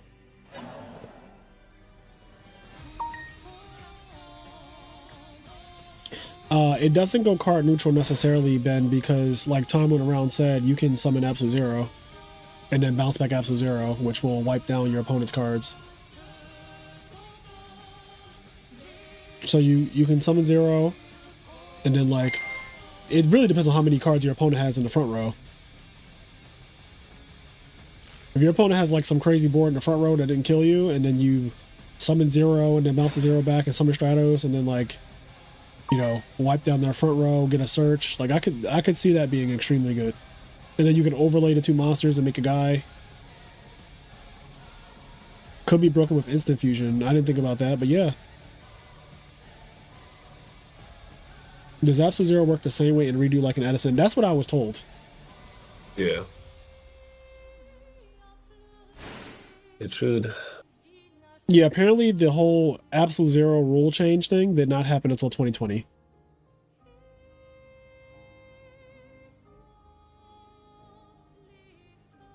Yeah, it was like some advanced ruling. Yeah, Zero still works the same way for the next 10 years, actually, after Edison.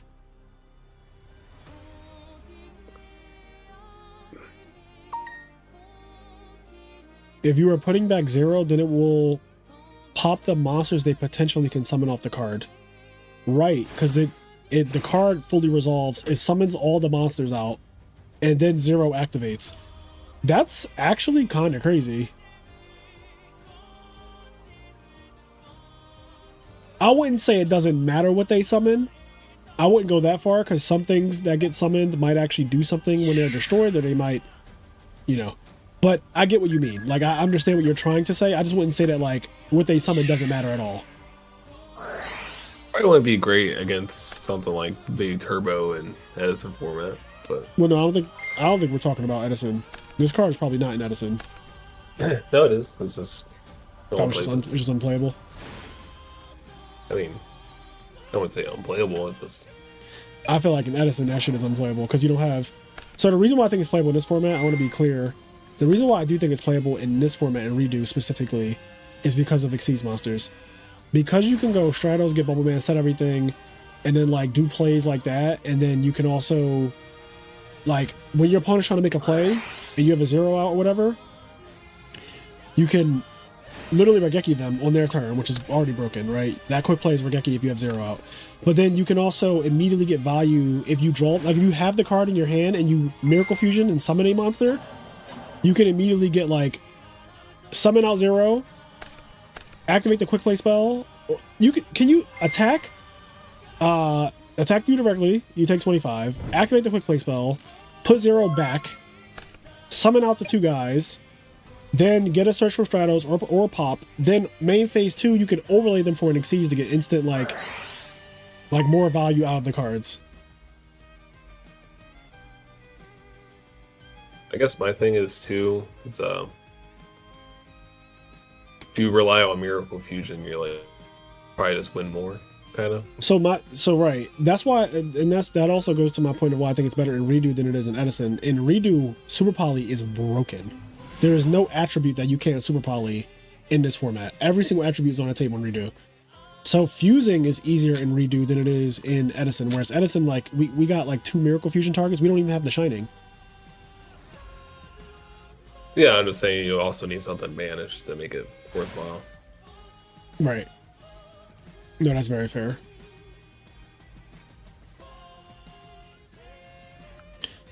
Gateway. Oh man. And yeah, we said like Fusion Gate is a card. You could build around it. Fusion Gate is scary.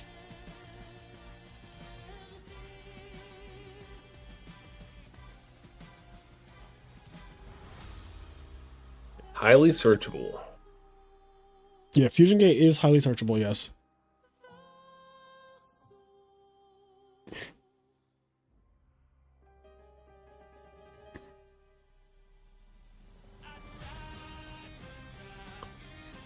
Oh, Tom went around said it can bounce any fusion to summon back your banished heroes. You do not have to bounce the fusion that was made with the heroes. Yeah, I mean, if you build around the card, I'm sure it is fine. That's not my job. Like, I don't have a horse in that race. But I'm sure somebody will figure it. Oh, Scrap Dragon.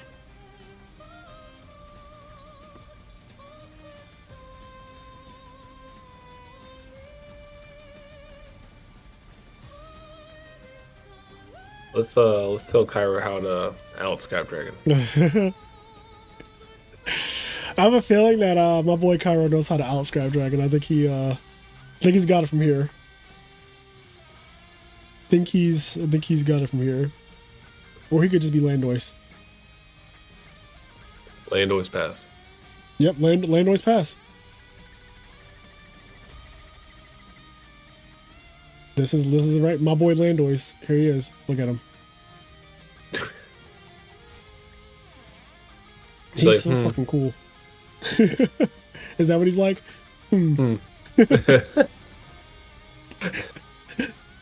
What's going on over there? Anyways.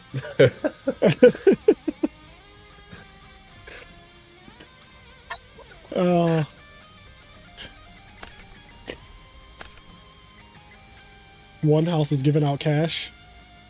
That's crazy. They're trying to encourage your kids to be strippers.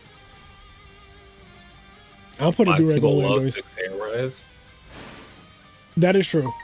So black people love Six Samurais, and there's another group of people who love heroes. I'm not gonna say any names, but there's a certain group of people who love Six Samurais. I mean, not Six Samurais, heroes. Y'all know exactly who they are. I thought Hispanic people like Six Samurais a lot. They do too. I think okay. Hispanic people tend to like Six Samurais, but I do think black people love Six Samurai. That is not false. Like, black people like Six Samurais. Black people also like Fire Fist. I didn't know about that one. Yep. It's the thing. Okay, yeah, True Heroes figuring something out. We got Barkion. Barkion's got a bark. Well, me too. Dom, I hate Samurai and Fire Fist too. Even though I secretly have a fucking top with Fire Fist, but like, I actually have, I have a top. Fair Fist? I have a top with, is it Fire Fist? Or is it, God, I don't remember certain things now. It's been too long, chat. I think I know I have Dino Rabbit tops because I played the winner in top 8. I played Nazar in top 8 of a YCS with Dino Rabbit. But I also feel like there was a YCS that they did one time and one time only where it was a draft. They did a draft YCS, like the Swiss was completely draft. Or like, that was the Vegas one. It wasn't Vegas. It was like San Jose or San Mateo or San Diego. I think it was San Diego. I think it was like San Diego. Let me... Frazier Smith, YCS, San Diego? This seems familiar. Dino Fist. What's up, YouTube? I'm here with Frazier Smith. He just got done top 32 with Dino Fist. So tell us what happened. Recap with us. I'm playing Dino Fist. I like the video quality here. Yeah, this is very old. He ended up pulling it out because like we were top decking almost. Like I ended up pulling 360. Oh, here we go. 2 rabbit, 1 cock ID, 1 gorilla. Teamwork Werewolf. This is actually the exact same as the one I played for the Maryland Regional. Went undefeated with. Yeah, I didn't change a single card in it. I literally didn't even take the deck out the deck box. So I topped with this deck at a regional, and I went undefeated at the regional. It was a regional that was a week before this YCS. I played Dino Fist, which is some bullshit that I'm pretty sure I just made up. I played Dino Fist and I went and defeated it, and then I just played it at the YCS, but that YCS was not, you didn't play constructed in Swiss. You didn't play with your deck. Like, that deck is not what I used in Swiss. You could not use that deck until you got the top cut, I'm pretty sure. Oh, so backwards? Yeah, like you played with a draft deck that they gave you, or like some sealed deck, and then you switch to that. I feel like that whole section in time with like you do draft was just really odd. But yeah, that was definitely an interesting time of Yu-Gi-Oh! Where like when you topped, you switched over to doing like draft. it kind of took out the hype of, oh my god, this so and so deck won this event. Everyone freaks out. And I was like, oh, this guy won. Okay. Frazier with the Bala strip? What's Balas?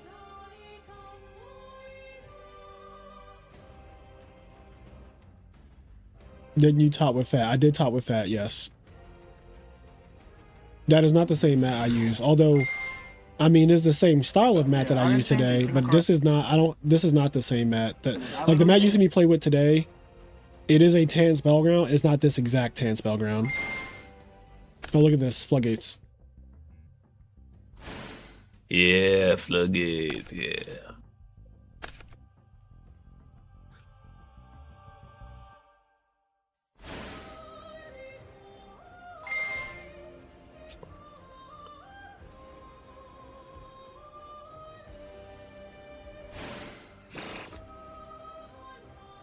Do you ever have Nazar back on the podcast? I have not. He had a lot of unfinished things to say, but never got around to it since there was so much to say about Time Wizard being new at the time. That did not age well. The mat from that YCS. Ooh. This looks cool. This mat actually looks really cool. The D-Monk one, yeah. That looks really fucking cool. So this is the mat Run it back. that I got for going to this, I guess. I think that was the cut. Oh, was that top cut? I mean, if it's top cut, then I got it as well, right? But yeah.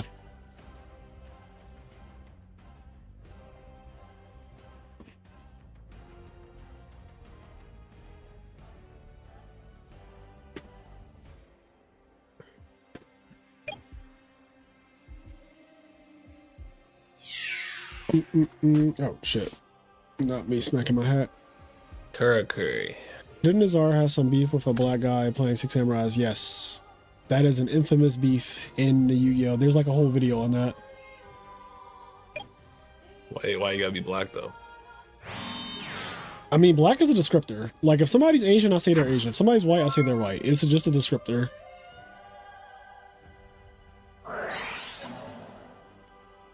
If someone's like, oh, like, what did he look like? I'm like, well, he was white, he was tall, he was fat. There you go. Like, it's just a descriptor. If they say he was black, he's black, he was short, he was gay, I'm like, okay, then they're describing me. He was kind of, you know.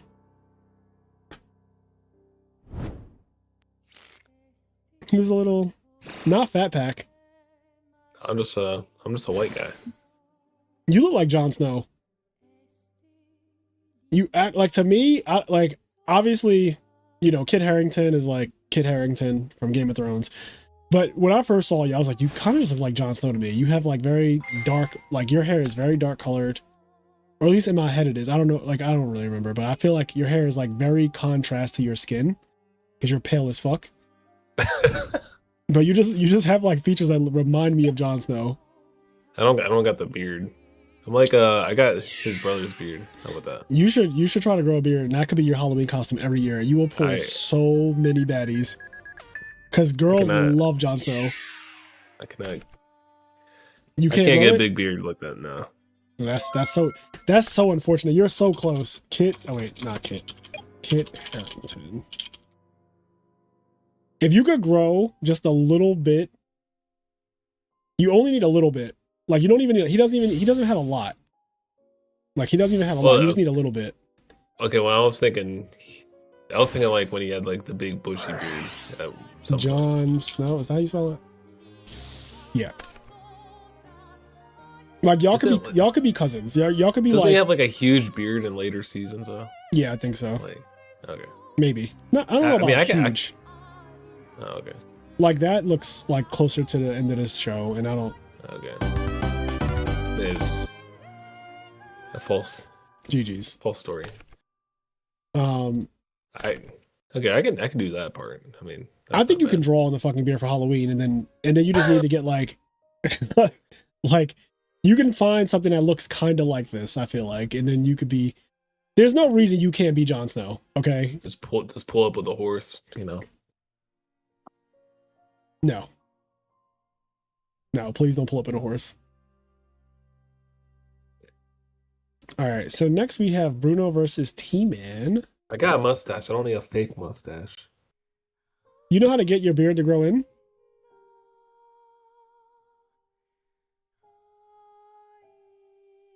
You talking to me? Yes, you're the only person who we're talking about who can't grow a beard, apparently. No. You gotta eat more ass. All right, I'm gonna go get some water. I'll be right back. You entertain the stream.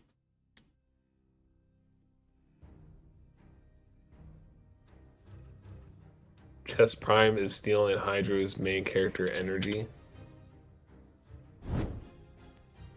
All right, I'll be back.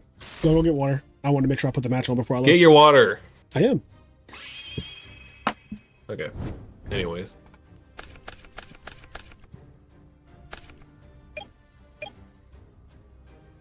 I mean, that is a way to, like, get a bigger beard.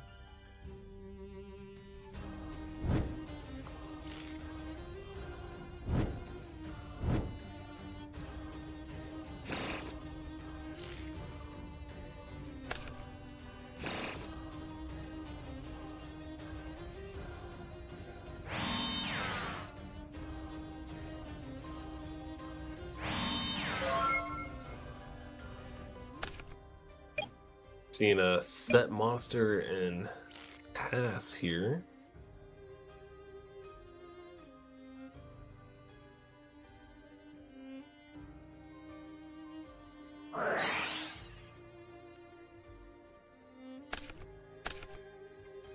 Hydro, Sydney Sweden or Sabrina Carpenter?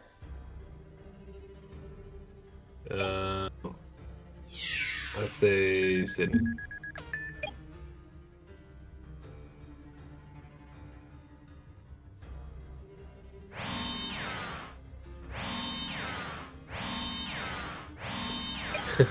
I was trying to think of some Jon Snow quotes. I just couldn't think of them off the top of my head.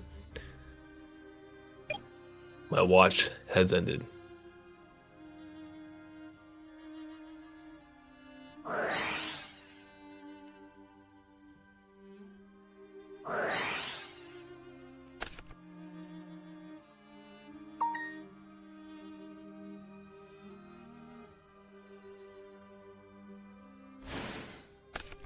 Well, I didn't know one was racist.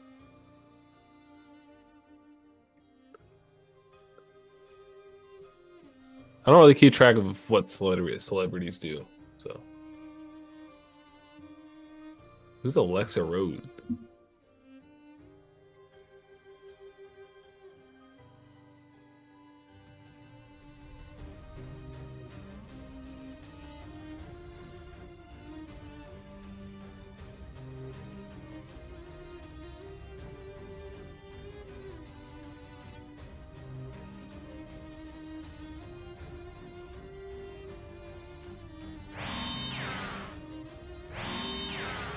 Are you talking about the freaking Yu-Gi-Oh character?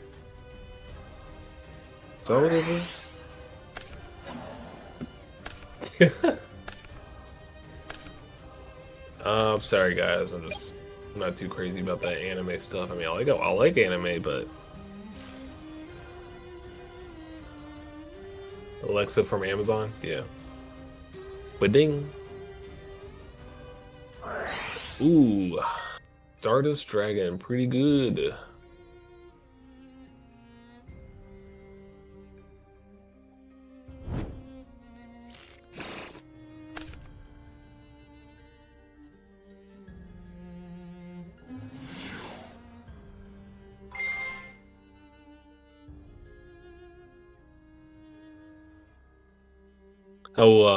I'll try to get back with the making videos soon. I was actually working on one past couple days, so probably have to post this weekend.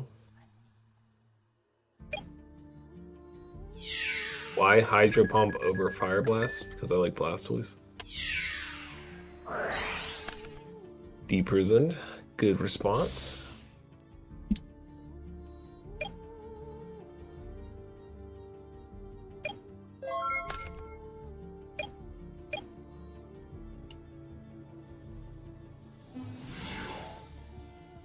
Hydro video. Incoming.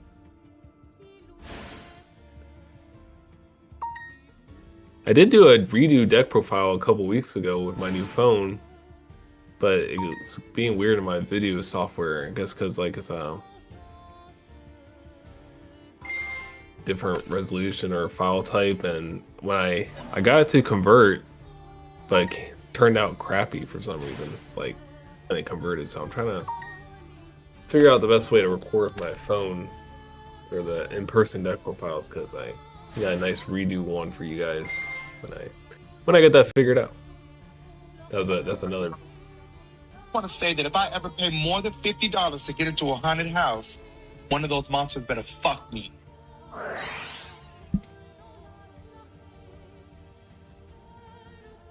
right, I'm back. How's it going? Did I miss anything?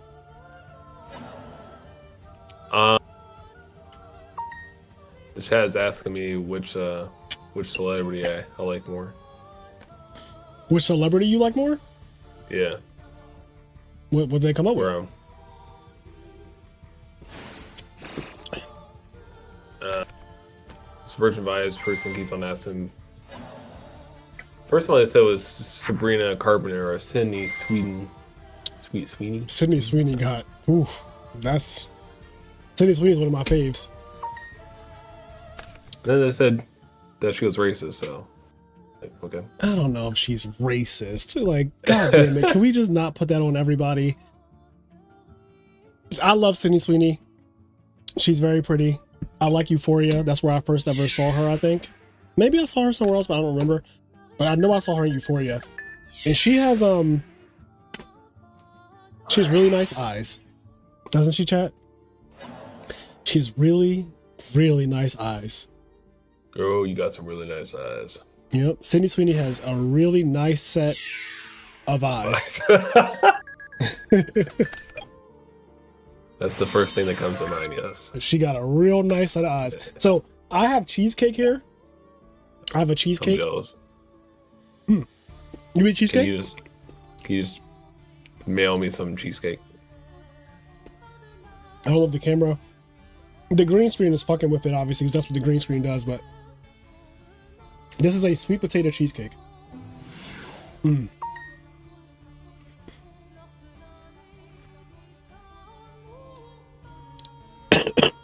Excuse me. Enraged said that sound logic. You think if you pay $50 for a haunted house, one of the monsters better fuck you? I kind of agree.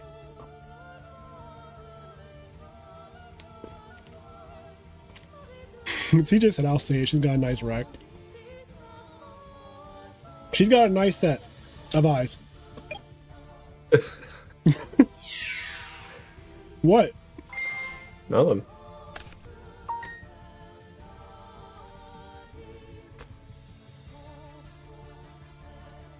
Putting vegetables in cheesecake. I have sweet potato cheesecake. So this cheesecake is filled with sweet potato from a sweet potato pie. And it is, I don't know if this is gonna, no, it's not gonna pick it up. Fuck it. I mean, it sounds good. It is fucking delicious. Actually, I can take a picture with my phone. Let me see. Let me see if I can get a picture. Hold on. Doug, are you by any chance white? I'm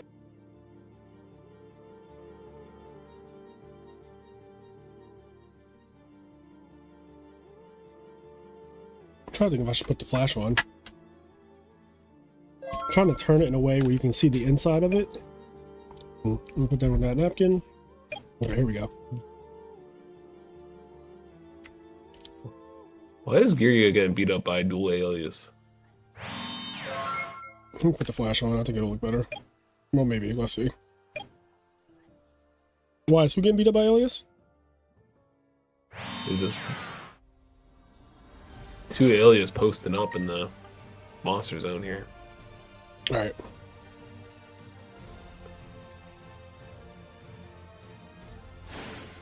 Okay. Hopefully this picture does it justice. I don't know. Photon papilloperative.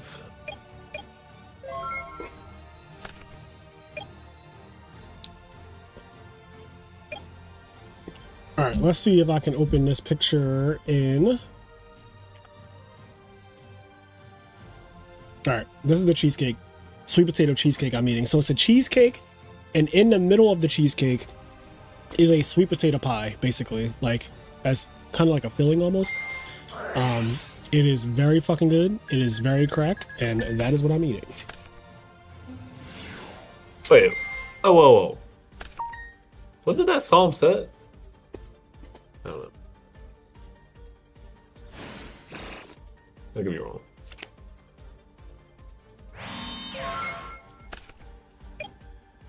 He said, "God damn, that looks good." It's not. No, it's not like carrot cake. I don't eat carrot cake.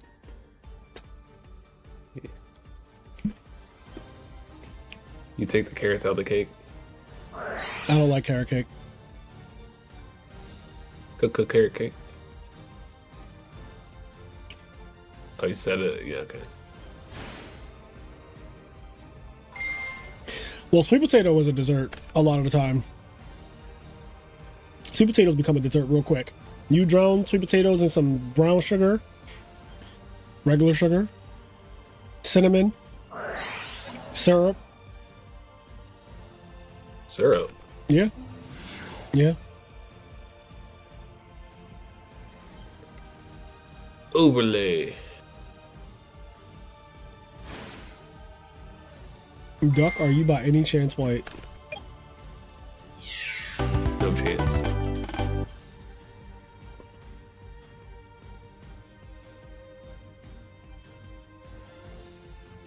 Yeah, sweet potato pie is way better than pumpkin. If you ask any black person,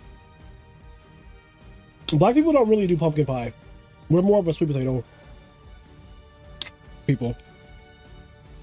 I mean, both sounded good to me. I love fruits and vegetables, so That's why you're all healthy and shit. This shit's crack. Chad, this shit is crack.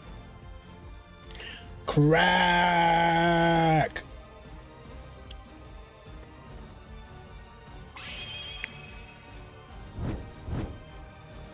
Carrot cake is fire. I cannot eat carrot cake. It just doesn't taste good to me. the stream has been hero pilling me so hard. Piling? Pilling? I can't read. I mean, Hero is one of the best decks in the format. I need a hero. Mm-hmm. That'd be a... You know how you can't play heroes or hero beat in Edison format? Well, you can play it here.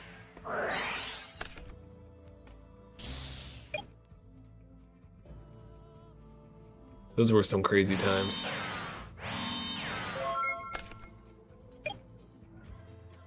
Quarter of the tournament playing heroes. And then it was meat Duke Frog. Yeah, could you imagine if frogs were actually like good in this format?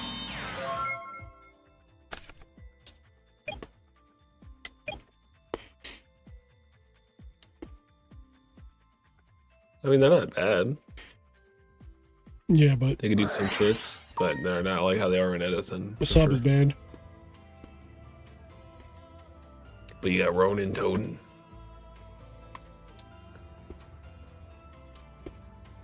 There's like no real good rank 2, is there? You got the Ghost of Phoenix. He's pretty good. There's no totally awesome.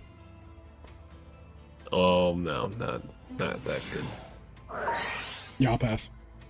that was like a good 5 years later. It's just regular Frog Monarch. Yeah, I'll pass. I had a funny moment in that that like tournament we had that you could play like a band card or something that's just not an Essen. It's game 3. I'm playing that Diva Hero deck, and my opponent goes like turn 1, totally awesome, and then these like set water art. They like summon Dupe Frog, and I'm like, okay. And I special summon Infernal Prodigy. They're like, water art. You want to guess what I had in my hand? What'd you have? I had 3 Vanity Stream. So they just gave up.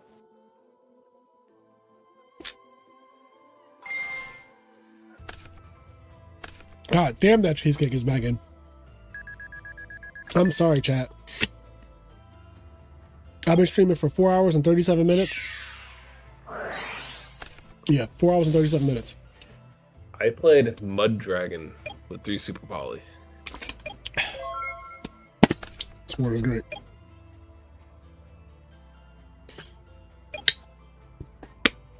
You didn't get that motherfucker break at all, bro. I almost forgot I was streaming. Straight action. Look at how much. Look at how little we got left, chat. Look at how little is left. I got like a fucking the smallest little portion. This was a whole circle when it was downstairs in the fridge. You didn't have to do the cake like that. I told you, gotta eat more ass. You want your shit to connect, you know? Mine connects. It's just You got a little chin strap. no.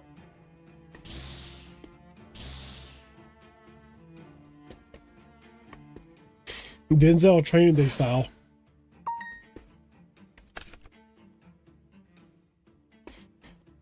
Y'all, listen, y'all not in Philly. Philly got food. Philly got a lot of good food, bro. I genuinely think Philly is one of the absolute best places for food now. Like it's in the top 10 states in the country, I feel like, at this point.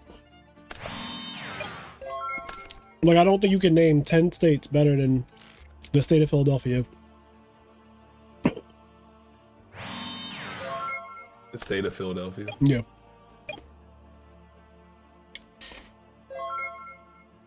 You heard what I said.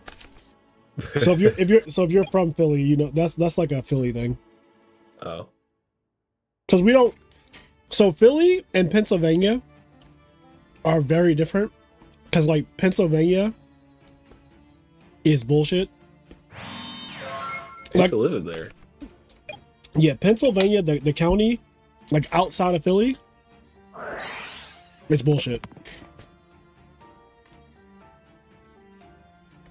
Philly is its own thing.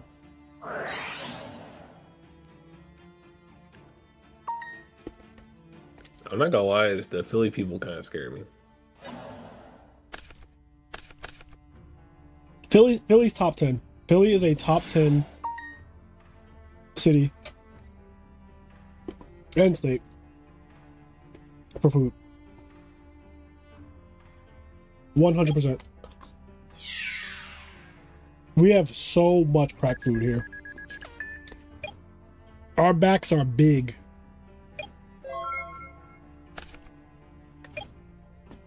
You got the wide backs.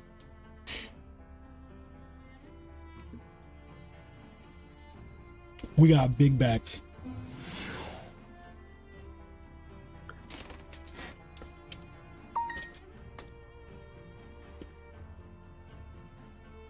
That sounds like a restaurant. My man said Tennessee and Oregon. I can tell you, White. I'm gonna tell you right now. You're just wrong. Tennessee.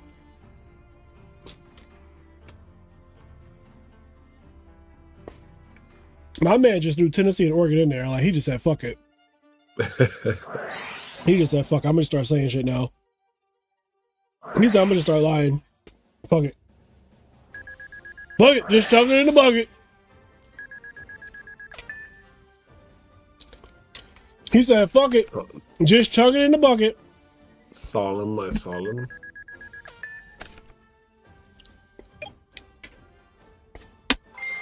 Ben, you just got up here and lied on Beyonce's internet. My man put Tennessee and Oregon in his top 10. I can tell you don't know what seasoning is. I can tell your chicken is bland.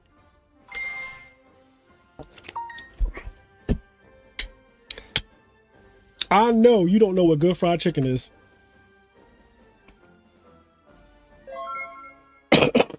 My man really put Tennessee. They eat duck in Oregon. And Oregon over Philly. That is like literally a crazy thing to do.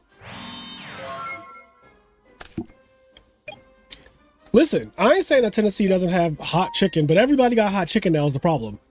Everybody got hot chicken now. See, it might have started in Tennessee, but everybody got hot chicken, and hot chicken can't carry you.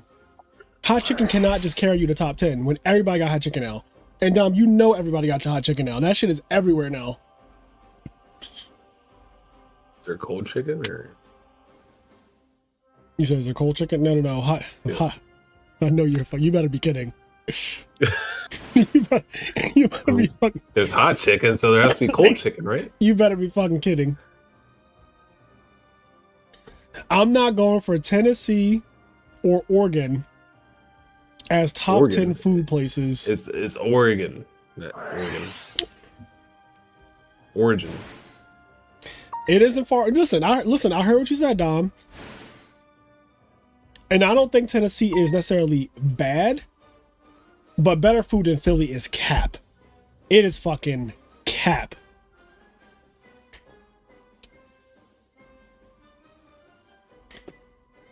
Like, I've been to Tennessee. I've been to Nashville multiple times. I've been to Nashville, Tennessee multiple times. And great barbecue. Great barbecue. The hot chicken is whatever to me because, again, we have hot chicken here, and the hot chicken here literally tastes exactly the same, if not better, than hot chicken. Like, it's like we have so many hot chicken places now. That shit is so overdone. So hot chicken doesn't really cut it for me. The barbecue in Tennessee, the Nashville barbecue, is very good. But the best barbecue I ever had was in Texas. The best barbecue I ever had was in Texas.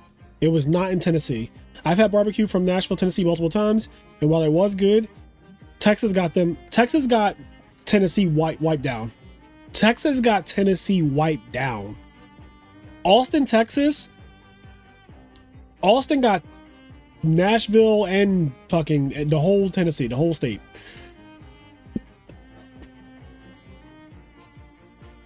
Vegas and New Orleans being above Philly, I have no argument. New York is above Philly. Chicago's above Philly. I have no argument. If you start naming places like New York, you know, Vegas is insane. Like, Vegas is crazy. Vegas has the best. So one of the best restaurants I've ever been to in my life, Wei Lee, is in Vegas. And that was some of the best food I've ever had in my entire life. Like, Wei Lee in Vegas, the only thing I really had food-wise that was better than Wei Lee in the US was in Japan. Japan's food is not even, I don't even want to bring Japan into the conversation, chat, because it's really like that. Japan has more Michelin star restaurants than any other city in the world by a good amount. Japan just has, the food in Japan is just otherworldly. It's not even, they're not playing a fair game. They're not even playing on the same level. They're not in the same league. It's like Japan and then the rest of the world. Like, they're really not playing fair. So I'm gonna keep them out the conversation. In Vegas, though, Wei Lee is really fucking good. One of the best restaurants I've ever had, ever. And in general, just like, Vegas just has a lot of good steakhouses. They have great Italian. They have the best buffets. Like, if you're into buffets, they have like really high-end buffets that are actually really fucking good. Maryland, it has good seafood. They're known for their seafood.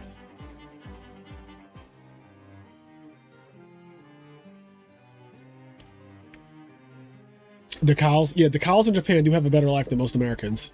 The cows in Japan factually have a better life than most Americans. He said, man, I love Golden Corral. Ronnie is fucking... I love Golden Corral. It's crazy. Was this 2005? Have I been to Golden Corral? I don't know if I've ever been to Golden Corral. You're not missing a whole lot. I hope not. Where are we at right now? They have buffets in 2025. And Vegas, yeah. I feel like Golden Corral is like I hear that used as a meme a lot. Like old people go to Golden Corral or some shit like that. Is that a fact? Ben said Oregon was cat, but it was hard to come up with 10. I know. Listen, I know it was hard to come up with 10 because 10 places, 10 food cities better than Philly in the US is, I just think it's cap. Like I think that you would just have to be lying. Like Houston has really good food. When I went to Houston this year, everywhere I went to eat was fucking insane and I could not believe it. Houston is up there. Houston, Texas is up there. Houston is up there, bro. That's all I can say. Houston's up there. Atlanta's food is really good. New York is obviously really good. New York is fucking crazy. New York is not playing fair. New York is not playing fair. The density of restaurants in New York, because there's so many spots, like New York is so overcrowded. And what that does is it's not only overcrowded with people, it's also overcrowded with just like restaurants and businesses in general. And so you just have some of the best cuisine from all over the world in New York. You have the best Jamaican, you have all this fucking, like all the Asian cuisine, you have soul food, you got Italian, you got all types of Italian, like so much Italian. You got kosher, you got desserts, you got like, whatever you're into, you can find it in New York. Like you can really find whatever your kink is, whatever your food kink is, you can find it in New York. Yeah, Reading Terminal Spites, Oregon. You're like not even wrong. Reading Terminal Spites.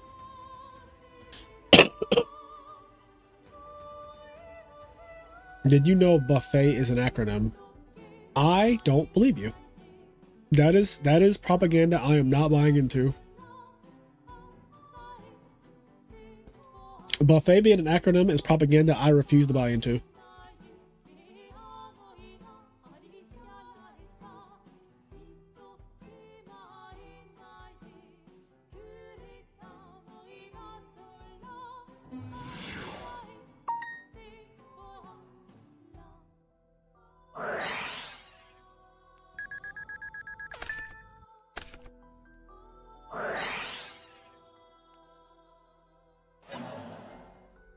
Buffet is just a French word for what buffets are. Yeah, like buffet sounds French. It has, it ends in a T and you don't even hear that shit really pronounced, so.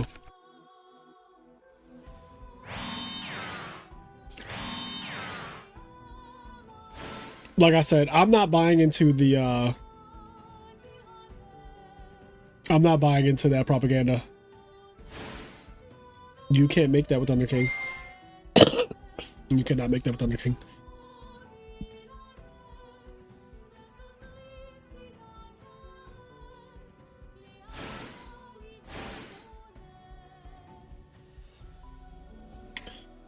Okay. If Golden Corral is French, I take back what I said earlier. Well, I don't think Golden Corral is French. I think the word buffet is French, and it is a buffet, but like it's a very roundabout way. Yo, booking it and then crossing it out is crazy. Book 'em down.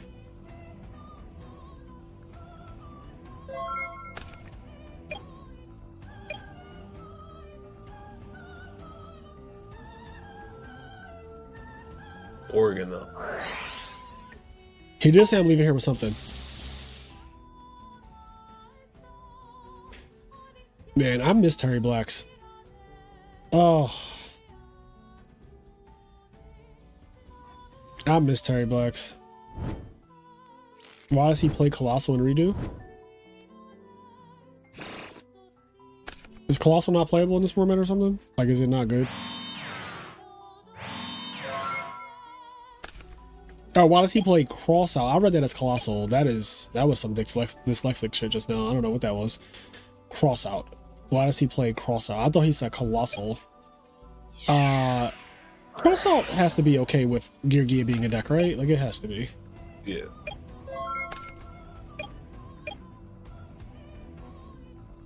You had the best taco of your life after Nats, right outside the convention center. Yeah, Texas. I mean, Texas just has a lot of good places for food in general. Like, if we're talking about the whole state, and then even cities like Dallas, Austin, and Houston that I can vouch for. I've been to all three of them. They all have really good food.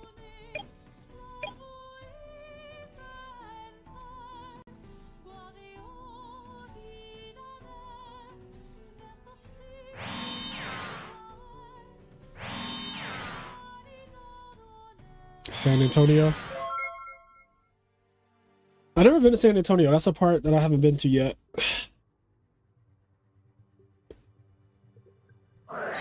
I also really like LA for food. LA has amazing. There's so many. LA is like just so many places to eat. It's huge.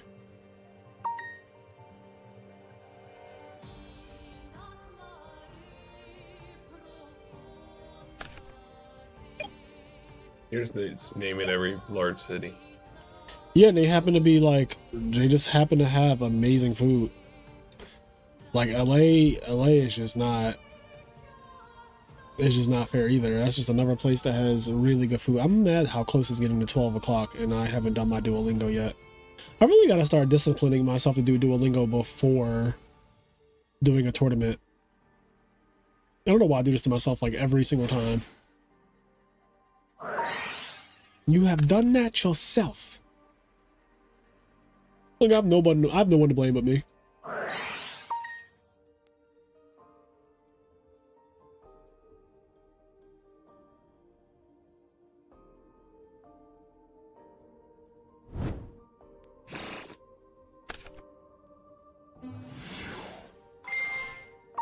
Shadows.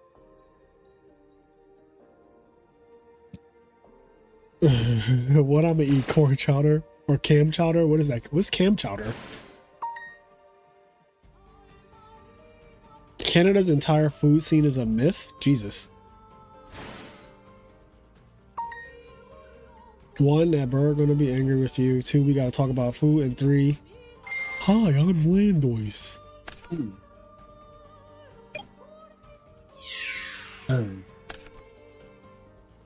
The hell's going on over here, Hydro? What? Are you okay? I'm great. Bro, you are so defeated. You are so defeated. Bro said, let me get on comms, and he just died. He just fucking laid in bed and died.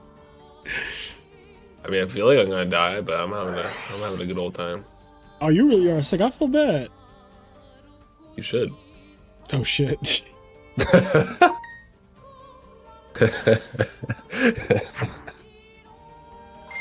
Damn. Yo, Yugioh is crazy. Yugioh goes so crazy. Like, you're kicking me while I'm down over here, struggling for my life. you are just so ridiculous.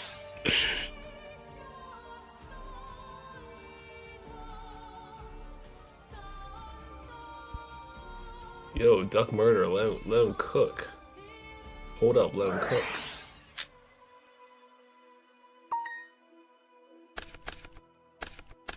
One Birdman against the world. How big is it? 600? It's T-posing. Yeah, look at him. He looks so cool. I would love So to own a little Birdman like he's like a little bird. Do attack me? Right. Look at him. He's fucking cool. Look at his little stance. Now why he had to go in defense mode? Oh, he's at 100. Oops. Oops. I don't care. I didn't notice that he was at 100. I was like, why did Birdman go in defense mode so quick? If it was me, I would have gone the distance with Birdman. You would have got your ass all miracled. You would have got your whole ass miracled. That was before you activated Miracle. You would have got You the guy, you and Birdman fucking miracle. Miracle whipped, bro. You would have got your miracle ass whipped. That Birdman would have got his shit pushed in. Caw. Using all my energy, not the coach. That's crazy.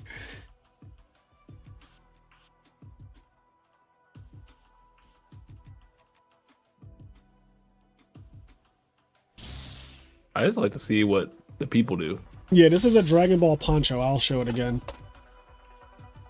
It's like a big Dragon Ball poncho, so you can see the drip. See the drip? See the drip, chat? It's a little big on you. It's a fucking... Shut up. Shut your fucking... Why did I even almost answer you?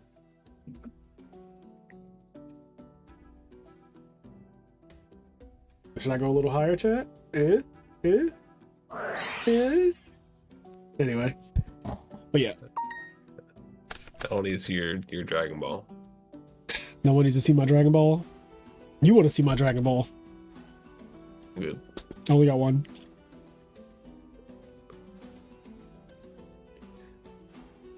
Dragon. Fight the dragon.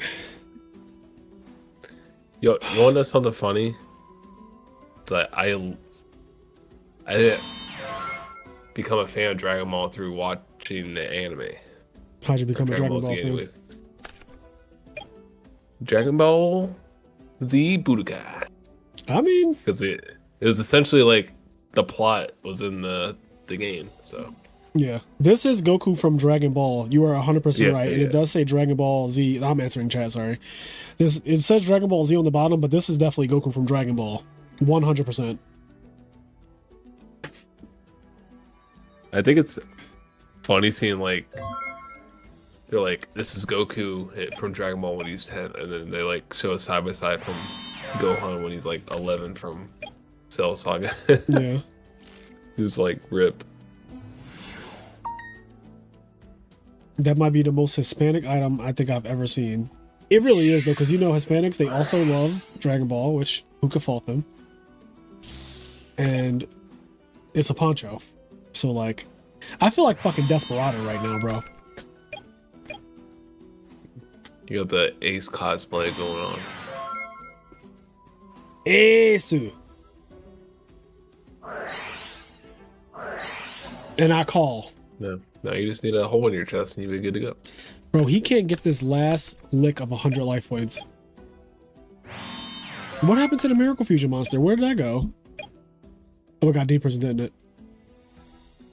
Wait, what did happen to the Miracle Fusion? He top decked the Miracle against Birdman. And I guess... Oh, it got Darkhold, it looks like? Okay, I'm reading. I see the story now. They got Darkhold, I guess.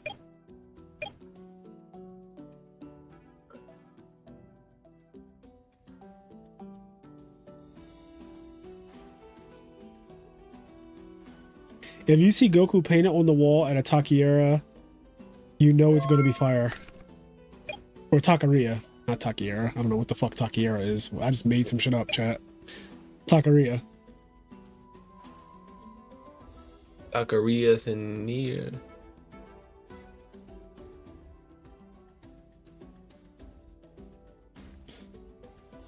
Do they have a dub for Dynama? Is it like... Oh, yeah. We watched it in English, yeah. Okay, I need to watch it then. Yeah, it's actually pretty... Diamond's entertaining. It's actually pretty entertaining.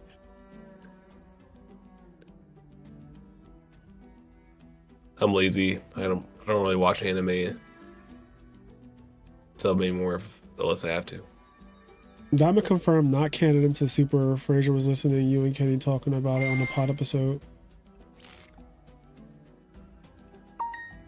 He blew his little early with the heavy into mind control play right. He went heavy storm on one back row to just make Stardust and pass. Yeah, this is game 3, right? It has to be game 3 at least.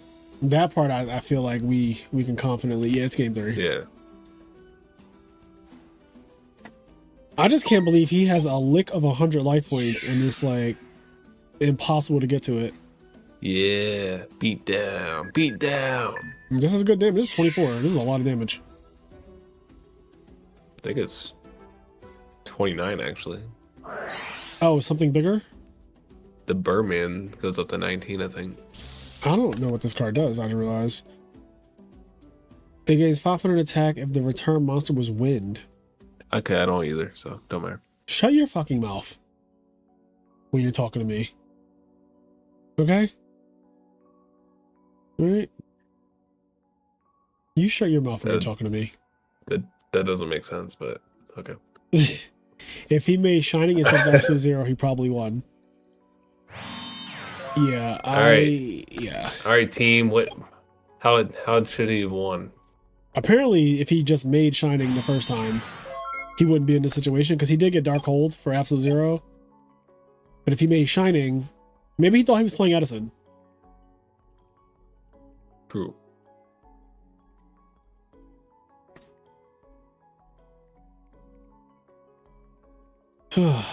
Only one miracle is gone now, so like there are 2 more in this 20 card deck. What makes you say that? Stop. Imagine he's just not playing 3. Side 2 out.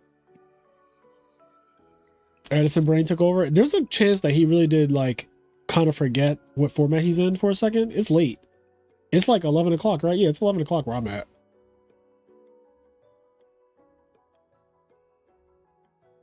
Bro got Yugioh MK2 out here on all G shit at 100 life points. Just attacking. MK2. I would have been, I'm telling you, I would have been attacking. MK deuces. Oh, see, he's a, you know, I get it, okay? Because there's miracles to be No drawn. fear. There's nothing to fear. Like, he ain't got to draw a monster. Is deck out the win condition at this point? Redo. He wants a redo. Getting down to 100 life points. Eventually, the Yugioh deck is just going to do something, right? Like, eventually, the Yugioh deck has to do something. I don't think it will actually eventually do anything. Really? I guess he just can't draw armor.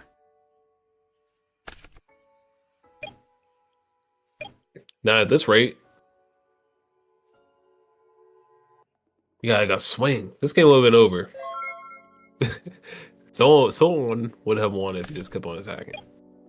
It's kind of crazy because, like, in hindsight, if he honestly kept attacking this entire time, I think you might be right. I didn't say he was gonna win. I just said someone was gonna win. Somebody would have won if he kept attacking. Okay. This guy's big. Or gone. Big and gone. He do be playing lances. I was like, he's thinking. He do be playing lance.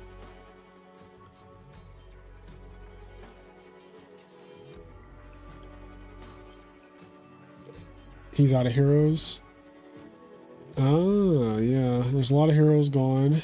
There's a chance that he doesn't have any more. Maybe a bubble man, yeah. Yeah, this is rough.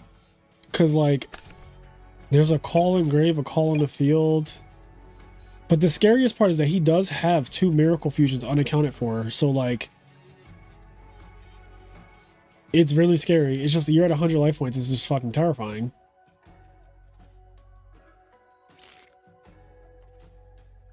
No fear.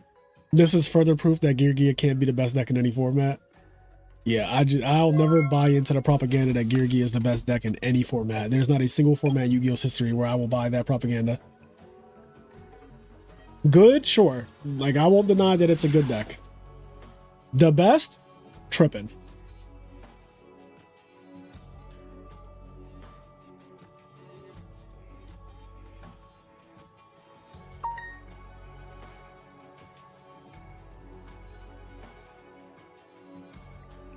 Oh, he drew another arsenal?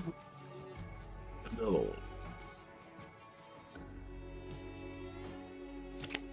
That's for your next stream emoji thing. Another one. How much is this? 24 plus... Is this... Yeah, this guy's huge, right? He gets 200 attack for each gear you control. 19 or 21. 21 and 24. Yeah, he just kills him. Wow, with 100 life points. See, he would have won like 5 turns ago. You just go on the deck. My God, what a match! I think T-Man. Yeah, I think GYBU was right though when he said he would have won if he just made Shining. Because this 0, I think, is the play that kind of fucked everything up. This got Dark Hold, and he just lost.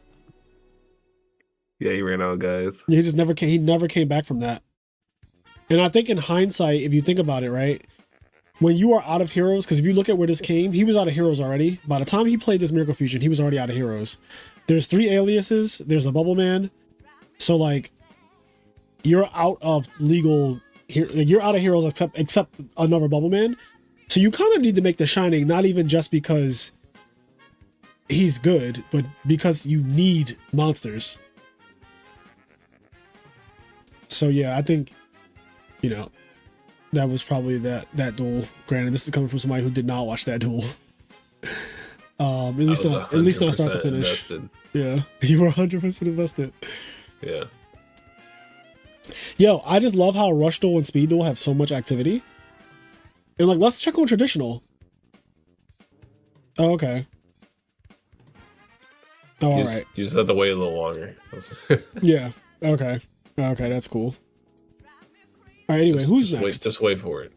Just keep tabs on it for a whole 24 hours. Yeah. All right. This is losers finals, right?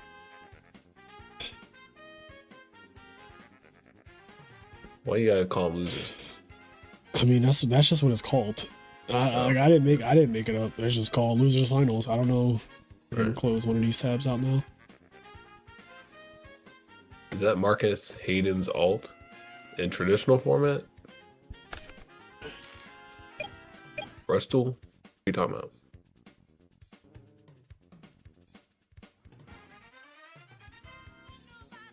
Gingerella, Bruno Mars, face off.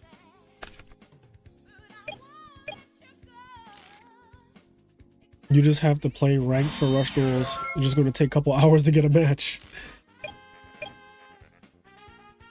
What's the protocol for me falling asleep in my chair while this game happens? My bedtime is 30 minutes ago. I mean... It's the weekend. Chess, I can't force you to play. If you want to concede, you absolutely can just concede right now and you'll just get second place. By default. Right? You're forced to play. The winner of this will be the winner of the tournament. That is completely up to you.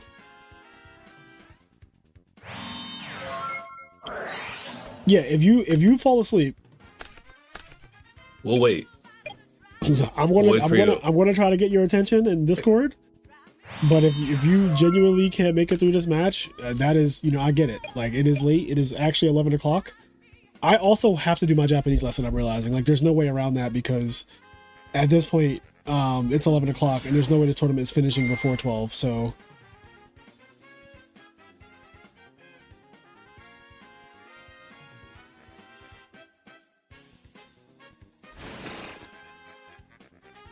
Sung. Damn, that cheesecake was good, chat.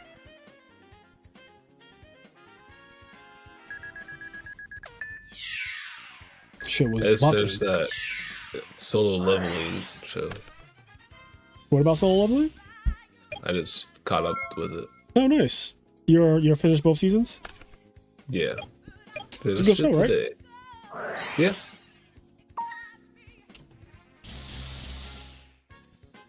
Time for some jumping jacks. It's a little too OP, but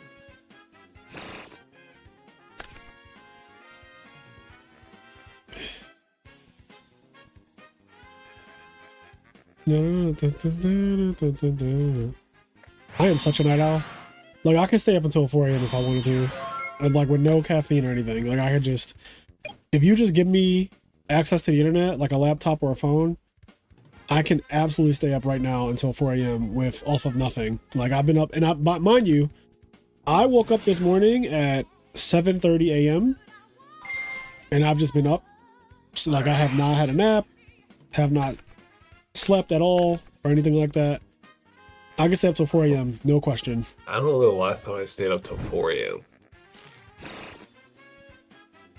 I'm not saying I don't do that often, but like depending on what I'm doing, there are nights where time just starts. I don't know. Time just goes faster. I feel like when you get to like the late hours.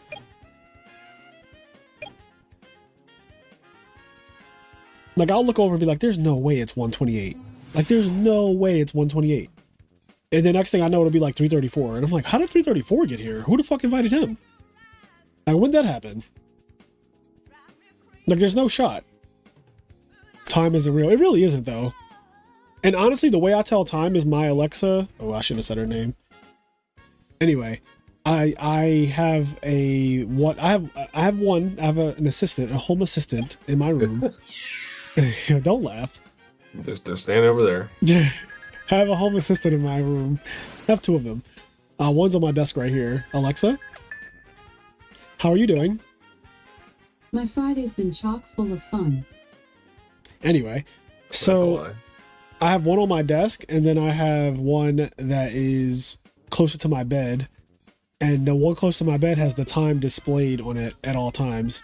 So when I'm doom scrolling, laying in bed, I just look at that one and I realize that it's 3:34 when it literally was just 1:28, and now it's 3:34.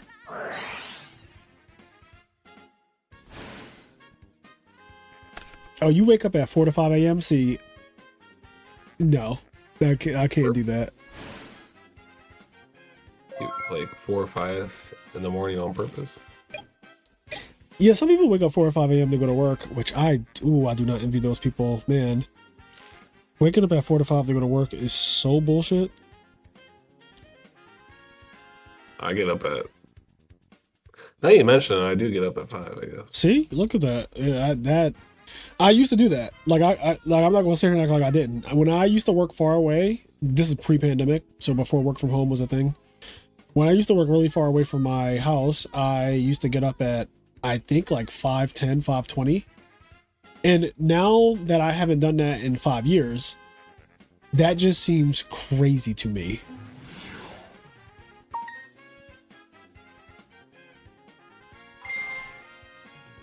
And it was 5 days a week.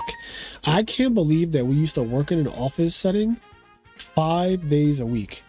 Like my brain right now, if my job was like, we need you back in the office 5 days a week, I genuinely do have to find a new job. I'm not even kidding. Like I genuinely, as great as I love my company, they treat me well, the benefits are great.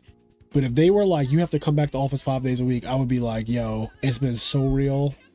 Love y'all. It'll be a no from me, dog. You'll be like, Like I can't do it. It's Pandora's box. Once you've shown me that I can completely do my job right here, right where I'm at right now, right where I'm seated, I can do my entire job right here. Once you've shown me that, Frazier, we need to come back into the office 5 days a week. Okay, now cut it over to the Lando's picture real quick. Nope, wrong one. No, not that one. No, wait. No, here we go.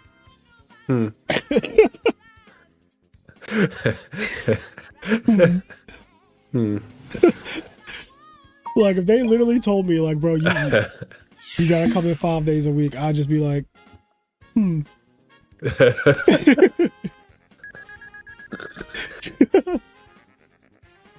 You're so fucking tickled by that. Oh man.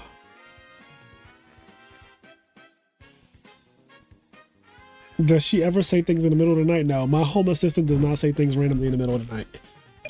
Frazier, get the fuck up.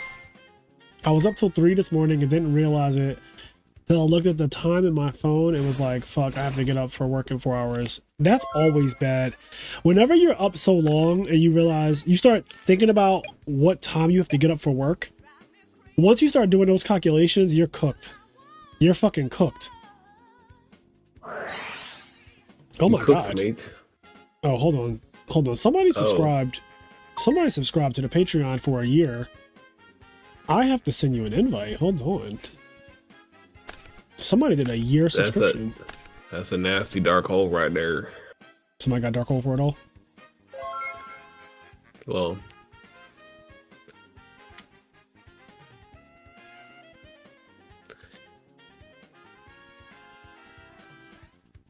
you said in the chat. Frazier, we need to come back 5 days a week. 5 days a week, I just feel like... So here's my thing. If you could genuinely explain to me why you need me in the office 5 days a week when you are fully aware and for the last 5 years proven that I can do my job from my home. Well, it really, brings the team together. Nope. And we can all work together so much better. You know what's funny? And more efficiently. You know what's funny?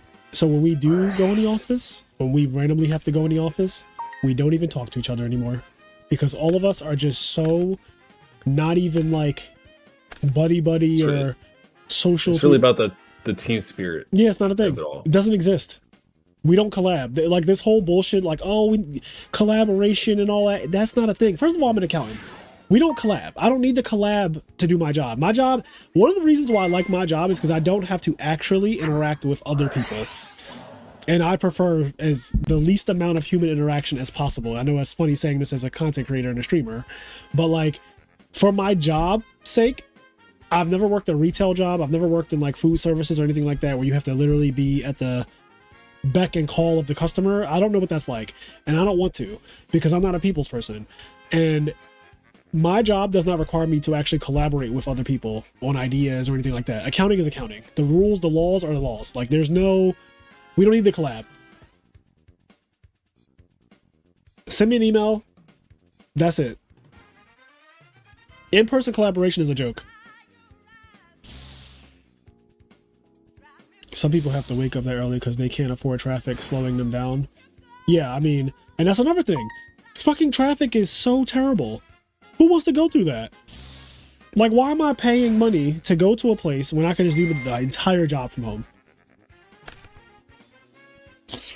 I wake up at 4:30 on weekdays to work out before going out for work.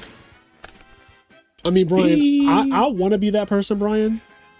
I want to be that person that gets up to go to the gym before work, but I just go to the gym after work. I'm such a nocturnal person that I'm just better the later the day goes on. I'm more creative. A lot of the videos that you guys see on the channel, they're either edited or recorded like later in the day if I can help it, because that is when I feel the most creative. Like, I don't know, something about the nighttime just like really awakens my creativity. I don't think I can bring myself to wake up and go to the gym in the morning before work. 5 days a week in the office is not normal, Ben. That is not normal. Since the pandemic, that is definitely not normal.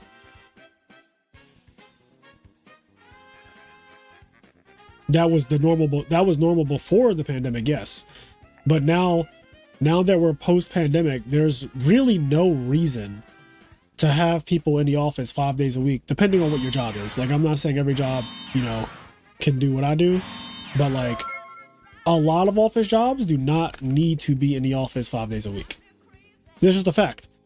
And we all found this out during the pandemic when Pandora's box was open.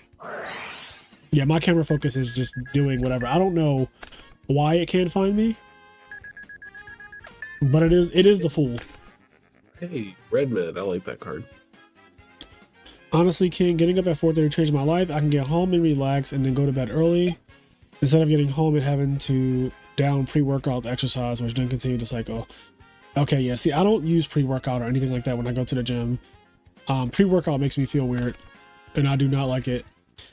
But I also, I can get by with just a cup of black tea and a little bit of honey, and I'm good. Like, I don't need like drinking fucking actual pre-workout supplements or whatever. I tried it, and I just did not like the way it made me feel.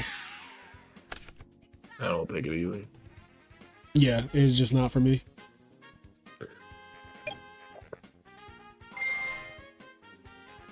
That was me that subbed for a year. That's why I asked earlier about the Discord. Very excited. Well, thank you, Nick, for your Patreon subscription. You also get to play in the 1K next week if you want. So just keep that in mind. There's a 1K for Edison happening next Saturday. And And that is going to be pretty insane. We're giving $1,000 cash away. Again, this is the second time in just a few months. Welcome to the cult.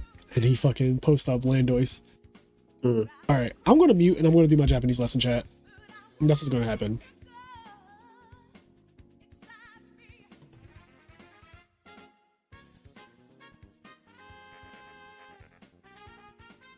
See.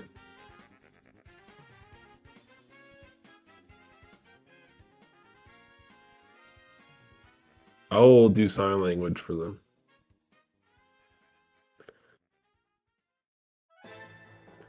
Alrighty, we are going to game 2. It looked like Chaos Dragons took it.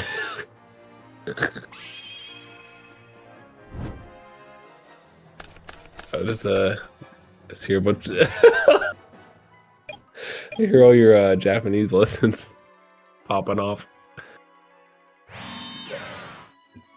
I'm watching anime. I can't focus. I'm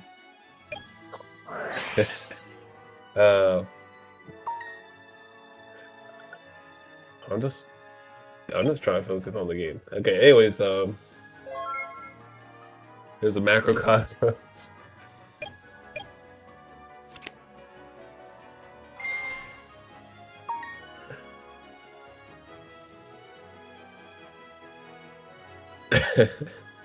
And Rage Peacock said, I can't work under these conditions.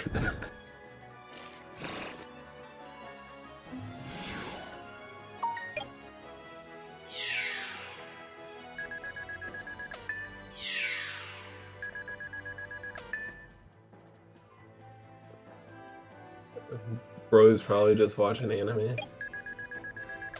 Probably, I mean, that's what it sounds like to me. You're Chaos Dragon every match, game 1. Welcome to REDU. Saying like Chaos Dragons wins all the game 1s. Evolution, what event is next week? I just got here. It's the 1K.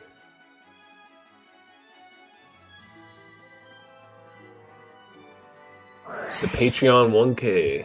So if you're part of the Patreon, you get to play in the 1K. Or you have to be a party member or higher. Darkhold got sound. Another one.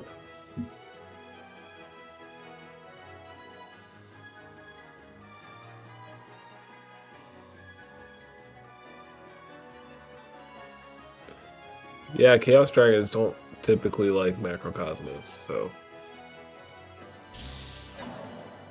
Oh. Never mind, don't matter.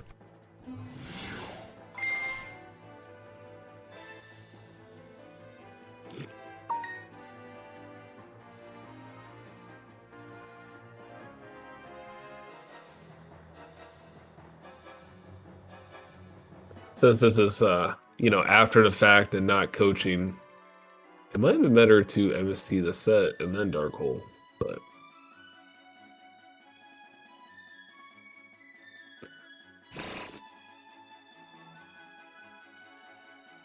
depends what their hand is, I guess. I mean, you pretty much got to use Darkhold as a 4K burn spell, so that's cool.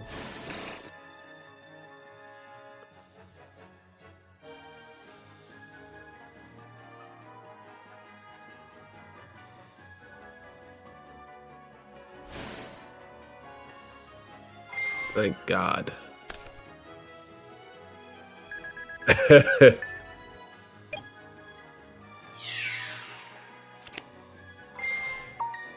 All right, chat. I'm back. Japanese is done for today. Here we go.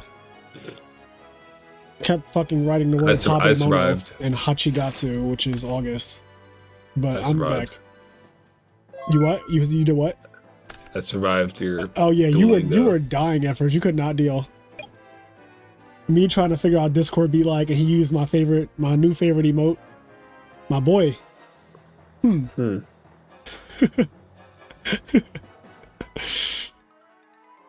What's that over there?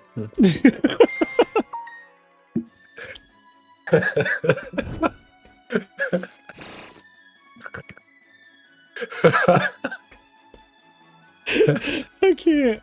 Yo, you see, you're making me fucking sweat. This thing is so hot. I'm not supposed to laugh in this thing is the problem. Like, I'm not supposed to laugh. It cannot deal with laughter. It is too warm. This is my serious poncho. Yeah, it is not meant for laughter at all. This shit, I will overheat so fast. I mean, it looks freaking warm. Oh man. This emote is so we also have that emote in the Discord. It's a new one. It's just so good. It's just so good. I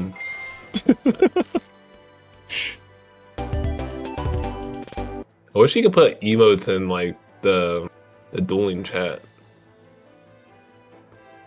Oh, man. That'd be cool. Or just like emojis or something. In the what? Can you put emojis in the dueling chat? Like in Dueling Book? Yeah. I don't think so, but you know what? That's a lie. I've seen. You ever see a fucking 10-foot play? He starts doing all types of shit in there. Maybe only he can do that. I don't know. Evolution, UIV, that's why I told your ass last week. Damn, what's happening? Why are we beefing in the comments already? MST should be in graveyard, but I don't think that matters. That was like 3 minutes. Give my boy Doug Doy some drip. 10 foot definitely be I feel like he uses actual emojis somehow. I swear I've seen 10 foot have actual emojis. Can you just copy and paste from like? You probably can. Yeah. Cause he'd be like ahoy and then he starts ranting. Fucking full on just like I was gonna use some other words, but I don't think I'm allowed to say them, so I'm just gonna keep it PG. But no wonder he always goes to time. He's over here copy pasting some emojis. It's always like ahoy, and then he puts a bunch of emojis, and it's like, okay, never seen that before. I'm just trying to duel, man. I love 10-foot. He's one of my favorite people in person. He's so ridiculous. Like, he is such a ridiculous human, and my favorite humans are just the most. If you're ridiculous, I am so like a fan of anyone who's just not real. The first time I met him was at the first Ultimate Time Wizard. Yep, that was. I think that's where I first saw him too, and I found out he wasn't black. So I thought he was black. Why you say that? Because you know the avatar, the picture that he uses on the internet is like a black guy, like his actual That's profile. Not a black guy. Huh? That's like an Indian man. No, that guy looks black to me. Hold on, let me see if I can find 10-foot. Where is his fucking profile at? Let me see if I can find this shit. I don't know if it's still his profile though. Oh, it is. It is still. He's been using the same fucking.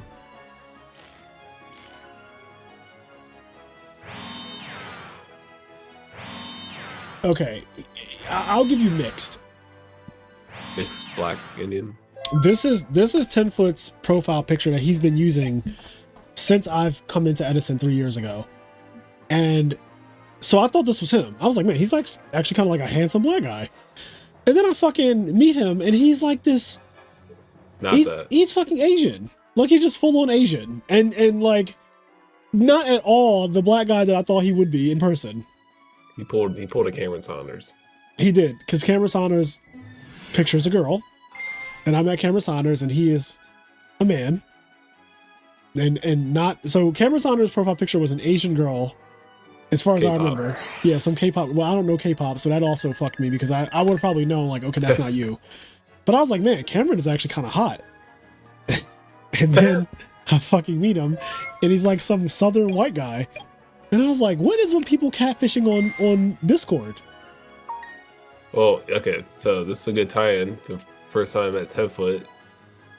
Because show up Friday to the Ultimate Time Wizard event, that Nationals, and Cam's like, hey, do you want to go to this like restaurant that's with me and 10-foot? And I think that we're the only ones. Oh, and Rodnock. I was like, okay.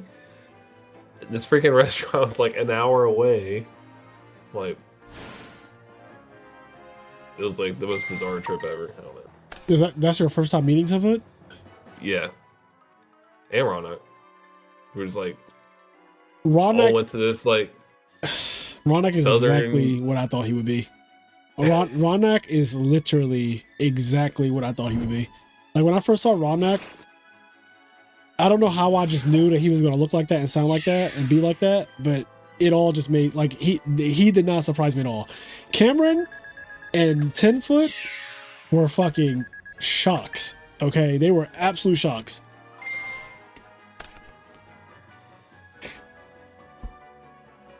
The funniest thing Cameron I ever seen him say was he trying to get with this thick Latina built like Mewtwo.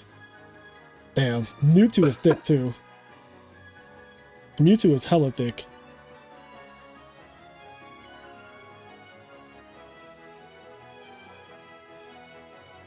Just in case anyone's curious, I'm the same motherfucker in that picture.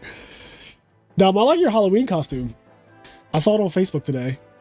So I'm one of those boomers that still uses Facebook.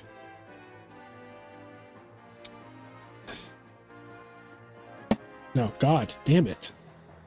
Ooh. Is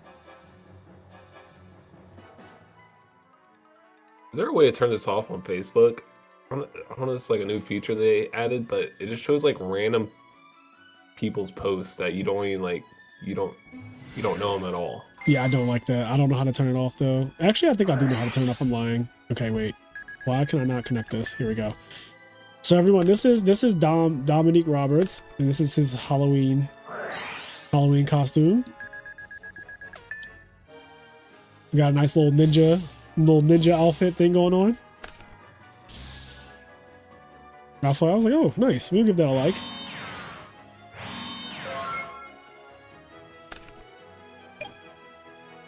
I remember you told me you pictured me as a fat white guy before we met at the first. You're a fat white guy. My bad. Ryan, I am one. Bro, did I say that?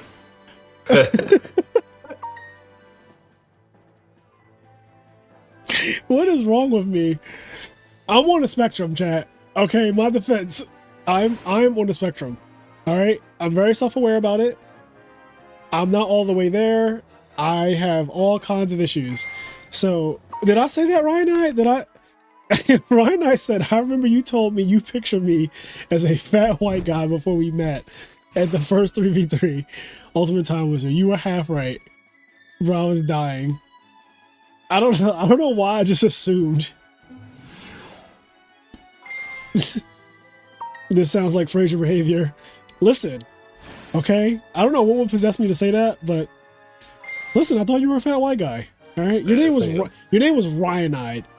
Tell me that's not like, tell me that's not a name. It'd be like if my name was Tyrone and you never see me, you'd be like, he's white. Stop. You know exactly, you know, come on. Hold on, Jamal, don't pull out the 9. Like, it'd be, come on, be for real. GG's. Oh, baby, a triple. So Yugioh moves on to finals. Yugioh. They might win by default. I know. Yugioh actually might win this event. Hold on. Let's see if chess is still chessing.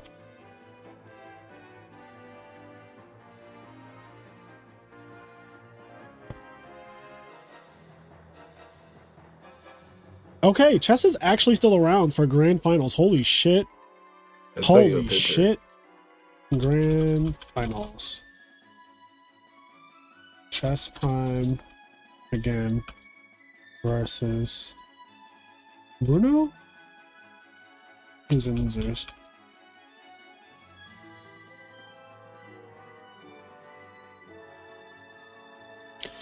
Alright, so this is the second time I've streamed Chess Prime in finals of one of my cash tournaments. Mind you, Chess Prime entered at like the last minute and was like, okay, that's actually just too much money I gotta play. And I was like, listen, some people know. That's sending you a picture. Alright, let's see.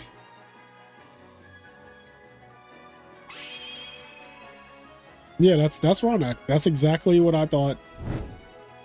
I mean, when I thought about Rawneck, I was like, he's gonna look like this. Yep. Not surprised. You didn't check what he was doing. I mean, he's pulling something out of a container, of like a food container. So we were in this Airbnb and we couldn't find where the silverware was. We were like, "There's no silverware." So he was like, "Screw it, I'm just gonna eat with this." Oh, tongs. the tongs thing, yeah. What is he eating now? Yeah. Is that like, I can't tell what that is. It's like cheese fries or something. Oh, okay. A cheese fries is a finger food. I'm sorry. Where I'm from, you eat cheese fries with your fingers. If you have a fork handy, sure, you can eat it with a fork, and I'm not against eating it with a fork, but like, cheese fries are a finger food. I'm messy. I don't know. Final Taco. What's up, Final Taco?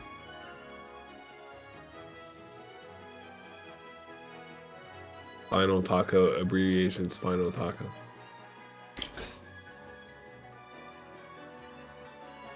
Chess, listen to me. Or parentheses. Just lick them, they will be clean. When I was younger, I definitely used to lick my fingers after I ate Doritos or cheese fries or anything like that, but now I do not lick my fingers anymore. That's a lie. It depends. I won't lick all of my fingers, but like, because that's just too much. But like, if I get like, I'm trying to think about what's something that would make me lick my finger. Like, it has to be really good. There are certain things that I do lick my fingers after. I'm just trying to think about the foods that like, okay, I had some hot wings. Hot wings make me lick my fingers sometimes. Like, I'll lick my fingers. If the wings, see, Billy knows. Billy fucking knows. Wings will absolutely make me lick my fingers. Licking fingers is so... Ribs. Ribs. You guys see me eat... Well, you guys didn't see me eat ribs. But when I went to RBT Chicago, Sizzle took me to, like, the best rib place I've ever eaten. I've never had ribs as good as I had in Chicago this year. And I licked my fucking fingers 100%. Also, I waited an hour. I waited over an hour for those ribs. And I definitely licked my fingers after those ribs were fucking crack. And yes, Dom, licking your fingers is very large. Can't care less.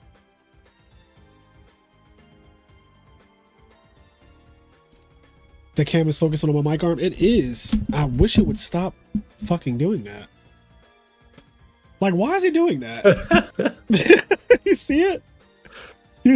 You fucking see it, bro? That's a nice mic arm you got. I just like how it's like absolutely focused on the mic arm. Zoom out slowly. Yeah, the camera's like, who's over there? What are they thinking about? What's going on? I don't know. Is it frozen? Maybe it's frozen.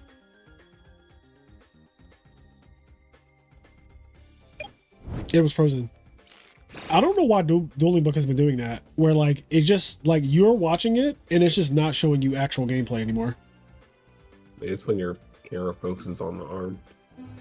Damn, this ran late. Yeah, this stream is now 5 hours and 40 minutes. Load double limb.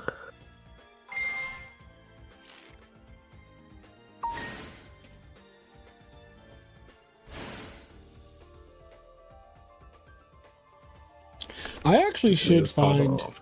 I should find somewhere to move my mic arm where it won't be in focus, but I guess the mic arm always has to be in front of my... Like, it has to be in front of me, though. Always.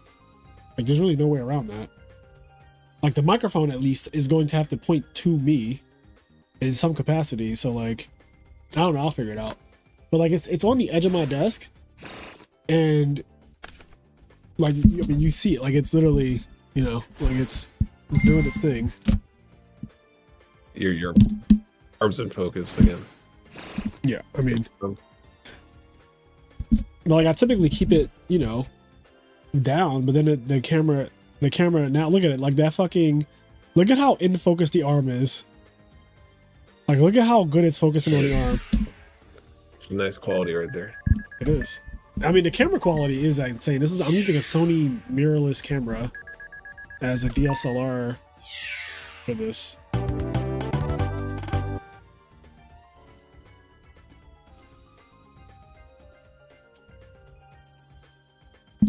Camera, please. Am I just gonna have to sit up? I think I just have to sit up, chat. That's it. I just have to sit. No, it's still focused. It really likes this arm. Why does it prefer the arm so much? Put like a piece of paper over it. Look at that. It still prefers the arm. I really don't know what to say. Like, it really likes the arm.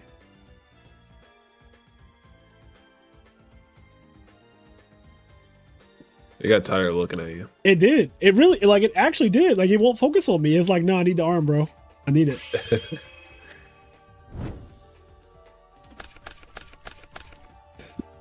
It's focusing on your hat. You think it is? All right, I made my face more visible by moving my hat because I have my hat kind of like that. So maybe if I make my hat like a little bit more up, maybe then it'll know like I'm a person. So focus on me because I'm a face, like an actual human. It looks good now. Yeah, I think it has to do with the hat. I think Billy might be onto something. Is this black on black crime? That kind of was black on black crime because the boom arm is black. I'm black, even though I'm very clearly brown, but.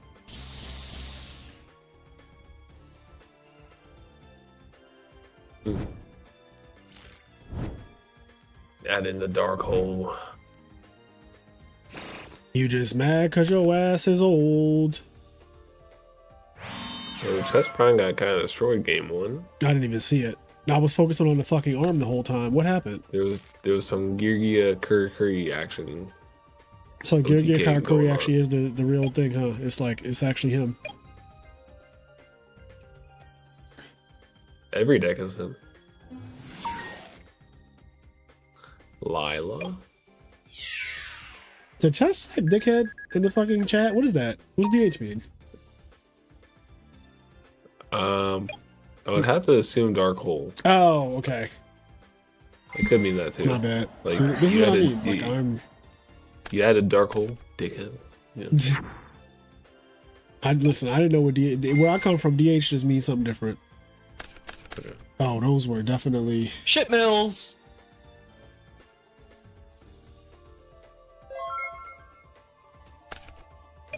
Wow, there's nothing to return with this effect. Torbus is actually a really cool card, despite people not liking it in the past. Yeah. I dress as Gaga Cowboy, Joe. Yes. Technically, quick draw synchron is more accurate, but sure. Yeah. So this is mandatory, but there's nothing to put back. When this got sent to the graveyard, there was literally nothing to put back. No. Whoa, thug.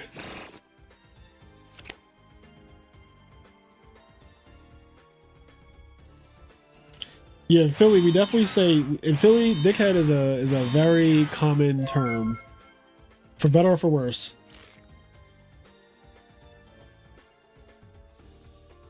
For better or for worse. Love that chicken from Popeyes.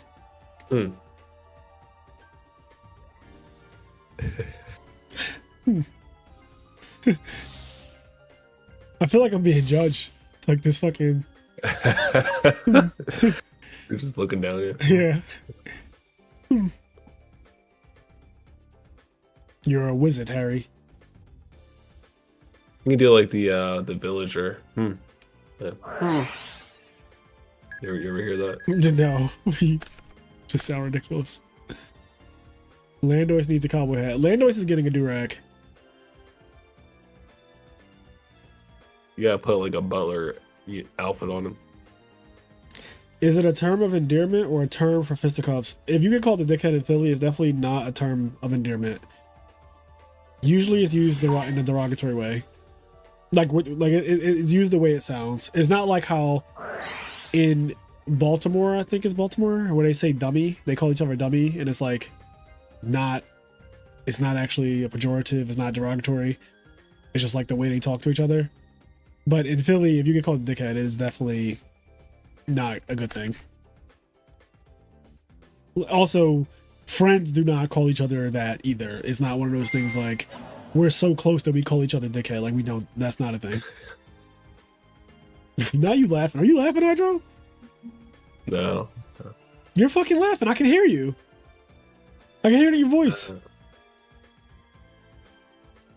Sad. Yeah, what if I was laughing? I mean, you're just laughing. I just wanted to make sure. I just wanted to confirm it. Oh, okay. Sad there's YCS Pittsburgh and it's not even worth going to.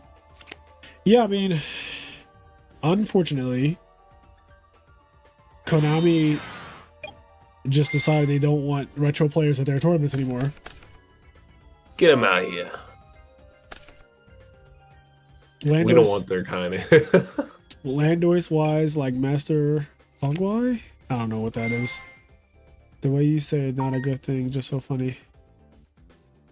I'm gonna take a stab in the dark and say that's the master from Kung Fu Panda. Okay. Yeah, I've never seen Kung Fu Panda. Oh my god. You just mad because your ass is old. Goes in match. Pretty good card.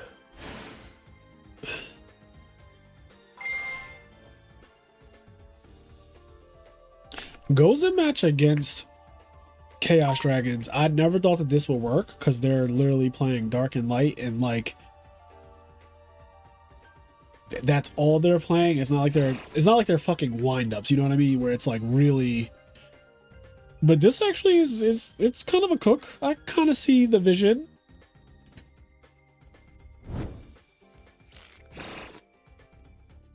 I guess it makes it so they can't have like a crazy field. Exactly. That's exactly what it does. It prevents that nonsense that they could do. Whereas like Light Pulsar plus the Red Med plus is like, okay, relax. He's getting the most value out of Gear Gigant and Gear Gia armor and all that. Summoning it in attack mode and then flipping it face down. Yeah, this is bad. This is really bad. I never knew that Gozen match was going to be like I'm sure if I just watched any of the format, I would know, but I just wasn't expecting Gozen match to be sided against Chaos Dragons, especially because they had like Lila Raiko. Frazier, your video about commentating was S tier. Love those types of topics. Oh, just you wait. I have a lot more topics to talk about. Some of them are controversial, like this one was, I think, and some of them are just discussion where I want to provoke some thought, I want people to talk. That's kind of what the point of it is. That's why it's called Let's Talk Yu-Gi-Oh! Because I want people to actually question the things that we do normally.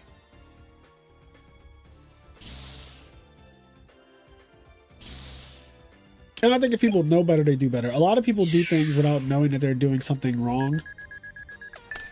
And, that's fine. When you don't know, when you're ignorant, right? Like, all of us were ignorant to something at one point. When you're ignorant to something, it's like until you know better, you can't do better. So, one of my jobs in the community is to provoke thought and discussion in the community so that it can be a better community.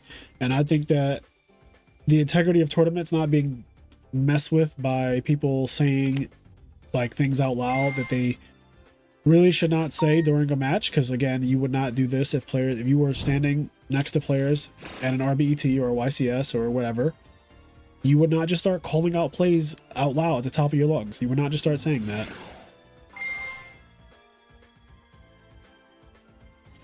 Haven't watched yet. Did you mention stream delay? 5-minute delay could affect coaching commentating. Yeah, but puppy heart. So people did bring up that was brought up. A stream delay was brought up. I think a stream delay is terrible. I'm not doing a stream delay. I think you can just not coach when you're commentating. I think it is not hard. This is not hard to do without saying like he has game here or they have lethal if they do this, this, this, and this. You can just not do that.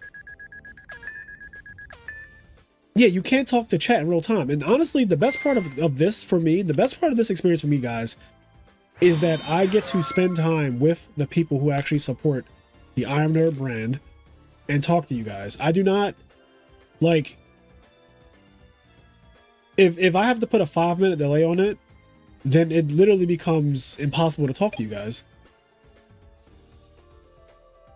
So that's not happening on this channel. I'm not putting a 5-minute delay. Other channels, they can do that shit. If they really can't control themselves that bad, they can do that. But I feel like my community, the hundreds of you that watch me stream every week, I'm not doing that. I'm not putting you guys on a 5-minute delay. I can just not say, oh, he should reborn BLS here and go attack over the Yugioh and then the other guy, whatever that thing is, for game. Like, I don't have to do that.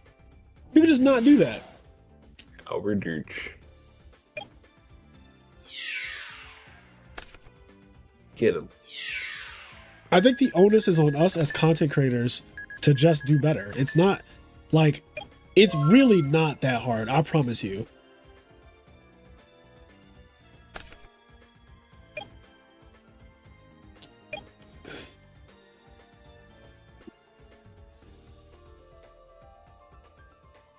But yeah, the delay thing was brought up, and I just think that it's unnecessary. Like, I don't need a delay. I simply know how to commentate without coaching.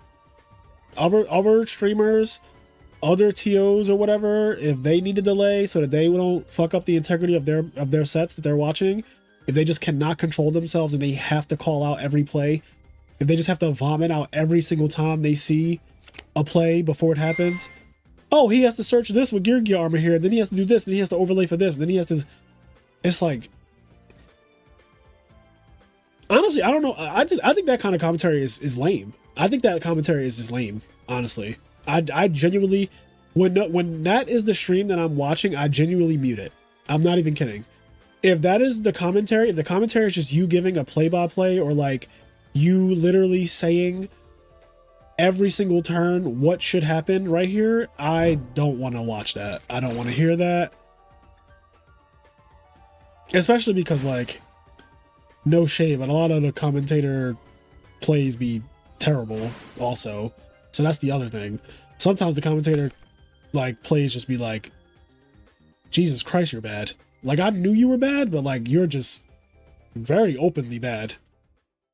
But that doesn't even matter. Like, you being bad at the game and commentating doesn't even matter. That's not even a point. I'm getting sidetracked. The point is, as a commentator, you could just do better and not coach the players while they're playing. It's kind of funny because, you know, I watch a lot of football, and this one commentator, Tony Romo, used to play.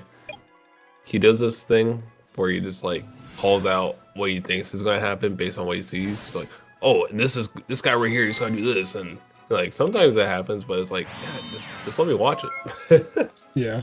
It's not, first of all, Blessed Bacon, it's not stream sniping. It's not, that's literally not what stream sniping is. That's literally just not a thing. You can't prevent players from streaming the match. You just can't. You cannot prevent them from turning YouTube off or muting or anything. You can't make them do that. It's literally impossible. You can't make a rule for it or anything. You can only control what you can control, and you can control yourself. Like, period. Alrighty. Because unfortunately, there are a good number of people who play in a tournament and also have the stream open. And I honestly don't mind it because I'm the head judge, right? All the tournaments that you guys see on this channel, I am the top judge. There's no one above me on this channel. So if there's a ruling that you really need like an answer and you don't trust our floor judges or our mods or whatever, then obviously I have to be the one to do it. And I like that I give rulings from this chair without having to, like, do it. I can just say out loud right now, like, you can't do that, or rewind the game state, or freeze play. And a lot of times the players do it because they have the stream open, and I don't mind. I actually do not mind that at all. Yeah, the stream does not show both hands, so it's, you know, exactly. It's not stream sniping. That'd be crazy. Also, the Duck Murderer said, love how your video is just calling out Keegan. So I want to be clear, that is not at all what my video is doing, by the way. The video is not about Keegan. I see a lot of people saying that, which is so weird to me because, one, Keegan doesn't even do online tournaments anymore. He's just been doing in real life RBETs, which means that his commentary can't affect the game because it's in real life and he's nowhere near the players who are playing. For the last, like, over a year, Keegan has been doing in real life tournaments. So that video is not about Keegan. And I also haven't seen a Keegan online tournament video in so long that even if it does apply to him, he wasn't even at the top of my brain when I made that video or brought up that conversation. Keegan is not the person that made me really, really want to say something. Just to be clear, because I know people have that misconstrued. They think it's about Keegan. Whether you guys feel like it's about Keegan or not, did they? I might have left too early, or did I leave too early? Or is it over? That was the one match. I thought they'd play another one though. Yeah, they have to play two, though, right? Or are they rehosting? Maybe they're they probably left to rehost. I'm still so fucking not at 100% yet. Yeah, I know it's a bracket reset, but yeah, bracket reset.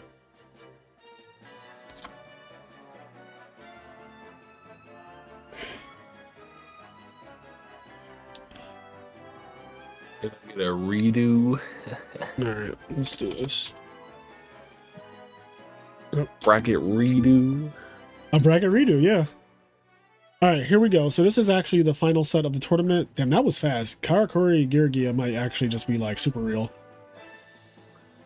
I saw a Xyz monster in the field that I've never seen in my life, by the way. Whatever that thing was at the end of the field, like on the far right, I don't know what Fairy that was. King Albert, dude. What does he do? It makes all non-Earths lose 500 attack. Oh shit. By detaching? Is that like that's how it works? Yep. Yep. So if you like run into a Gores or something, you can make it weak because he's big, right? Yeah. Was he? How big is he? I think he's like 23. Oh, okay, he's not that big. But yeah, let me catch up on chat. So, dang, I'm good. Right now, confirmed. Happy Halloween. Yu-Gi-Oh! Players love the drama. Bracket reset. What ducks are people having most fun playing a redo? Thinking about getting Chaos Dragons and paper. People play so far a lot of Hero Beat or Bubble Beat, a lot of Dark World, a good amount of Windups. We have some Girgia today, Chaos Dragons, 6 Samurais. Those are the decks that I see. Yeah, I feel like you can play whatever you want, really. Yeah. For the most part. Happy Halloween. What's up, Aaron? Chess fell asleep, imagine. Chess was born since nobody took her down. I don't know, 2,300 seems kind of big to me. If it's a big tourney, I close the stream, but for like a $20 weekly, might as well keep it up in my opinion. Yeah, and honestly, agents are ass evolution in this format. I'm sorry. I do not think agents are that good. I think agents are like tier 1.5, which if you ask a person like me, I don't think is very good.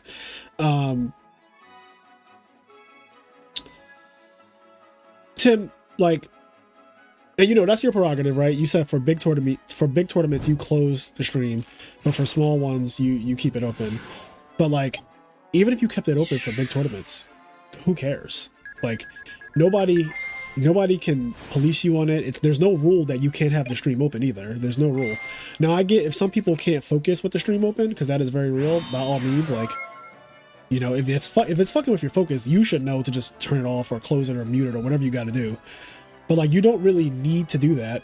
None of the online communities have a rule against watching the stream. Not a single one. Like, you will not find that in any Discord server. No one is saying, oh, you spoke in chat while the tournament is going on, you're banned or DQ'd or whatever. Yeah, the Stragodia just eating D prisons.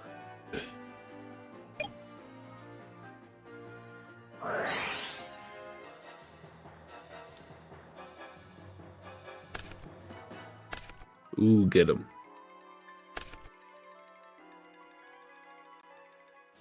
You having a good night? Yes, I am having a really good night. It's Halloween. I'm hosting this nice little redo tournament. I think it's unplayable compared to the field. Yeah, I just feel like, here's my problem. I feel like Chaos Dragons is just better agents. That's kind of how I feel. I feel like Frog OTK is better Dream Frogs.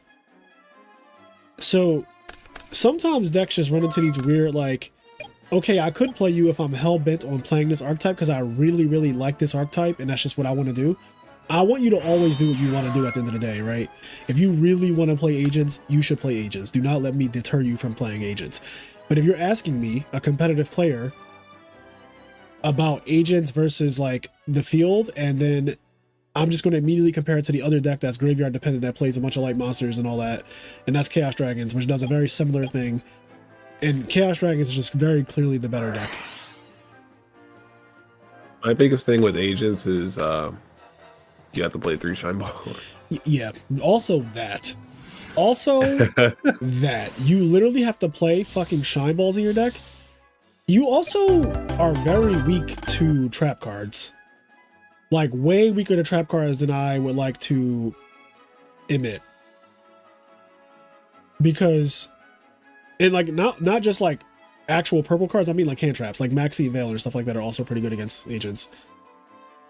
Just to like freeze them for one turn. Just to be like, I need you to stop. And if you stop, I get to beat over your Venus and beat over your field or whatever, your one Shine Ball in Venus or whatever. ProStorm said, play agents if you want your dreams to come true. I have no idea what ProStorm means by that. I don't want my dreams to come true. What dreams come true when you play agents specifically, though? I feel like most people's dreams are to win. Oh, maybe he's saying like, if you're trying to high roll and you really want, you know, like I'm living the dream type of deck. It's the flavor text on Shine Ball because they're always stuck in hand. Oh, okay. I didn't even know that. That's how much you won't catch me playing Shine Ball. You cannot convince me in any format that a deck with 3 Shine Balls in it is the best deck. I'm sorry. You cannot convince me in any world that a deck that plays 3 Shine Balls is the best in the format. You cannot convince me that. You will not rewrite history. You will not. You will never do it. I accept Dino Rabbit, because Dino Rabbit, first of all, those Shine Balls actually are vicious. 1700 and 1900, you fucking can straight up lose to just getting beat down by Cabazals and the boys. Shine Ball? No. Will not have it. You can get beat up by 500 Shine Balls. No, you can't. No, you can't. Can't? Nope. No. It doesn't happen. It's not a thing. Wait, let's see what he has to say about it. Just had to check with our boy. Yeah, I will never be convinced of the propaganda that agents is the best in any format. There's no format where agents, there's no format named after agents. There's no format where agents are the best deck. Just propaganda I will never ever buy into. I will never buy into it.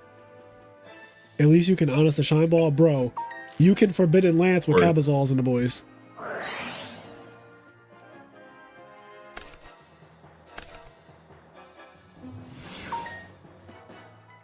Is Landois your new avatar for your DB videos? No, he's not my new avatar. Nothing can replace Dark Magician and Dark Magician Girl, but my avatar is Landois. Why is Dark Magician Girl's legs cut off? Did I do that? I don't know what's going on. Let me check something. You cut her legs off? Well, like, look at them. You see it behind it? You see? Oh my god. Let me see. Where's she at? Let me see if I can... where's our... Oh, Dark Magician Girl. Here we go. That's messed up. No, that's actually just her. Okay, that's just how she is. Legless. I thought I like manually cropped it. In a sealed structure deck battle, agents still aren't the best. This is grand finals, if you can read Evolution. Oh shit. I just wasn't going to answer his question, because then when people ask those questions, I literally just don't say anything. Like I literally will like read every message except that one, or like not even acknowledge it. But you chose straight up passive aggressive. Like you just were like, I'm just gonna be so passive aggressive, or not. That's not even passive aggressive. That's just fucking. You were just aggressive. Aggressive. You were just like, I'm just gonna be aggressive. They didn't start putting feet on cars till Ash Blossom came out. You're not wrong. You're genuinely not wrong. I've never seen feet on a Yu-Gi-Oh card until Ash Blossom, and then when I saw them, I didn't want to see them.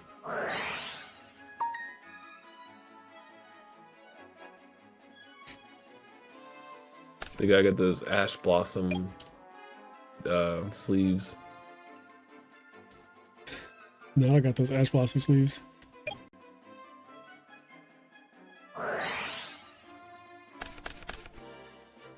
Yeah, Aaron's foot would be in frame if it was made today. Oh god. It'll just be front and center. So wait, is Erin's foot not on the pic? I feel like her foot would be. She's kicking, isn't she? Or am I don't even know what Erin looks like. She got some leg boots on or whatever. Okay. Yeah, I don't know. Yeah, I guess we're talking about like the actual feet, right? Like exposed feet, not just like feet, Yeah. like legs or whatever in boots or stockings or some shit. That would make a great alt artwork.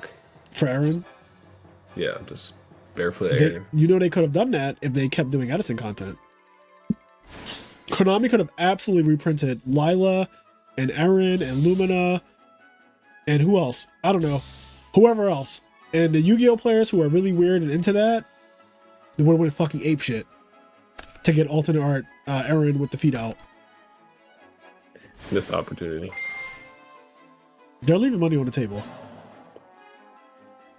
They know what the people want. They know what the people want.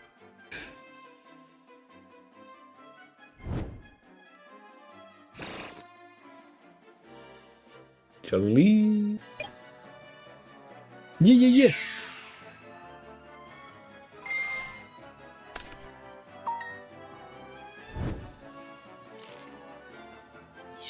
You know what's crazy? So, Silent Honor Arc, which is one of the best Xyz monsters of like the Xyz generation, because I can't say of all time because fucking the game has gotten so far past like 2014.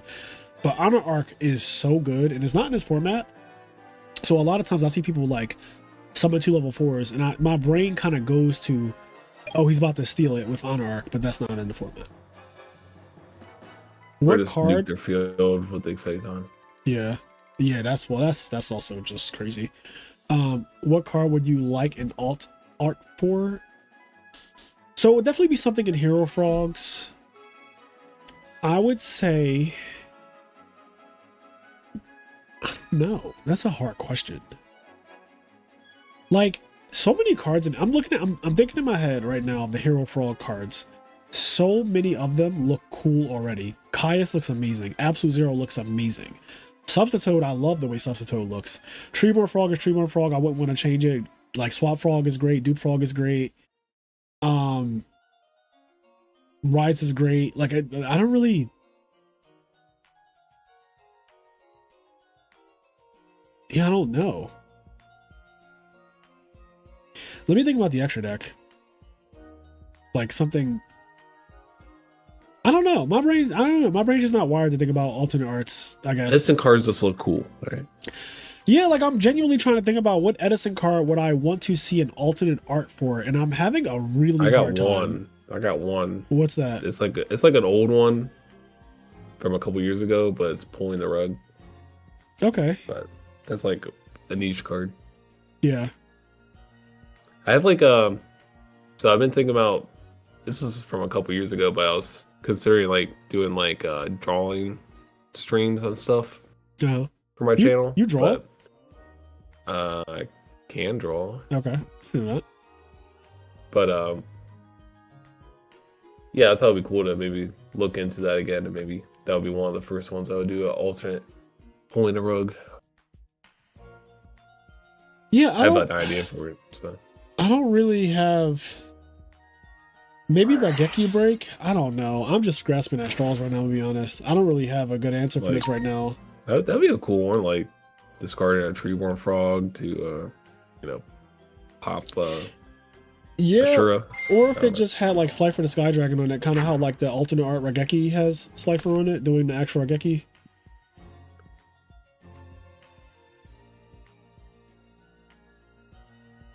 Oppression needs an alt art. I like Oppression. It looks cool.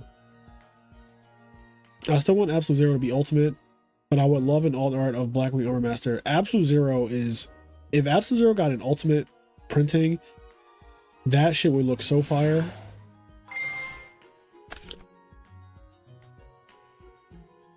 See, I like Future Fusion, so I don't want to. My problem is I'm having a hard time because a lot of the cards are so iconic to me And I don't want to touch those cards that are super iconic, like Future Fusion, Miracle Fusion, Torrential Tribute, and Mirror Force.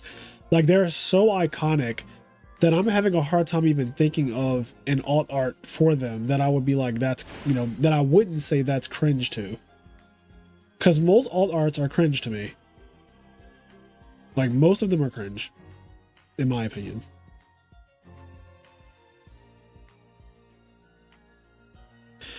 Yeah, the Staples Reimagined, I mean, they could redo all of them, right? Redo. Yeah, they could redo all of them. Torrential, Mirror Force, Gores could get like a different pose or something. Yeah.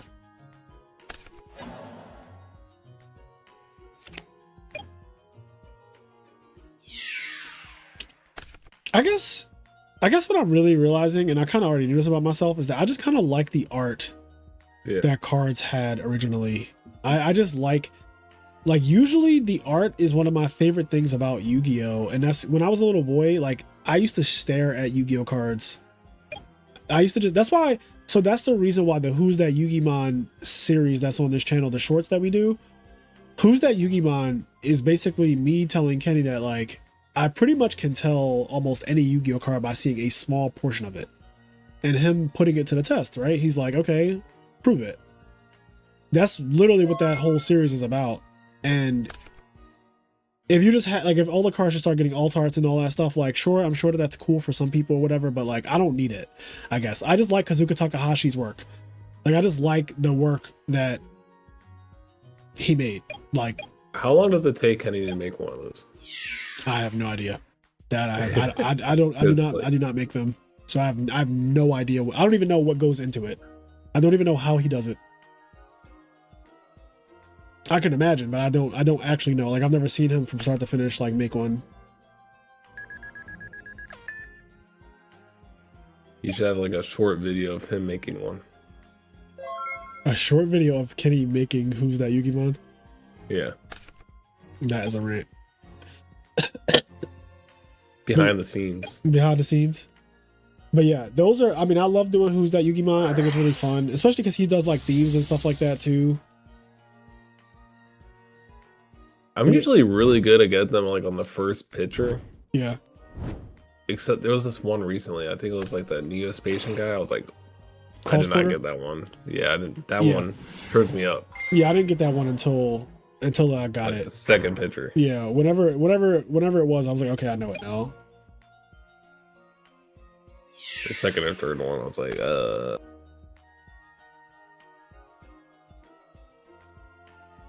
one, there was one that you struggled with, and I was like, I just knew it instantly. I think it was like, maybe it was like the Rescue Cat background or something. Oh, probably. The one that, I'll never forget, the one that tripped me up the absolute most though was Dante. I never knew Dante had those fucking souls all in the back of the card like that. Never saw that shit in my life. I recognize that one. I never saw that before in my life. I was like, holy shit, I never knew this card had that going on. I saw one that, it was like a really old, like probably one of your first ones. It was like Mermillo. I was like, bro, what the heck is that card? Oh yeah, Mermillo fucked me up bad. I could not tell what that was. Yeah, that's another thing though. Who's That Yu-Gi-Mon helps you to appreciate the artwork of Yu-Gi-Oh cards more, because you don't notice certain things until you see them on Who's That Yu-Gi-Mon, and then you're like, oh shit. Not Chess attacking. Chess is tired. Chess tried to attack the small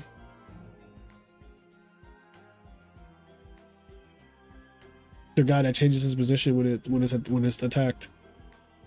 Give me a second, I gotta wallow in that misplay. Well, there's worse things to misplay with. There was a YouTuber back in the day named D Fish Fan, and he did card art discussions. That's when I noticed the bats on Tempest Magician for the first time ever. Yeah, see, if you just put the bats on Tempest Magician, I don't know if I would get that.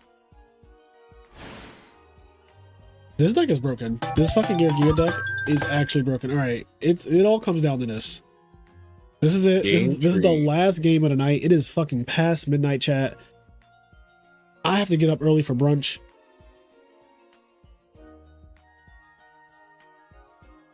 have to get up early for brunch.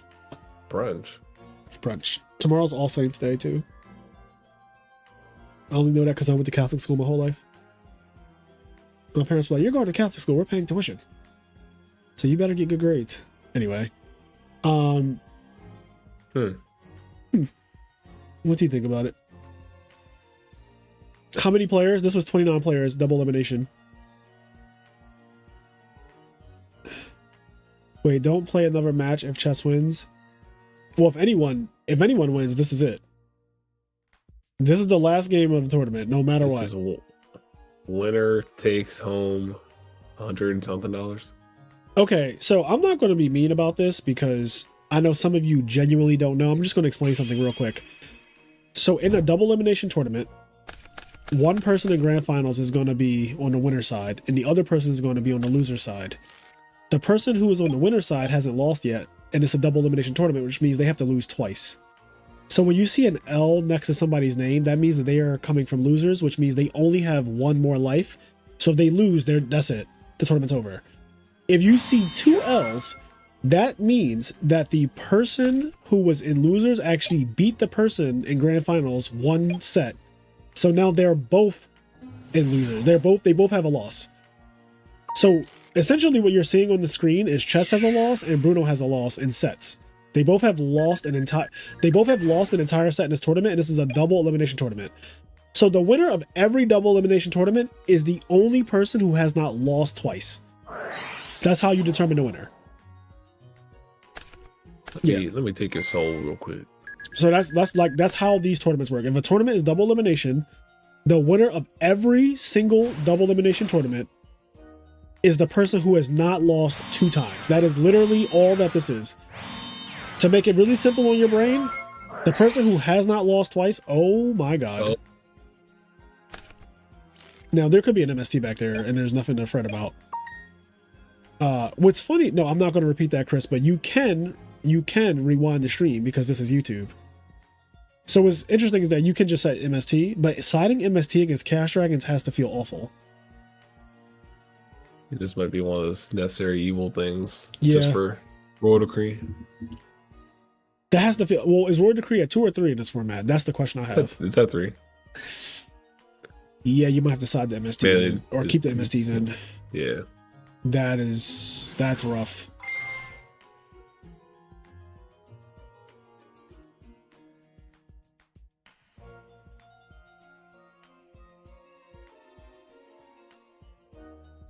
What do you think about the OG car called Spirituals?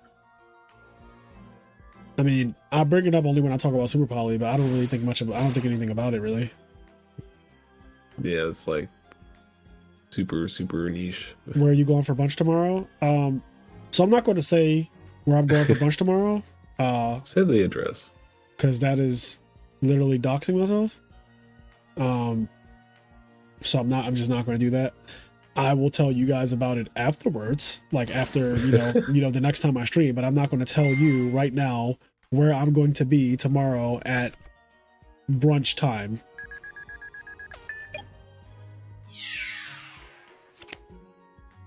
And I know, most people don't mean any harm by asking that question. They don't really think about like the idea of you're basically telling your exact location at a specific time of day, but I'm just not like doing that. However, shake your hand. However, I will be at specific events, right? I'll be at certain Addison events. So if you want to meet me there, that's fine. But what I will not have is people meeting me at restaurants or shit like that.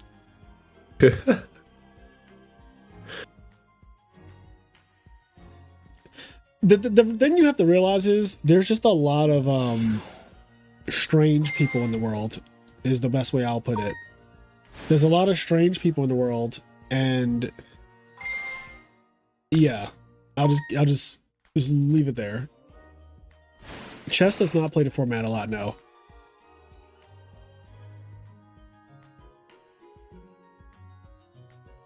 Ooh, this could be good.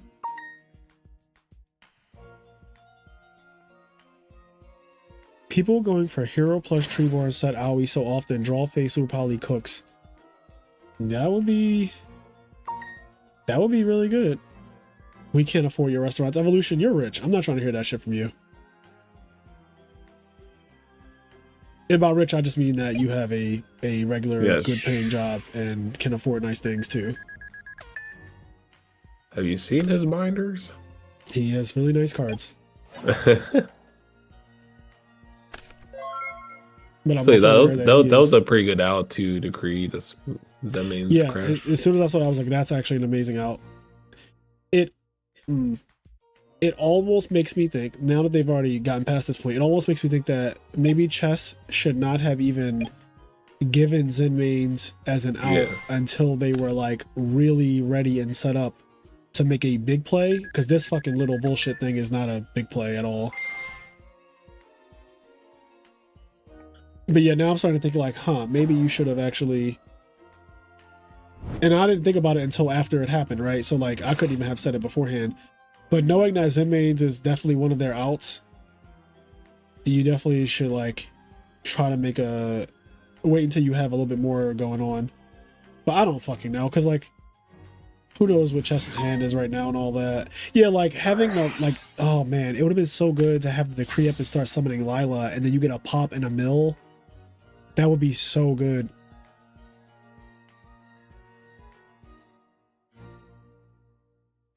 Word. Oh, and then Dark Arm to follow it up. Okay, yeah, this would have been. Yeah. This could have been a non-game. Well, now they know. I mean, it's too late now. The game's what it is now. So we're gonna just see how it plays out. Oh my God! Double Another bottomless. One. Another one. I guess I gotta let me hit my little. Another one. Damn. God, that was loud. Oh, it was really loud. Yeah, that guy scared me. You gotta turn me down. Another one. Turn me down in the headphones. Damn, Dark Arm and Lila got killed to bottomless right after Decree left the field. Well. And now we're putting that guy in defense, which makes sense because Zenmain's can just attack into it and pop it. Chess could have played around Zenmain's with Torbus hitting the arsenal and shutting off any rank 3 access. So Pro Storm, there you go. That's actually an amazing cook. Yeah. Yeah, that's huge. I mean, Chess would have won the game 100% if that decree stayed on the field, right? Like, there's not even... There would have been no duel. This duel would have been so quick. We would have got a Dark Arm come down, and I'm pretty sure Bruno would have been like, I'm going to bed. I will collect my $90. Y'all have a great one. It's been real.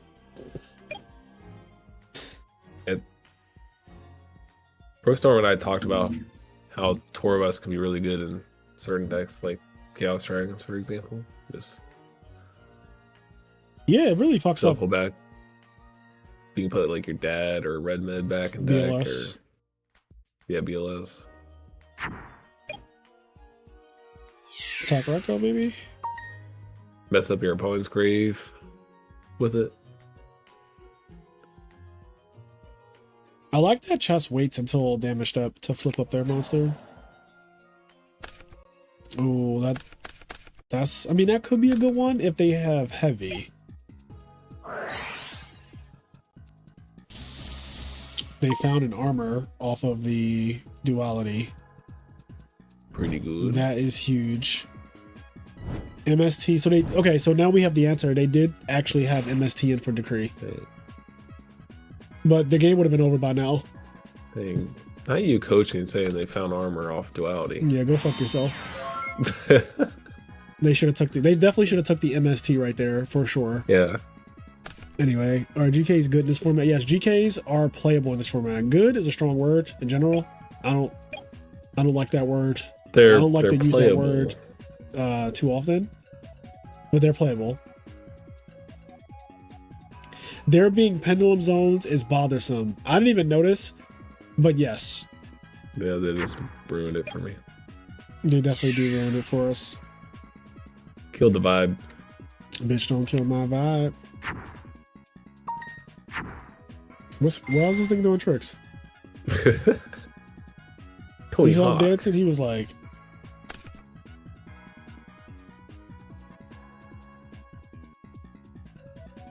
That was a struggle. after the struggle, which used to be called after the genocide. That's crazy that was printed on the card, by the way. What card? There was a card called After the Genocide.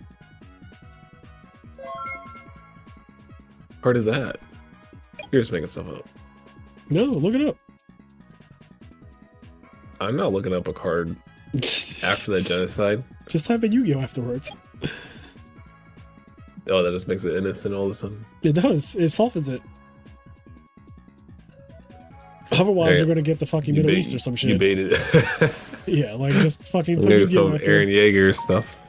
I mean, you could also get Attack on Titan, yes. It's more likely you're just gonna get a bunch of news articles. Okay, it happens to be the first thing that pops up. Yeah, there you go. That is Look a at this rare. picture. I don't know what set it comes out of, but that is a rare. I remember it being a rare. At least I think it's a rare. I'm gonna stick with that. It was a rare. I remember packing it. I remember staring at it. I remember That's not not what's called. I remember not knowing what the word meant. And then Called after genocide. what? After It's genocide. just called after, just after. Okay. I thought it was called after the. But I mean, This sure. artwork's kind of crazy. is it? Is it wild? Yeah, I mean, You gonna send it? it's just a bunch of dead dudes. That does sound like after the thing. Oh, reborn.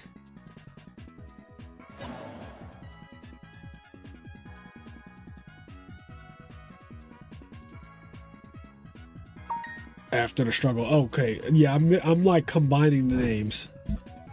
Send me a picture, Hydra, of the card since you're already on it. Struggling. Yeah, After the struggle. Wait, what? Well, I'm confused. After the struggle. Is that the... Did they change the name? Yes, that's what I was saying. Are you dumb? Are you being Oh. dumb? You're doing a bit. You're doing a bit. Sure. Are you getting any of the Expedition 33 vinyl that comes out in February 2026? What is it? What exactly is it? Is this music? If it's music, I might actually get that, yeah. Here it is. This is the card I was talking about. Yeah, this is a wild ass card. And this card can only be activated during main phase 1. All monsters on both sides of the field that have been involved in damage calc are destroyed. During the end step. End step.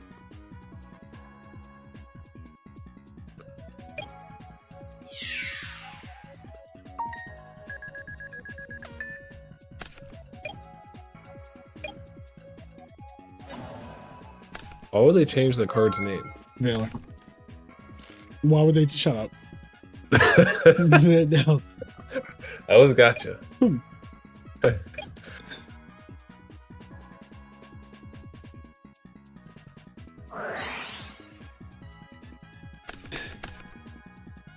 Charge. Charge, Mill 3. Shit mills. I mean, they got Reiko. Yeah, it's not a great mill. Oh. They only hit Reiko, honestly. Time to... Symbol of heritage. Yeah. Symbol of Heritage can only target one of the triplicates. Is that how that works? Or can it, like, do you just need 3 in the grave to activate it? I think you need 3. Like, could you only target Reiko if you play Symbols of Heritage, or could you be like, I have 3 guys, can I target Lila? Like, how does that count? I think it's just Reiko. Okay, so you have to target one of the triplicates. Yeah. Gotcha. Interesting. Huh, frogs can play Symbols of Heritage, and I know there's System down this man. there's a crazy build that does that. Oh yeah, System Down would be kind of a... Yo, is that card... Wait. Is System Down just not played? Not really. Because, like, look at this field and tell me System Down wouldn't be just straight up game. Also, it's great. That's just a coincidence. Oh, okay, my bad. Yeah. Ignore me. Magic got some wild ass cards. I believe it.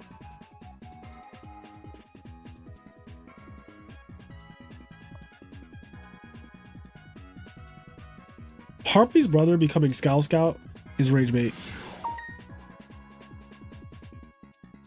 Well, there can't be any more bottomlesses, so at least there's that. A third one.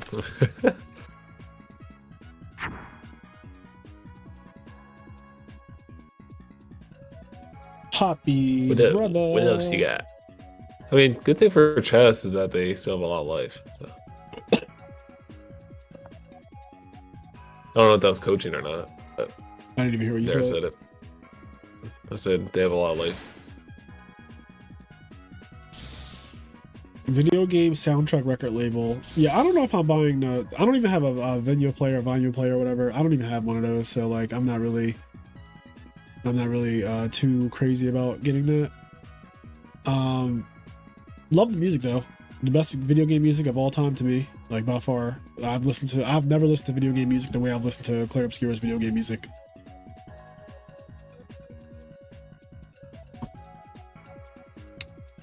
But I do have the complete soundtrack on my Apple Music. I have the complete soundtrack downloaded on my computer.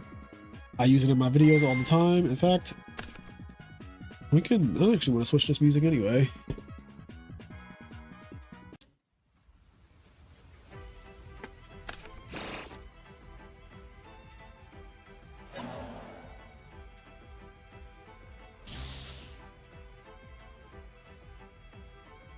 Yeah, get that Yugioh out of here. Your cooking is not just a coincidence. I feel like it happens more often than not.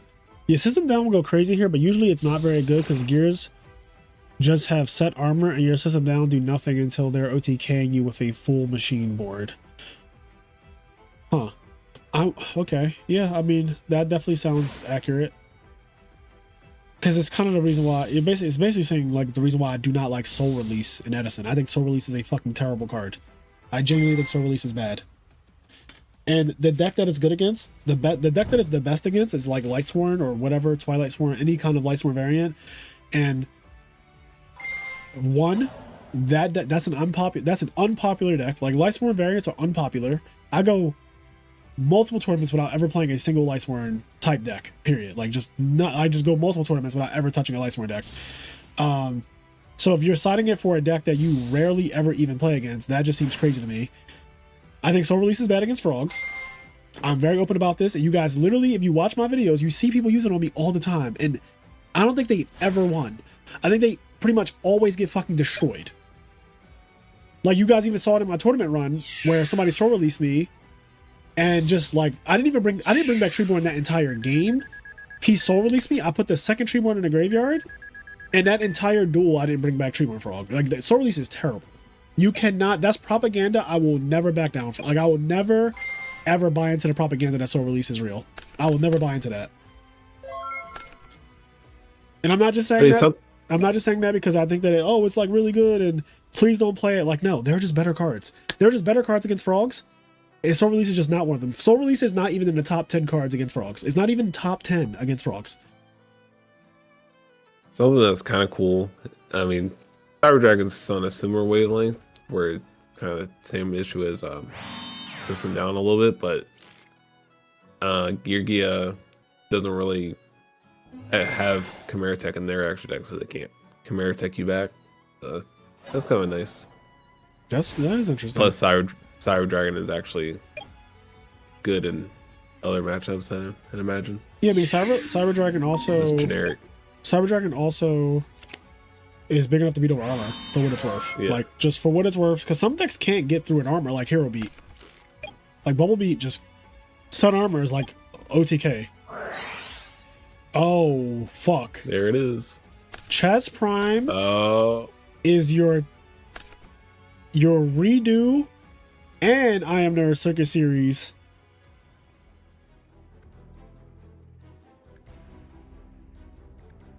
Bro, this At shit least is second cooked. place finish. Or Oh my god. they're already dead. Stop it. Oh, the tour guy had no more targets. There's the tour bus. Is the bus still running? Not for me. Possible. Yo, could you imagine? GG's. Wow. Chaos Dragons taking it down. All right. So Chess Prime. How much do they get? Thank you. I'm going to bed. Chess clapped them cheeks in the finals. Oh man. Well, there you have it. Chess Prime. What was the payout again? Put it up here. Chess Prime is the winner. All right, you guys know the deal. If you made top 8, you got to send me your PayPal or Cash App. DM it to me. You'll be paid within 24 hours. Y'all know the deal. Y'all know how I get down. I'm going to read the little bit of chat. As much as a problem that Zim made, this I thought Sidra would see play. They laid the bait. Set 1 just have Dougie. Yeah, honestly, what's crazy is that game may have played out a little bit differently if the decree stays around, or like decree, yeah, actually what ProStorm said, if the tour bus was used to put back the Gear Gear Arsenal, if tour bus put back Gear Gear Arsenal, it would have denied a rank 3 play, and then the decree just rides. Chess, congratulations on winning again.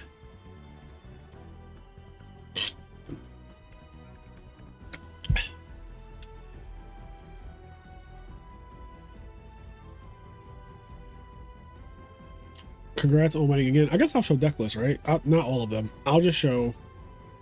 I'll be honest. Maybe I'm just gonna show Chess's deck, and then I'll do a top 8 deck video tomorrow because I'm tired. Like, I'm not even able to fully articulate right now. So that's the way that I know I'm tired. Whenever I have a hard time articulating, that is the number one sign for me that I'm actually exhausted. And it's primarily because I just spoke so much during the stream. Like, I really did talk a lot for this particular stream. Okay, let me do this. Control print screen. This will do that. Let's get this bad boy out here. As Prime said, ProStorm to go pass me a list on how to side and basic lines.